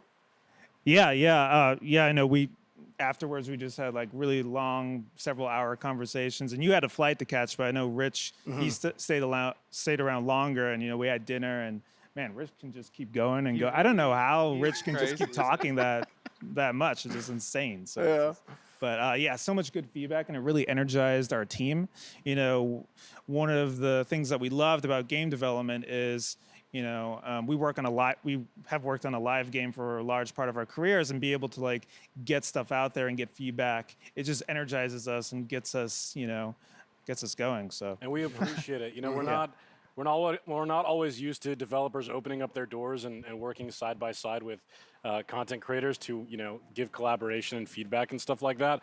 And so just to reemphasize, guys, we have officially partnered up with Notorious Studios. We're going to be helping them, collaborating with them, giving feedback on their new open world RPG game that they're currently working on.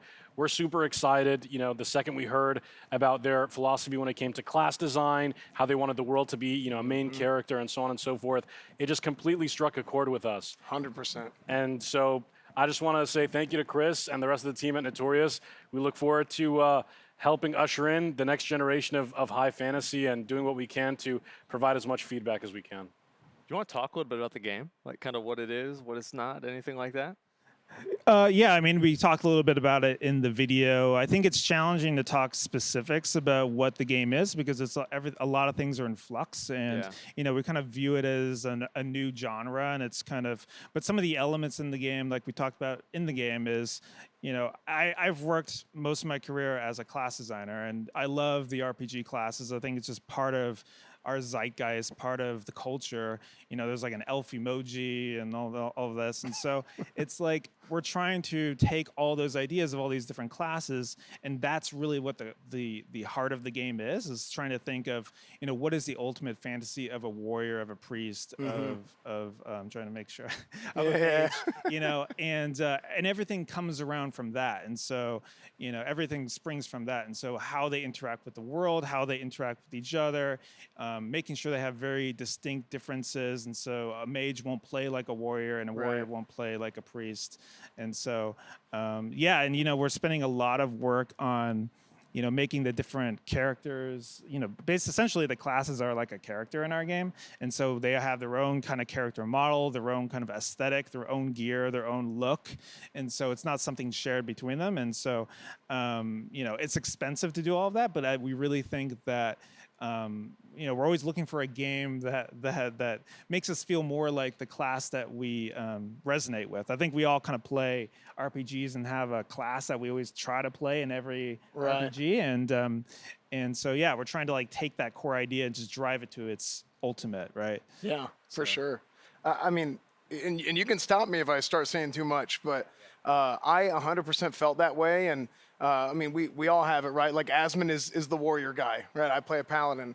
I got to play test the warrior, like I said earlier, and just getting a chance to, I don't remember if I was talking to John or Cole about this, but exactly what you said. I wanted to, when I'm playing a warrior, I want to feel like I'm playing a warrior.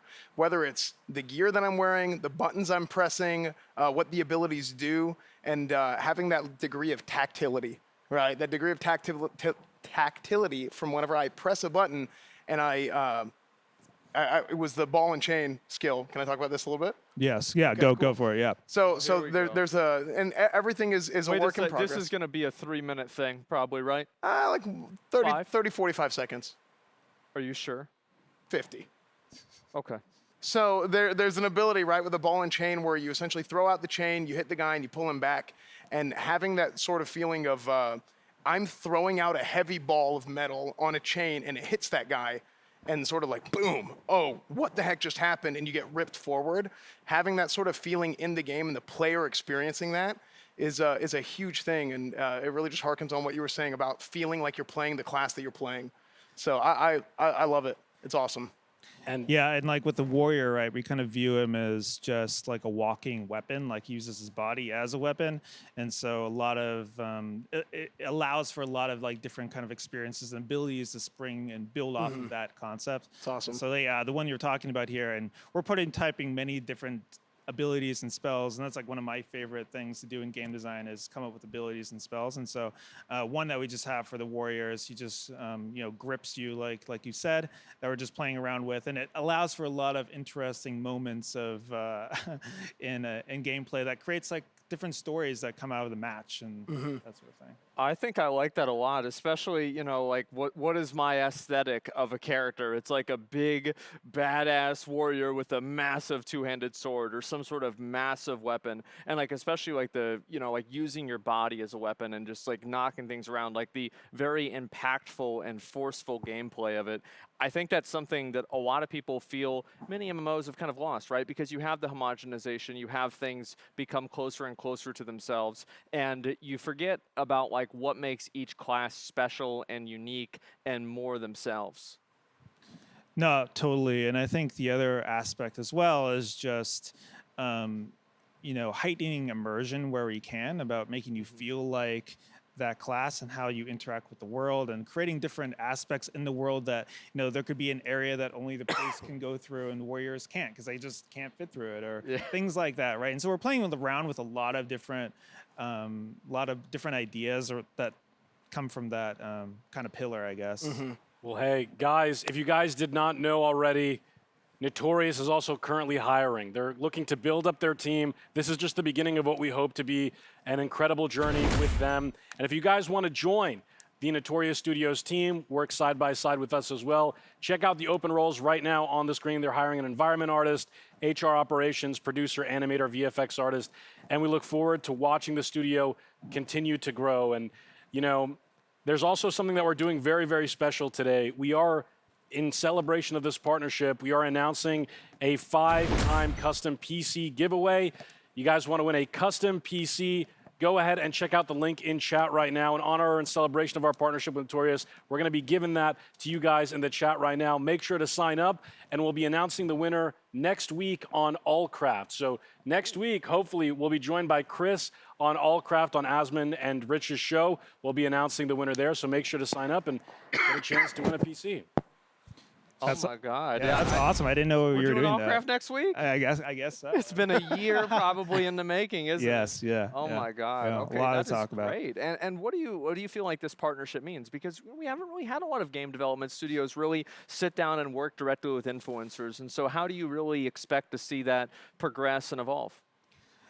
I think that's a great question. I think a lot of this, we're on the front lines of this kind of experience and trying to figure out like what that even means. Yeah. I think, as Tips was saying earlier, I think a big part of it is having you guys as a resource to bounce ideas. I mean, I would have done that anyways if we didn't partner. I'd be like, hey, what do you think about this ability or this concept or whatever?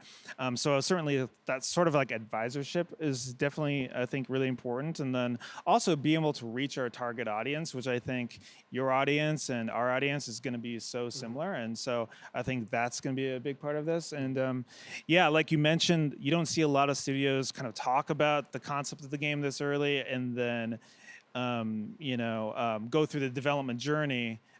in the open. And so I think that could be some cool opportunities for us to collaborate. You know, we've only talked about 3 classes today, and we want to have, you know, more classes in the game. We may unveil those later on, and so we could do that, you know, on stream or something. Yeah, or like, I like the sound of I've always thought it would be awesome to have like a jam session with the community, like let's brainstorm abilities. I don't know. We could like figure some cool stuff out, I think. Oh, I've thought of that. Like, you know, making subclasses for a warrior. You know, what are the subclasses? Like a barbarian, a gladiator, a Spartan, or like, you know, a long swordsman or something like that. So like, yeah, especially getting together and like being super creative like that. I think people absolutely love that. And before we go any further, I do want to remind everybody, this is your last chance to vote for the best games. And this is going to be, again, a $50,000 grant for these games that are the winners. Make sure to go to the OTK Network Discord, and you guys can vote on those games, and we'll be announcing the winners in just a little bit here. But I just wanted to make sure, there's only 1 minute. There's only literally 1 minute left 60 for seconds. this. So yeah, 60. Well, now it's 58. And so yeah, make sure you guys vote on that real quick. And I just am I'm so excited because I remember whenever we met up with you guys, and like Cole showed me some of the artwork, and I was just like, oh my God, finally. You know, I was so happy. Yeah, I think Cole even like drew you. Like he was in the hotel lobby. I was like, "What are you Really? sketching?" And he made like an image of you. Yeah. Oh my God. I think that was just an undead. Yeah, it was like an undead Asmongold. Oh, that's great. Yeah, so it's just Asmongold. Yeah. That's about right.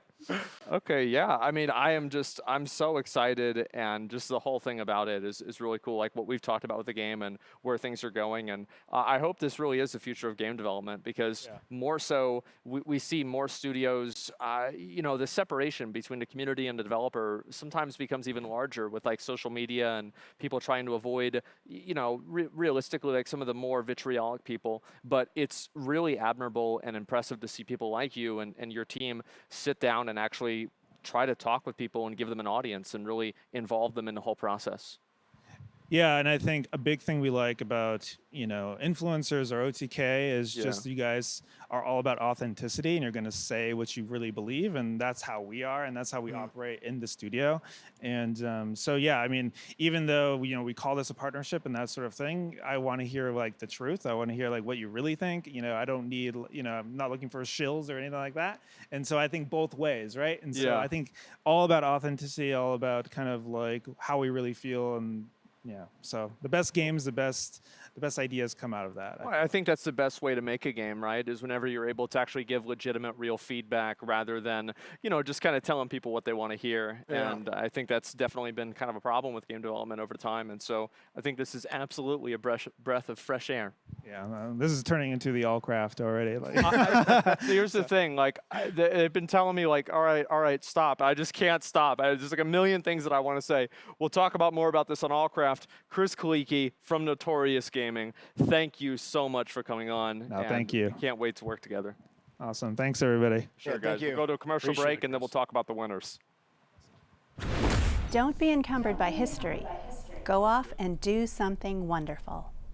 My name is Ratika Hansen, and I'm a Market Development Manager at Intel.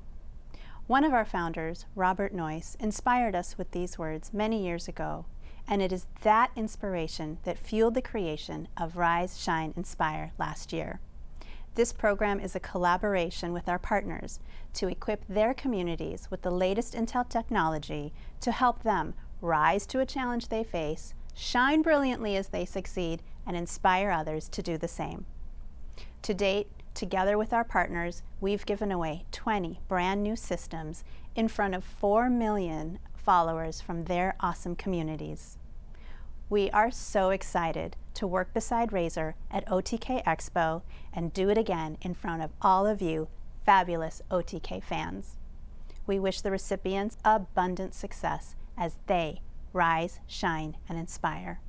All the best. Thank you. Gentlemen, it's been a long time. It's been quite a while, and I am just astonished. And I want to say thank you all so much for all the incredible support. We have had a tremendous first OTK Games Expo. Pretty crazy day, to say the least. I am in shock, especially like, I'm gonna be real, like the Notorious thing, I am just so glad is finally out. I can talk about it, I can think about it, and it's like I can just say stuff about it, right? That's so good. I can't believe we didn't leak it. We leaked NMP's announcement, we leaked pretty much everything. Like, I've been just sitting here waiting on this thing. And guys, we're gonna be getting the winners of the giveaway in just a few minutes, voted on you by Discord. And until then, what do you feel like was like one of your favorite games? Oh man, it's tough to pick. There were so many games that I really liked. Actually, this is kind of random, but Dwarf Romantic is not the type of game I typically play. But getting to sit down and relax and just actually build up a town is the something. chill experience. Yeah, and that's not something I usually do. Oh wow, we actually get to look. Yeah, at it imagine now. that. It's Miz is just pointing at me, say my game, say my game. Yeah. Do I get to do? Can I hang out in your closet again? I love Mizkif's new game. It's what I've been looking for such a long time. Unrooted, you can follow them on Twitter right now. That's good. Hashtag ad. That's good. Of course. Straight up, like I was impressed. Like I actually think Mizkif's game is pretty good. Like I was expecting it to be way more of a clown show. I mean, let's be honest, right? I mean, let's be honest. It's beautiful. It really is. I'm gonna be real. Like one of the games is like that game. Like the whole expo, I knew I was gonna play that game. Yeah. And I was like, man, I want to play the game, but I can't play the game because it's not time, right? And like as soon as I got in to play it, oh man, like I want that game to come out tomorrow, man. I felt so bad because it was taking you so long to beat it. It was taking you so long, and then production started saying, "Yo, you got to get him off the stage." We went up there. We were actually going to take you off the stage, and then you. Was that why you guys went behind me? Yeah, we were actually going to physically. Y'all gonna roll me off the stage? Yeah, and then we weren't sure. S-Fan's already beaten it twice. He practiced yesterday. Okay. So we were going to maybe have S-Fan play it just to make sure that people could see what it looked like when it was actually beat. You know what else I'm really excited for too? You know I love board games. Oh my God. When we actually play tested it too, I already was kind of alluding to the fact that some of the people working on it made some of my favorite board games, like Arkham Horror, which is a narrative strategy that I was super into. So I was very excited. Talked, like for anybody who doesn't know, we had actually talked to the development team and not just Jane, but also her team as well. And they knew a lot. Like I was impressed. Like they've got some real pedigree. They know what they're doing with these board games, and I straight up might actually try it out. That's a stacked team. Oh yeah, absolutely. This is a S-tier team. So I haven't done a lot of board games pretty much like ever since I was stealing Monopoly money from my friends, and we just stopped playing Monopoly because we couldn't stop stealing each other's money. I have a board game night every Sunday with Will Neff. Oh my, wait, really? Mm-hmm. Why am I not surprised? And Shroud. No. Of course. Yeah, I love Shroud. Yeah, I mean, there are just so many games that I feel like they were really, really fun. Like, oh my God, I forgot about this one. The racing game, Neo Dash. Yes. Oh my God. Cool. Like I cannot wait to play that. Like that is the kind of game that you just play on stream for 3 hours accidentally. Yeah, the other game that looked really good as a stream game was Rabatri. Because, you know, Bennett Foddy made a lot of those games like Quap, and then he also made Getting Over It. and Rabatri looks like it's in that vein. I could see you just freaking out. I can't wait to play that game. Well, I can't move I'm walking like this, you know, like I'm going to fall off the edge and everybody can laugh at me. I'll have to like take a day off of stream, write a twit longer, do the whole thing. Yeah, I know. It's going to be great. Dude, the other one that it was the first game that was announced that I was super into was Knights of the Deep. Crab game. Crab game. Yeah. I thought this was like, this is the kind of game that I could 100% see us playing on OTK Game Night or something like that. I feel like this is the potential to be Soda Poppin's main game for like a year. I could see that, absolutely. And it's like, the thing with this game is it's just, I mean, bro, it's so ridiculous that it's good. That's what I like about it the most. The flamethrower with the lobster. Yeah. It's perfect. I wonder like what happens whenever you kill one of them. Like I hope whenever like you kill one of the lobsters, they like explode, you know? Just like kind of pop. Yeah. Or they turned into like, you know, like in WoW, whenever you kill a turkey, it turns into like a cooked turkey. Yeah, like it could just turn into a lobster. Yeah, you kill them, it turns them into a lobster dinner. I feel like you didn't see as much crab gameplay as lobster gameplay, which kind of upset me. Maybe these guys played a little bit too much Elden Ring. true. Yeah, I mean, the lobsters. This is getting into like I could get really nerdy right now. Crabs are just they're more efficient movers than lobsters. I don't really know about that. I mean, every time I've watched like a nature video, it's always the crab that gets eaten. Every single time, it's always the crab that gets got. That's not true. That's pretty much as true. Like, let's be honest.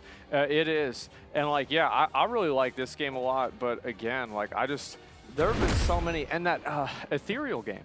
Yep. The MMO, like, that was, like, people were like tweeting it at me like maybe a month ago. And I was like, you know, what is this? And I saw it coming up in OTK Games Expo. And I'm like, okay, I've got to really look at this and see what it's about. And like, I remember whenever we were looking at all the trailers for the first time. And I was like, and then whenever it had everybody building stuff together, oh my God, that was cool. Yeah, it definitely is, and it's going to be tough, but everybody already did vote. Yeah. So it's about time that we actually announce the winners. Okay. Alrighty, gentlemen, want to do second place first? Let's take a look. Yeah, we're doing this right now. Again, guys, this is going to be first place is going to be getting $30,000 and a Razer PC powered by Intel, and second place, oh, yo, what? You love that one. Yes, dude. NeoDash is getting second place. Congratulations to NeoDash. Congratulations. They're going to be grabbing $20,000. And as Asmon mentioned, they also are going to get the Razer PC powered by Intel so they can continue developing that game and any future projects as well. Absolutely. And I am so glad to see that. Congratulations so much to NeoDash and everybody who made it possible. And thank you guys all so much for voting and being part of it. Now, time to see who actually gets first place. All right, here we go. Bro, like, McConnell was in the chat probably telling them, vote on this game. Like, there is no way that's not what happened. Like, that was a survival medieval game. So basically, like, it's like Rust with swords, you know?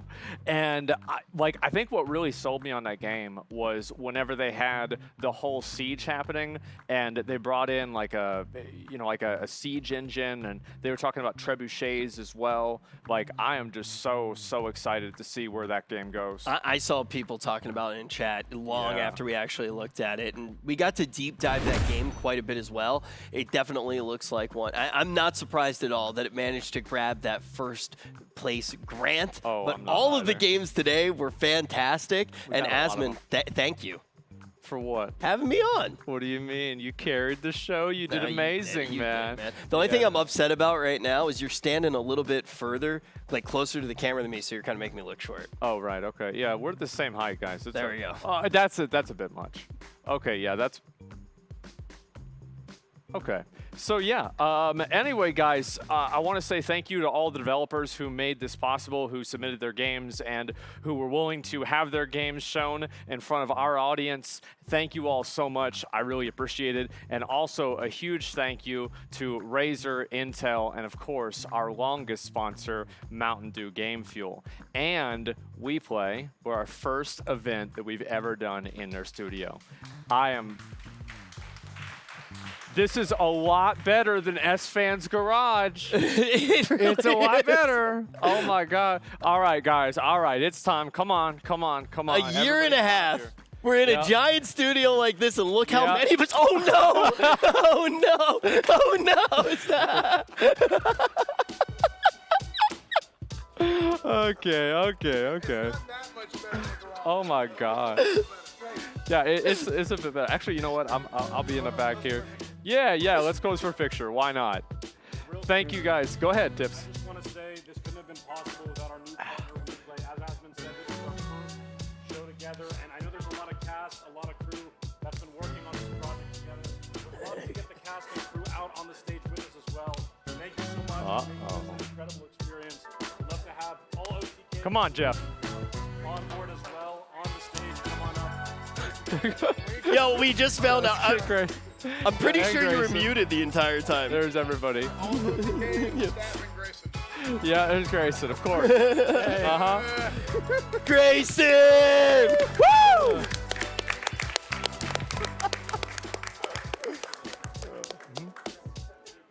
Awesome. All right, well, guys, thank you all so much for watching.